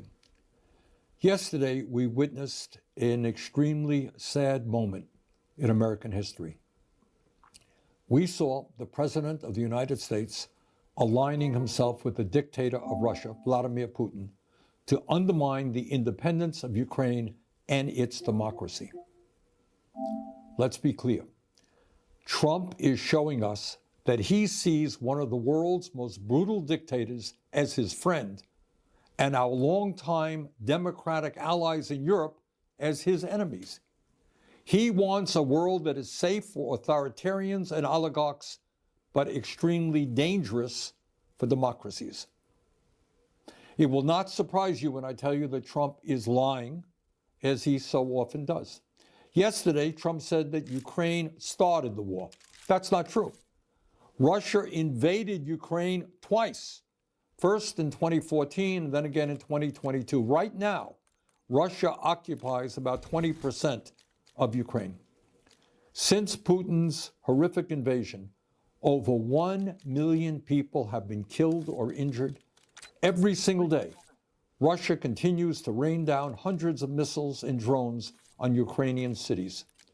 Putin's forces have massacred civilians and kidnapped thousands of Ukrainian children, bringing them back to Russian re-education camps. These atrocities led the International Criminal Court to issue an arrest warrant for Putin in 2023 as a war criminal. Further, Trump called Ukrainian President Zelensky a dictator. That's not true either. Zelensky won 75% of the vote in free elections. In fact, his approval rating is higher than Trump's. In the midst of a brutal war, Ukraine's parliament continues to function and free and unfettered political debate takes place. Trump claimed that our European allies have done little to support Ukraine in its fight against Putin's invasion. He said the United States has contributed 3 times more than Europe. But that's another lie. In fact, Europe has provided more aid to Ukraine than the United States. But it's not just that Trump is lying again. That's not new. It's what this all reveals about where he wants to take our country, and in fact, the entire world. Trump is cozying up to Vladimir Putin. So who is Putin? And what kind of world does he want to build? Putin is a dictator who crushed Russia's movement for democracy after the end of the Cold War. Russia holds sham elections every 6 years where Putin wins 90% of the vote, and authorities don't even try to hide their ballot stuffing. There is no freedom of speech or free media in Putin's Russia. Protests are violently suppressed. Tens of thousands of people are imprisoned for protesting Russia's invasion of Ukraine. Political dissidents are harassed or thrown into jail. The bravest, people like Alexei Navalny, are killed outright. Hundreds of thousands of Russians have fled Putin's brutal regime since his invasion of Ukraine. But Putin has maintained control in his country by offering Russia's oligarchs a simple deal. If you give me absolute power, I'll let you steal as much as you want from the Russian people. And that's why in a country where many are struggling economically, Russian oligarchs have stashed trillions of dollars in offshore tax accounts. That is the Russian leader that Trump admires. That is the Russian oligarchy that he supports. But that is not the perspective of the American people. We know, and we are proud of, the fact that the United States of America is the longest standing democracy in the world. We know that many hundreds of thousands of brave Americans over the years have fought and died to defend democracy. We also know that our allies in the world are those countries that believe in democracy, not authoritarianism. In this critical moment in our history, I hope that every American, regardless of political perspective, will stand tall and say yes to democracy, no to oligarchy, and no to authoritarianism. Thank you very much.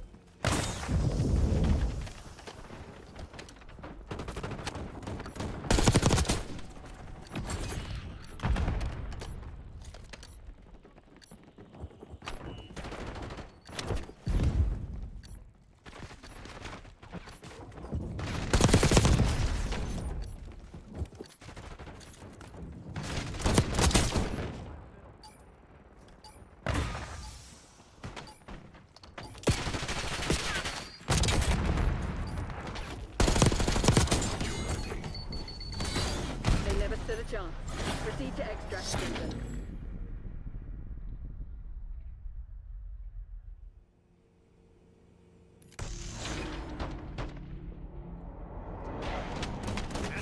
Here's what a whole home water filtration system should cost in 2024. Tap below to check pricing. Well, today at 2:31 p.m. exactly, the White House posted on social media, congestion pricing is dead. Manhattan and all of New York is saved. Long live the king, President Donald J. Trump. And I'm sparing you what was attached underneath those utterly insane words. It was a deeply perverse rendition of Donald Trump on what was designed to appear to be a fake Time magazine cover with him wearing a gold crown that he imagines kings wear every day.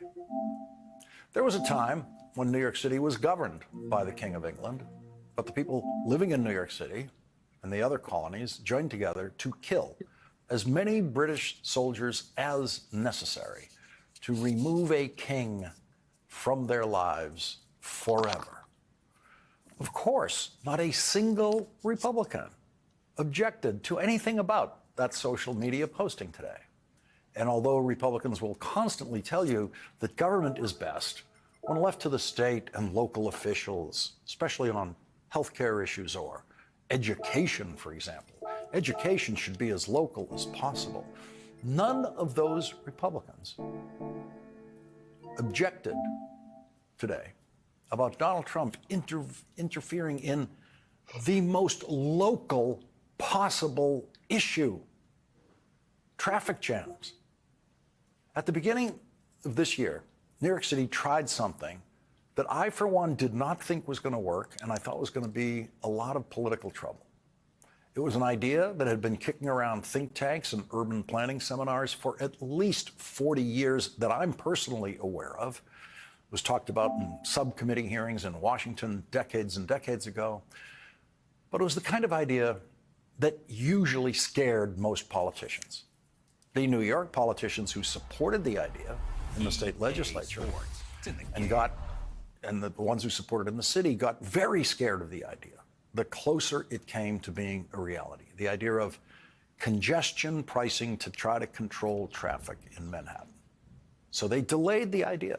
They delayed the idea, that long-held dream of urban planners, congestion pricing, in effect, electronic tolls invisibly applied to cars venturing below 60th Street in Manhattan. It was a desperate attempt to try to do something about 100 years of increasingly unbearable New York City traffic. And as the deadline for implementing congestion pricing approached, politicians began to fear the wrath of every New York City car driver, while the governor had to worry about the wrath of suburban New York drivers also. Politicians who supported congestion pricing as the implementation day approached worried that they wouldn't get any gratitude at all from most New York City residents who don't even own cars. New York City is the only city in the country where most people do not own cars. And at the last minute, they dramatically reduced the toll pricing in the congestion pricing plan.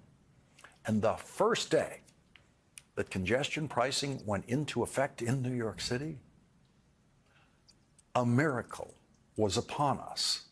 I got into a car in lower Manhattan and speeded up to Midtown on the FDR Drive at the highway speeds that road was designed to allow for the first time in my life. The ride that normally would take at least 45 minutes took 20.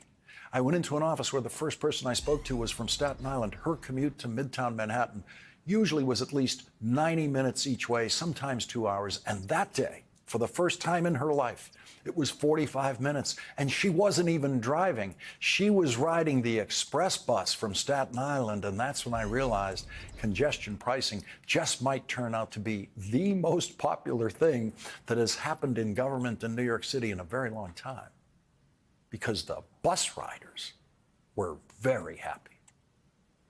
New York City roadways intersect with the interstate highway system. So there are 3 levels of governmental interest involved in congestion pricing: the government of New York City, the government of New York State, and the federal government.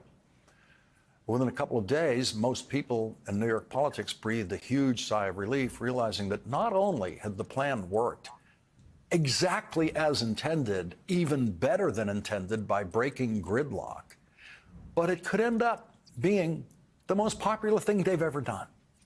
President Biden signed off on the federal government's okay for New York City's congestion pricing plan last year. And today, 2:31 p.m., Donald Trump announced that the king was ending it all, or trying to end it.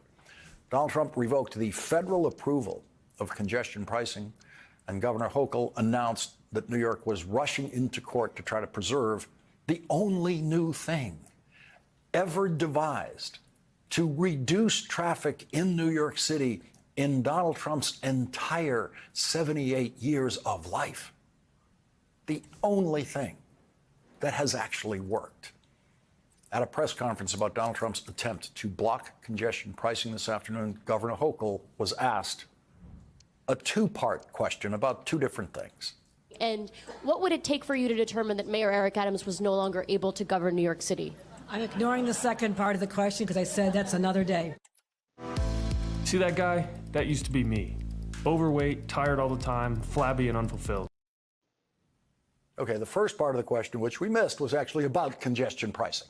And then there was a question thrown in there about Eric Adams, which the governor then didn't want to answer. The governor then turned to legal experts with help for the questions about congestion pricing and where that case was going to go. Now, it has been falsely reported day in and day out, pretty much everywhere in the news media, that the governor of New York has the power to summarily fire the mayor of New York. That is not true, as I explained here last night, but it bears explaining again, since it's apparently a difficult lesson for people to learn, especially in the news media. The governor of New York only has the power to initiate a process that has never been tried before to remove the mayor of New York only after a hearing in which the mayor would be allowed to defend himself and be represented by as many lawyers as he wants, who would be allowed to call as many witnesses as they want. The rules for such a hearing do not exist. They would have to be created by the governor, because in this kind of hearing, which has never occurred, the governor plays the role of the judge and therefore would have to be there every minute. The governor also plays the role of the prosecutor in that hearing, presenting the evidence against the governor. And the governor plays the role of the jury in that hearing and would have to make the final fact-finding and render a verdict. Every aspect of that process that has never been used before and has been never tested for due process, every bit of it could be appealed in court. And such appeals could be fought all the way to the United States Supreme Court, and that could take years. So, no, the governor does not have the power to fire the mayor. Just have a hearing about the possibility of removing the mayor, and in that hearing, if the governor decided to have one, she would not be able to use any of the criminal evidence collected by the FBI and presented to a federal grand jury, which led to the criminal indictment of Mayor Eric Adams on bribery and other charges. So there would be zero criminal evidence available to the governor to consider in such a hearing. Zero.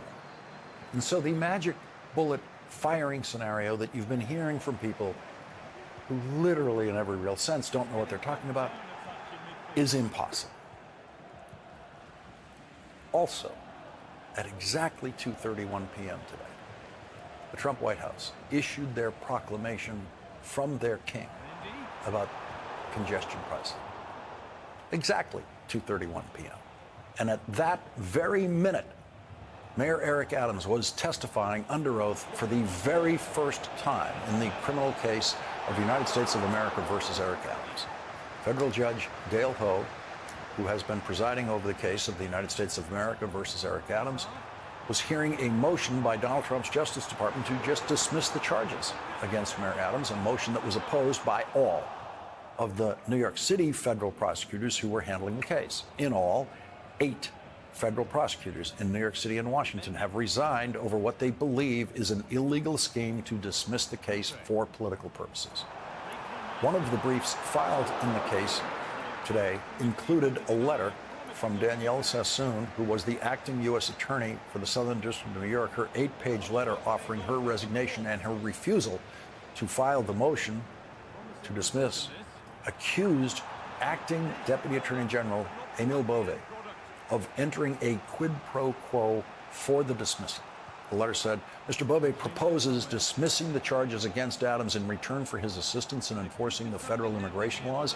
The reasons advanced by Mr. Bove for dismissing the indictment are not ones I can, in good faith, defend as in the public interest and as consistent with the principles of impartiality and fairness that guide my decision-making. Danielle Sassoon's letter also reveals that she and her team of prosecutors were ready to bring an additional indictment against Mayor Adams, saying, "We have proposed a superseding indictment that would add an obstruction conspiracy count based on evidence that Adams destroyed and instructed others to destroy evidence and provide false information to the FBI, and that would add further factual allegations regarding his participation in a fraudulent straw donor scheme." Emile Beauvais could not find any attorney in the Justice Department willing to stand in front of the judge today and argue in support of that motion. We saw the unique spectacle of an acting Deputy Attorney General appearing as a litigator in court, which they virtually never do. One of the prosecutors who quit rather than stand up and tell the judge what he believes to be lies in the courtroom today, said in his resignation letter last week that he was confident that Emile Beauvais would be able to find, quote, enough of a fool to do it.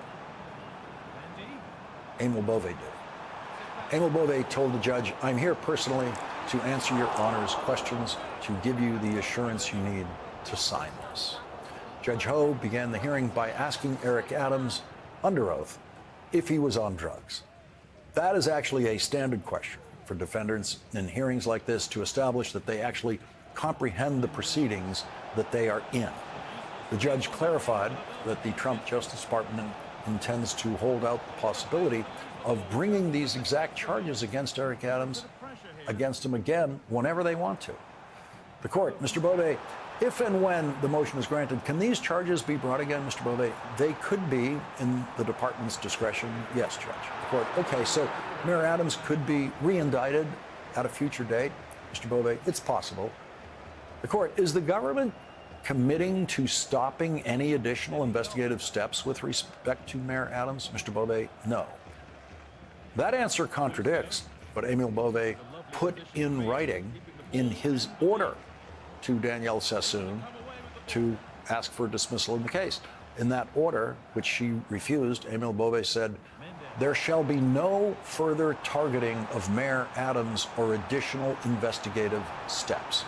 Now, you really don't want politicians like Eric Adams to know that the FBI has been ordered not to investigate him.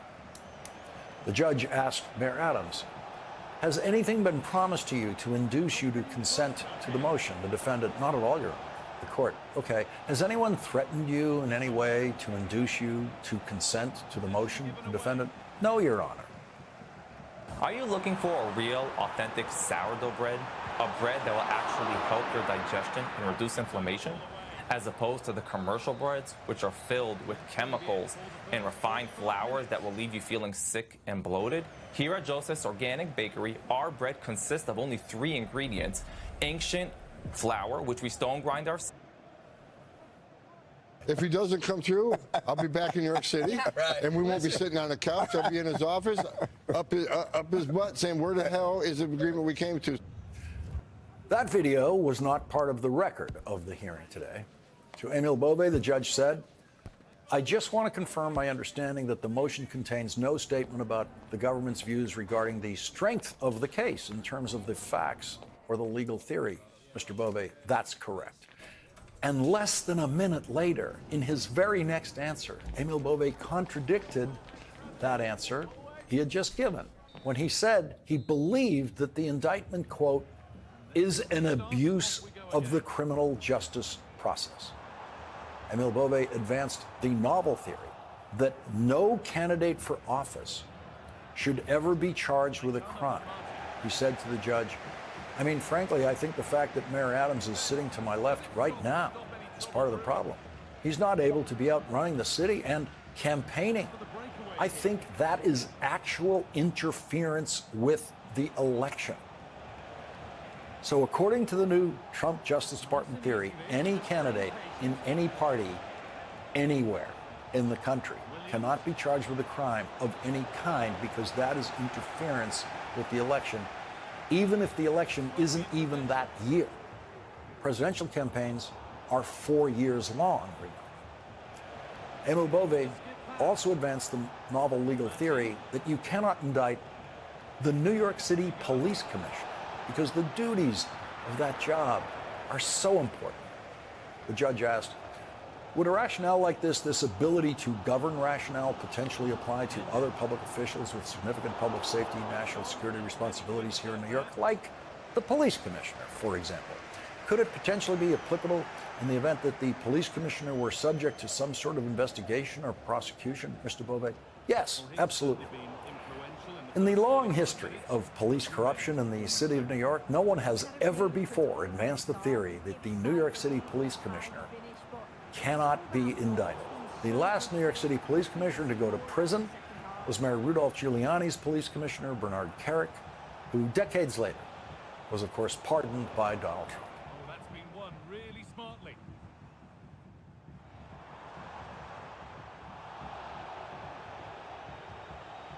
Was it or wasn't it? No foul in the ref's view.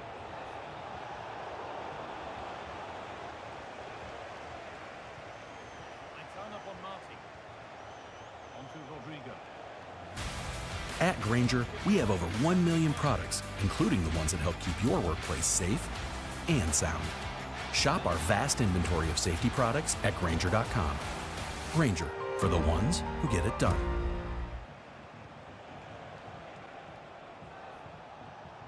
Velvet touches give the ball away. Across America, predicting the outcome of the big game just got a whole lot more interesting. Because with Crypto.com Sports, you can make your predictions about the results. Trade on the outcome using dollars or crypto. And if your prediction is correct, you profit. On the web, in the app, and best of all, in all 50 states. Check it out now at Crypto.com or in the app, and trade your prediction on the big game.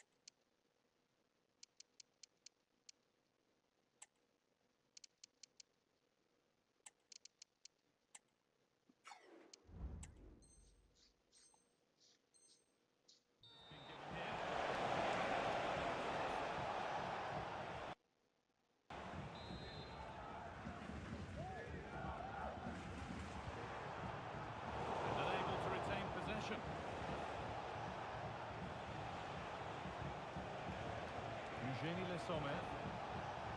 Fridolino Rolfo. On Marty. Real sense of urgency here from Velvet Touches. The promise of something happening is over.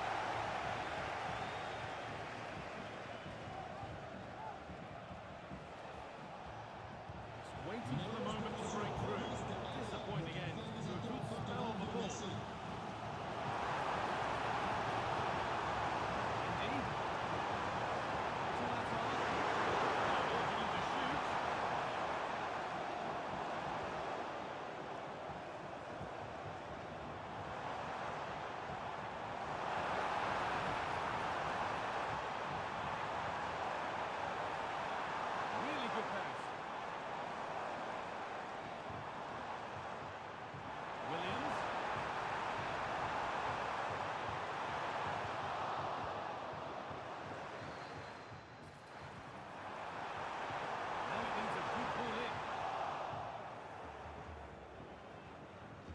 Very quick to close down. It's gone out. Throw in to come. It's gone out, and the pressure told that.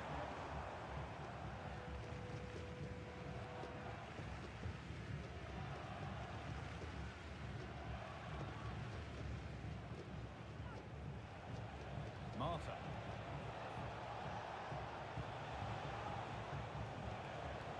Eugenie Le Sommer.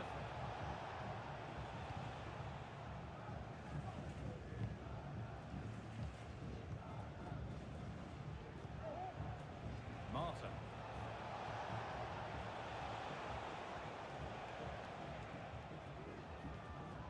Full time is looming.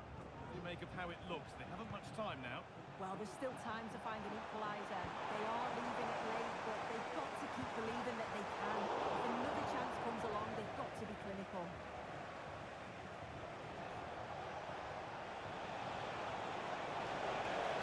Have to go a long way with this.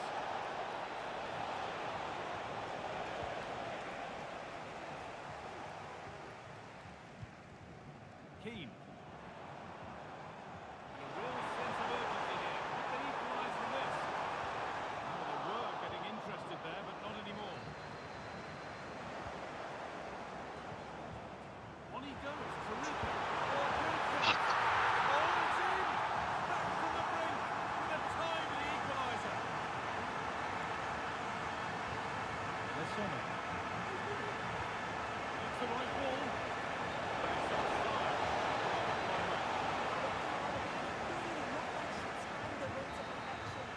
There is the final whistle, and very little to split the two sides when all's said and done. Sue, what are your thoughts on the away performance here? Well, they kept going till the...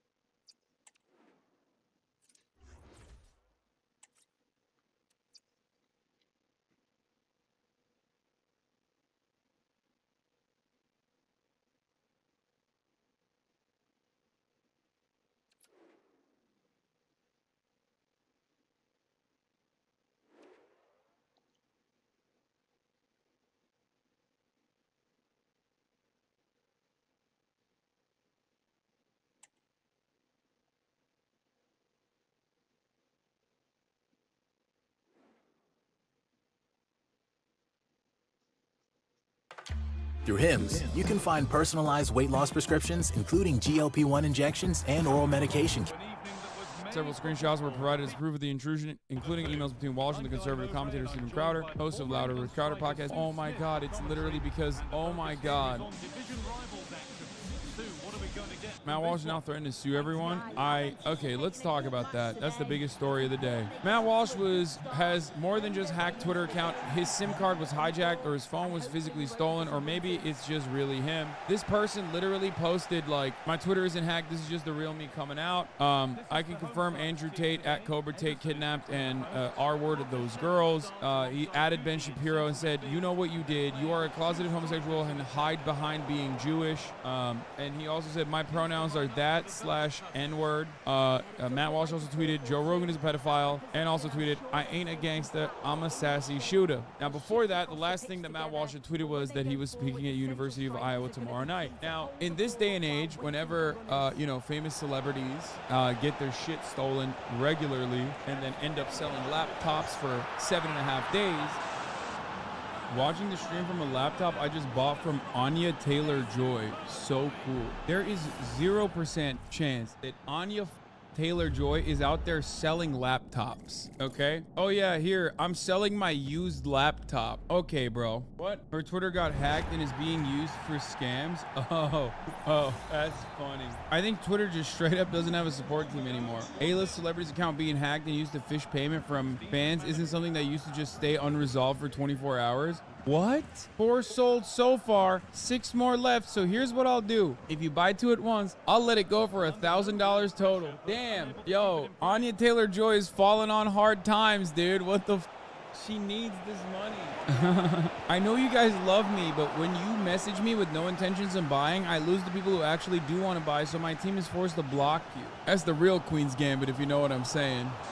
Those celebrities don't have the unfettered access, the unrestricted access to Elon Musk that everyone's favorite, everyone's favorite anti-trans stochastic terrorist has, which is precisely the reason why Twitter immediately took action and deleted all the fake tweets from the hacked account, and also protected Matt Walsh pretty aggressively. That protection also extended to journalists who were trying to figure out who hacked them and why they hacked them and what kind of information they had access to, they were privy to. Okay, this in and of itself is certainly, like, this action is certainly illegal. It's I hate to see it. I mean, really messed up, guys. I am really so I'm mad. Okay, now that I said that though, Matt Walsh is back. He's on Twitter and he is threatening to sue anyone and everyone. Over the last year, my family has been harassed, threatened, doxxed, and now we can add hacked to the list. Apparently the hacker had an insider who gave him access to my phone. A lot we still don't know. No, what ended up happening is what is known as SIM swiping, a process in which someone will social engineer themselves as though they are a loved one of Matt Walsh, or someone like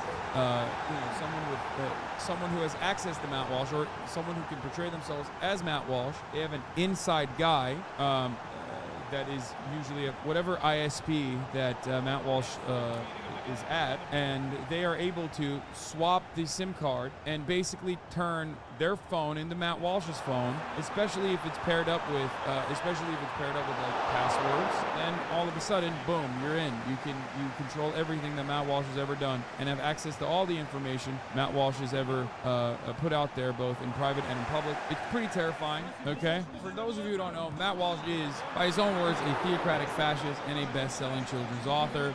He is one of the worst anti-trans accounts on here, and of course, for that reason, Elon Musk loves him. And the journalist Del Cameron, who wanted to contact the hacker, was banned after writing an article and reaching the hacker and writing an article about why the hacker hacked Matt Walsh. That's right. And when he did that, Andy Ngo and all the other weirdos chirped about the dude, and Elon Musk turned around and banned the hacker. I mean, this level of like personal attention for one individual Twitter user is wild to me, but not unexpected from Elon Musk. They do this all the time. Elon Musk literally runs this platform to get love from some of the worst motherfuckers on the planet, like Ian Miles Wrong or Andy Ngo. That's Mr. Free Speech for you.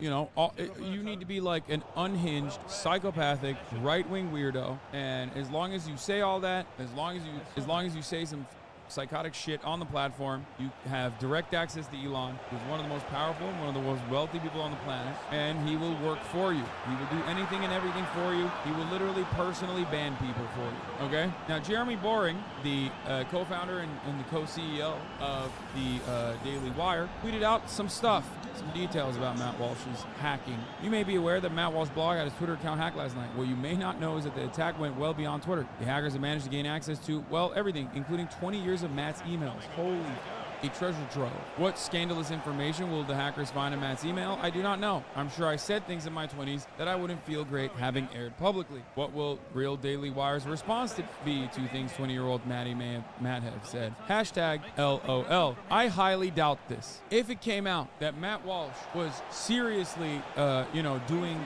criminal shit like pedophilia and whatnot, there is 0% chance that they would defend him. They would fire him. There are certain things that no matter what you say, there are certain things things that even the right understands is toxic, okay? And there are certain things that even the right understands and will release you for. If he is, for example, openly fantasizing about white supremacist ideology, okay? Straight up, like, not just like anti-trans shit, okay? 100%. You're crazy. You're absolutely crazy if you think that that's not the case. This hack, as terrible and as invasive as it is just another day at the office for us. Here's what happened in the last 48 hours. Why is he posting his L's? Very weird. First, Matt Walsh blog was demonetized on YouTube for violating some opaque, arbitrarily applied standard or another related to speaking on the biological truth about Dylan Mulvaney. I can't be more specific because the capriciousness is the point for these platforms. At the exact moment Matt Walsh was being hacked by criminals, Michael Knowles was being evacuated from Pitt Tweet from University of Pittsburgh because of a violent riot protesting a speech in which trans activists and sundry of other leftists burned Michael in an effigy and tussled with police. It is false, then for the good of society, and especially for the good of the poor people who have fallen prey to this confusion, transgenderism must be eradicated from public life entirely. The whole preposterous ideology at every level. Never miss a day with Curad Performance Series supports, tapes, and topical pain reliever. That's just the last 48 hours, and that is in addition to all the usual death threats, harassment, and corporate targeting that are our daily companions at their real Daily Wire. Do assholes on the right make death threats against, say, AOC? Sure, and damn them for it. The difference for us is that virtually every institution in public life agrees we should be removed and silenced. That's pretty funny. You say that because that's not the truth. You literally just talked about a highly paid speaking engagement that one of your guys was involved in. What are you talking about? Michael Knowles is going to get paid. I know how these things work, okay? On the right, I know how they work. On the left is different.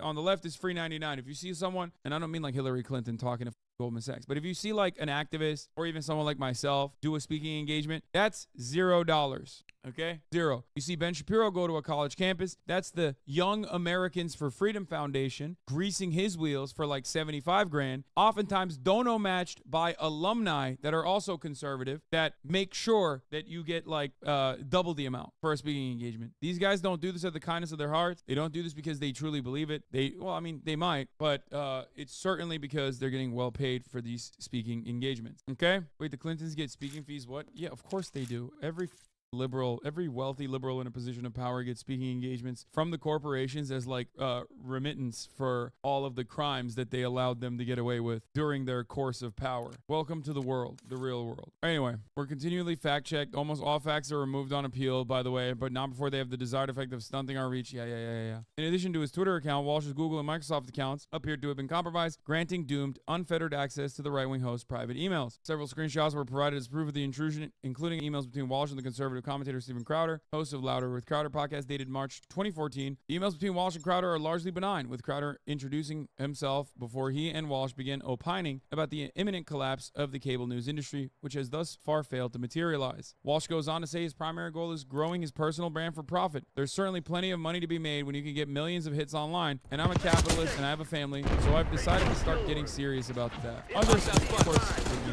they don't even they can lie about that. But yeah, I'm a capitalist, so I can be a bad person is always the funniest counter. Yeah. No, guys, left-wing people are the grifters. The hacker who acknowledged he was merely bored and felt like stirring up some drama. I noticed he panicked and removed his iCloud and stuff, Doom says, adding he didn't really care what Walsh had stored on it. I literally only wanted his Twitter account to make tweets, and it worked. Why would he panic? I mean, dude, come on. Come on, guys. Matt Walsh is a psychotic freak, but like he's still a human being. Like you would panic too if your shit was compromised. Come on now, let's be real. There's like private information on there, you know what I mean? Photos of his family and shit. Like, I'm not trying to humanize him because he is the worst scumbag on the planet. What's your opinion on anime? I think it's awesome. I have no argument for it. I have no argument for why it's satanic. It just seems that way. Oh my god.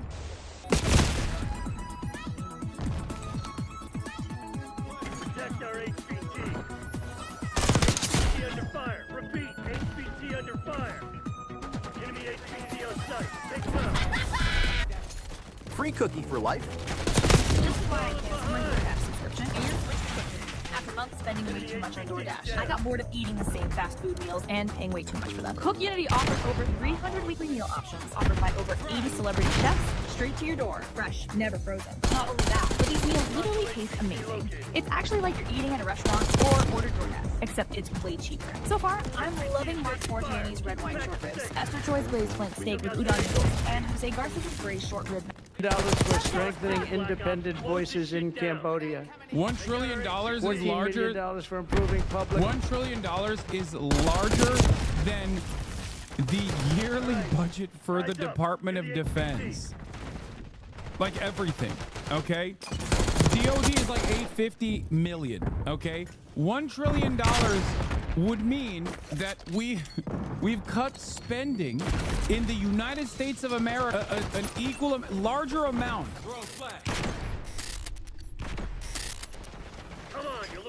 For government and government spending initiatives.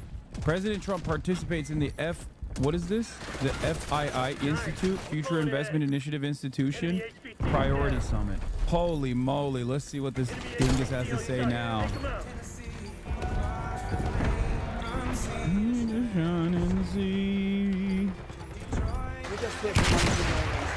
Here. And then I come to you in the workshop. Okay, I think politicians spend so much time arguing amongst themselves about the problem. Economics is really simple. I've got £10 in my pocket. If I go out and buy free... Yeah, I'm just like a government, yeah? But also, the government runs like a family, yeah? But also businesses. How do businesses operate without turning profit, yeah? A government is like a family, yeah? Not a business. It's even not like a business either. But even from that perspective, you should understand that you can make investments upon yourself and run a fucking deficit, especially when you're the United States of America, yeah? A deficit in it? Excuse me? I got 10 quid in me pocket. Simple as. What's credit then? I've never heard of it. Usury as I seen. Fucking idiot. This is the dumbest argument of all time, okay? Dumbest argument of all time. Well, here's why deficits are bad, okay? I'm a family. I have a family, and I make 10 pounds a day. I shouldn't be spending 11 pounds a day. 11 pounds a day, because then I run the risk of getting into too much debt. Are you the government? Anyway. Pints of beer in Cambridge, I'm probably borrowing money. If I carry on doing that, then I'm going to run out of money and I'm going to go bust. It's not difficult, guys. Just sit down, work out what the... I love that he is literally directing this at a fucking economist, this question, who was the finance minister of Greece. Country needs to do and work collectively because the together. Country does not operate as your budget does. We have a budget. But why not? Why not? Why not? Why not? I don't know. Even a company doesn't operate in the same way that your budget does, dumbass, because there's a limit to how much you can... There's a limit to how much debt you can incur as an individual citizen. You also don't have the same assets as a company does, for example. This is before we even talk about a government, okay? Country, total expenditure equals total income. In your life, you have a wonderful independence between your expenses and your income.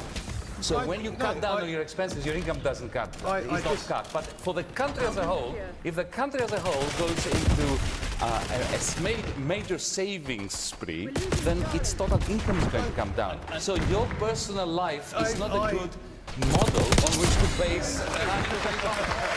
There you go. Well, he did it better than I did because he has a cooler accent. But it would have been better if he said, the government doesn't operate like your budget. You absolute donkey. Damn, everyone's clapping. You got absolutely destroyed. Get wrecked, bozo. Oh, it's awesome. It's the classic dumb guy trope to be like, well, my family budget works this way. Okay. That's not even how businesses work, dumbass. And even businesses are not the same as the government. Very popular. Wow. That's very nice. Sitting next to Elon. Wow, that's... You couldn't do better than that, huh? as well as my own special envoy to the Middle East, who's really done a fantastic job. Can you explain the difference? Okay, very quickly, I'm going to explain the difference, even though Giannis quite literally did. If the government goes in a spending spree, then people make less money. The government becomes less wealthy overall, okay? But in terms of corporations, which is something that you can understand as well, corporations run a deficit all the time. They take on more and more debt. Why? Because they reinvest it into developing, in the past, into developing, you know, new technologies and stuff. Now they don't really do that. But back in the day, they used to do that. You have to, here, in the simplest terms, you got to spend money to make money, okay? That's it. Savings. Okay? I misspoke. I f***ed it up. God.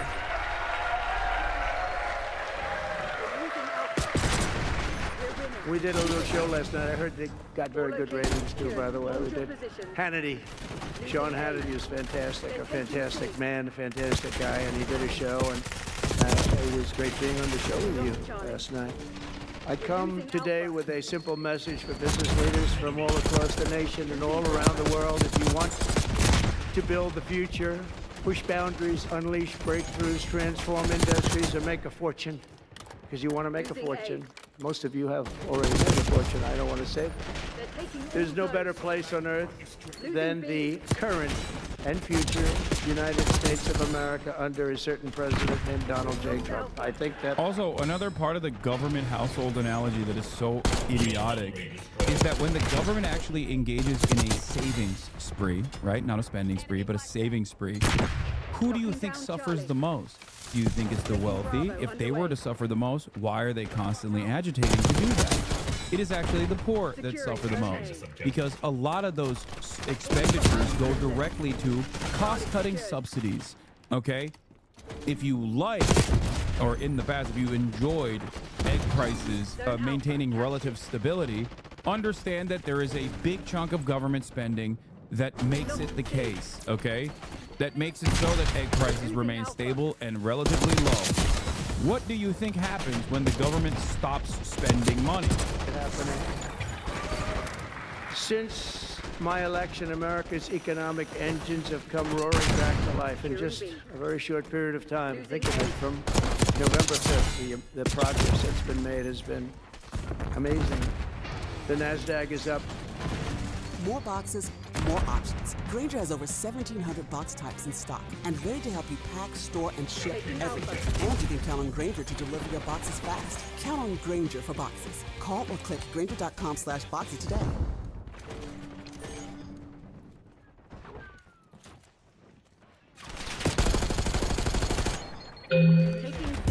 HERS customers report losing over 9 pounds in their first month with compounded GLP-1 injections. At 4hers.com, you can get up nearly 10% in just a few months, and that's a lot. The Dow Jones Industrial Average is up 2,200 points, and Bitcoin has set multiple all-time record highs, because everyone knows that I'm committed to making America the crypto capital. We want to stay at the forefront of everything, and one of them is crypto, and Miami seems to be the center of the action, come to think of it, and maybe it'll stay there. Business optimism skyrocketed 42 points. Think of that in a single month, the most in history by far. That's the biggest increase in history by not even close. The ISM index of manufacturing activity surged into positive territory for the first time in many years. Amazing. And it was just announced, this is an interesting one, I didn't realize it was that bad for so long, but it was just announced by one of the nation's most historically accurate and respected pollsters, Rasmussen, that the number of Americans who believe our country is on the right track now exceeds those who think it's heading in the wrong direction for the first time in 20 years. Can you believe that? 20 years. And this is really a seismic 27-point swing from just before the election. Nobody's ever seen anything like that one, yes, sir. I want to tell you, that's a big one. The best and most successful business leaders on earth are now racing to invest in the United States. Since November, The MAC has announced plans to invest $40 billion in the U.S., creating at least 10,000 jobs. SoftBank has announced investments of between $100 and $200 billion, creating at least 100,000 American jobs. Oracle and OpenAI and SoftBank are now collectively committing $500 billion to keep the United States on the cutting edge of artificial intelligence, and so many more. I mean, so many companies that want to come to the White House and have a little news conference all the time. I said, why don't you just announce it? But they want to come, and I'll do that. I don't mind doing that. You say anytime they want to go 10 billion or more, I'm there. 10 billion or more. But on his recent visit to the White House, the Prime Minister of Japan announced he anticipates Japanese investment in the United States of well over $1 trillion, and we're working on an Alaska pipeline already, which is the closest point to Asia. And as you know, the ANWR, which we've started, Ronald Reagan couldn't get it approved. Nobody could get it approved for so many years. Couldn't get it approved. I got it approved. Actually, I got it approved twice. I got it approved and Biden ended it. That was a shocker. But we just got it approved again. We're going to be, it's probably the largest deposit maybe anywhere in the world just by itself. It's, they say, of similar size to Saudi Arabia, so we hope that's correct. But all of this is only happening because of the world-changing results of the 2024 election. We won the House, we won the Senate, the White House, and the Electoral College in the popular vote. In a landslide, we also won all 7 swing states, and all 50 states shifted in the Republican direction for the first time ever. So every state, every single state of the 50 states shifted Republican. It's never happened before. Either way, it's never happened. And 85% of counties voted for Trump. Think of that. So you have 2,600 counties versus 525. 2,600. Think of that. That's why when you look at the election map after it was all done, the certified map, the whole thing was red. 2,600 versus 500. Good job. It's a big difference. Nobody's seen anything like it, actually. So as a result of this very historic victory, investors from all over the planet once again have confidence in America's future and respect for America's leaders. And it's about time we get a little respect. The last administration was the worst and most incompetent in the history of our country, but we are moving quickly to fix every single disaster Joe Biden created and make America stronger and more prosperous than ever before.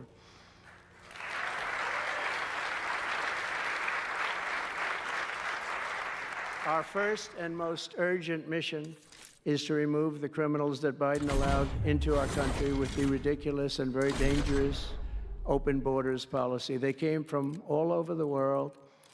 They came from prisons and jails. They came from mental institutions and insane asylums. They were gang members. They were drug lords. They came from all over, and they were allowed to come into our country. And we're getting them out in record levels, just like they came in record levels. I want to thank Tom Homan and Christine, who was... Oh my God, it's so fucking boring. He never shuts the fuck up about the same shit. Never anything new here. Holy moly.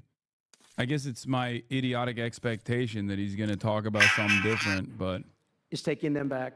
They're sending their criminals to us, and they're all taking them back. We had a little problem with a couple of them that ended very quickly. And because some said, we don't really want MS-13 back in our country. But I said, congratulations, you're taking them back. And they take them back. And by the way, Europe and other places ought to start also doing that. They better start looking at immigration, because it's really hurting Europe very, very badly. And they better... Feel confident about weight loss with compounded semaglutide injections made with the same active ingredient as Ozempic and a reliable supply you can count on. Lose weight for as little as $165 per month at hims.com.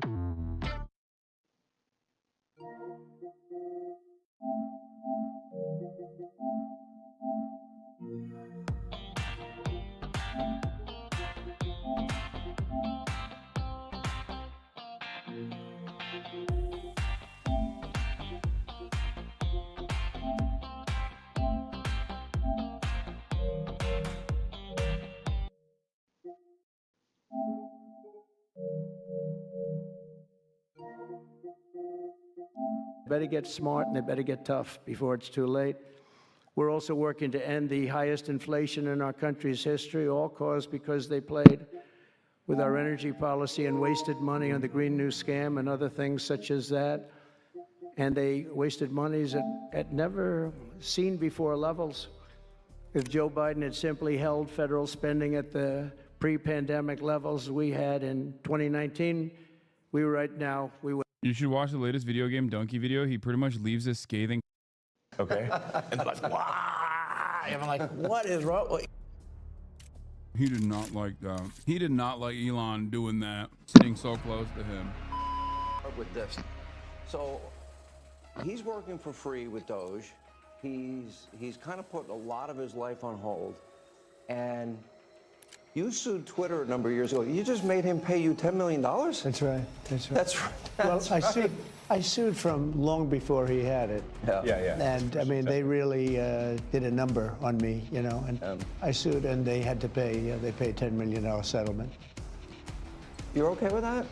I mean, I left it up to the lawyers and you know the team running Twitter. So I said, you guys do what you think is the right. It makes sense.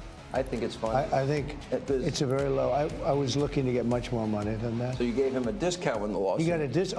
He got a big discount. I don't think he even knows about it. He's become one of your, if you read and believe the media, he's become one of your best friends. He's working for free for you. Well, I love the president. I just want to be clear about that. You don't care about that? I know. I love the president. You love the president? I think President Trump is a good man, and he's, you know. It's nice the way he said that, you know? There's something nice about it. It really is. You know, because, I mean, the president's been so unfairly attacked in the media. It's really outrageous. By me, when I also was a supporter of Ron DeSantis. Sometimes I attacked him unjustifiably in the media. Remember when I was a supporter of Ron DeSantis? I said over and over again that he was going to be the president. I said that. The sugar man. Remember? I love the sugar. I love the sugar. I got a piece. Someone's got to start the party. I've at this point spent a lot of time with the president, and not once have I seen him do something that was meaningful or wrong. Not once.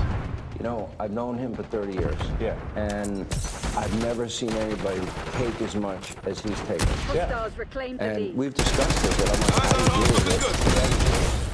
Well, you would say that to me. I'm like, what am I going to do? Worry about it? And, you know, and then culminating in 2 assassination attempts, which resulted in your endorsement. Well, I was going to do it anyway, but that was it. Precipitating event. That's been Yeah. The day of the attacks. I didn't know that. Yeah. It's kind of that, but I was going to do it anyway. Mr. President, with your indulgence, I'm convinced that people only know a little bit about Elon. I don't think they know everything about Elon. Because I studied and prepared for this interview. I learned a lot about you that I didn't know. I think people will think about Tesla, Democrats are demonizing you and trying to make the country hate you. I just want people to understand you a little bit better, and the person that you've gotten to know and have now put a lot of trust in. Yeah. And you know, just let's go over a little bit of your bio, starting with PayPal and how you became involved in Tesla and SpaceX and Neuralink and all the You know, I think the way to think of me is like I'm a technologist, and I try to make technologies that improve the world. And sure. Yeah, and that's why I like my T-shirt says tech support, because I'm here to provide the president with technology support. And that may seem like, well, is that a silly thing? But actually, it's a very important thing, because the president will make these executive orders, which are very sensible and good for the country, but then they don't get implemented. You know, so you take, for example, all the funding for the migrant hotels. The president issued an executive order. Hey, we need to stop taking taxpayer money and paying for luxury hotels for illegal immigrants, which makes no sense. Like, so obviously, people do not want their tax dollars going to fund high. What does 200% more power mean? It means I drill 200% more. I drive 200% more. I am 200% more. With Flex Stack Lift, you get 200%. Very nice to see you again.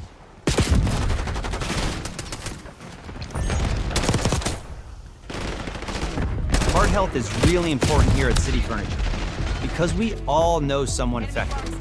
I lost my uncle, and City's founder, Kevin Koenig, way too young, and his story is what drives me. Together with your help, we've raised over $2 million for the American Heart Association since 2017.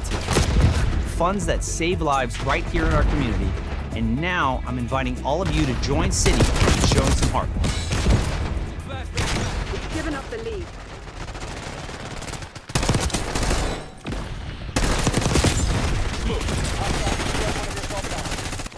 I can't believe that they still do the hotel thing. That's so annoying to me. Especially considering that Donald Trump owns hotels and literally used those hotels and upcharged 3x. They've taken the lead. And still continues to do so for Secret Service and any other, like, Hannity masterclass of making zero news. You have to admire Sean Hannity's ability to get Trump and Musk for an exclusive hour-long interview and make absolutely no news from it.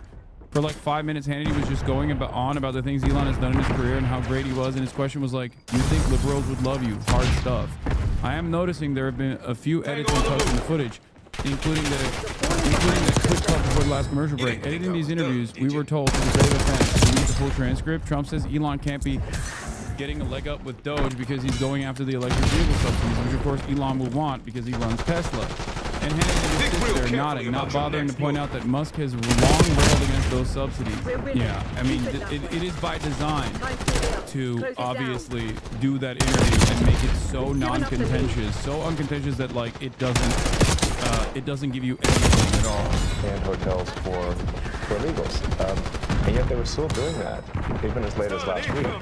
And so, you know, we went in there and we're like, this is a violation of presidential executive order. It needs to stop.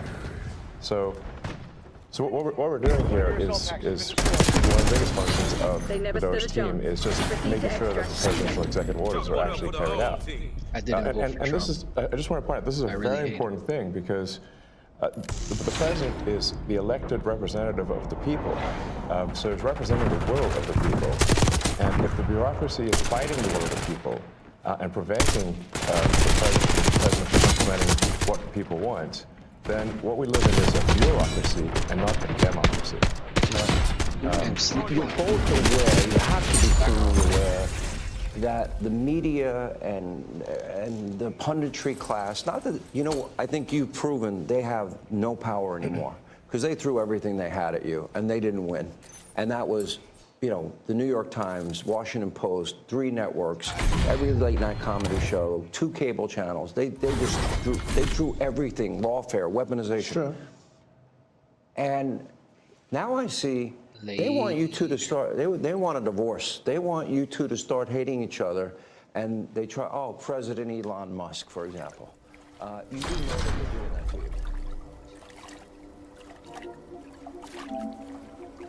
you.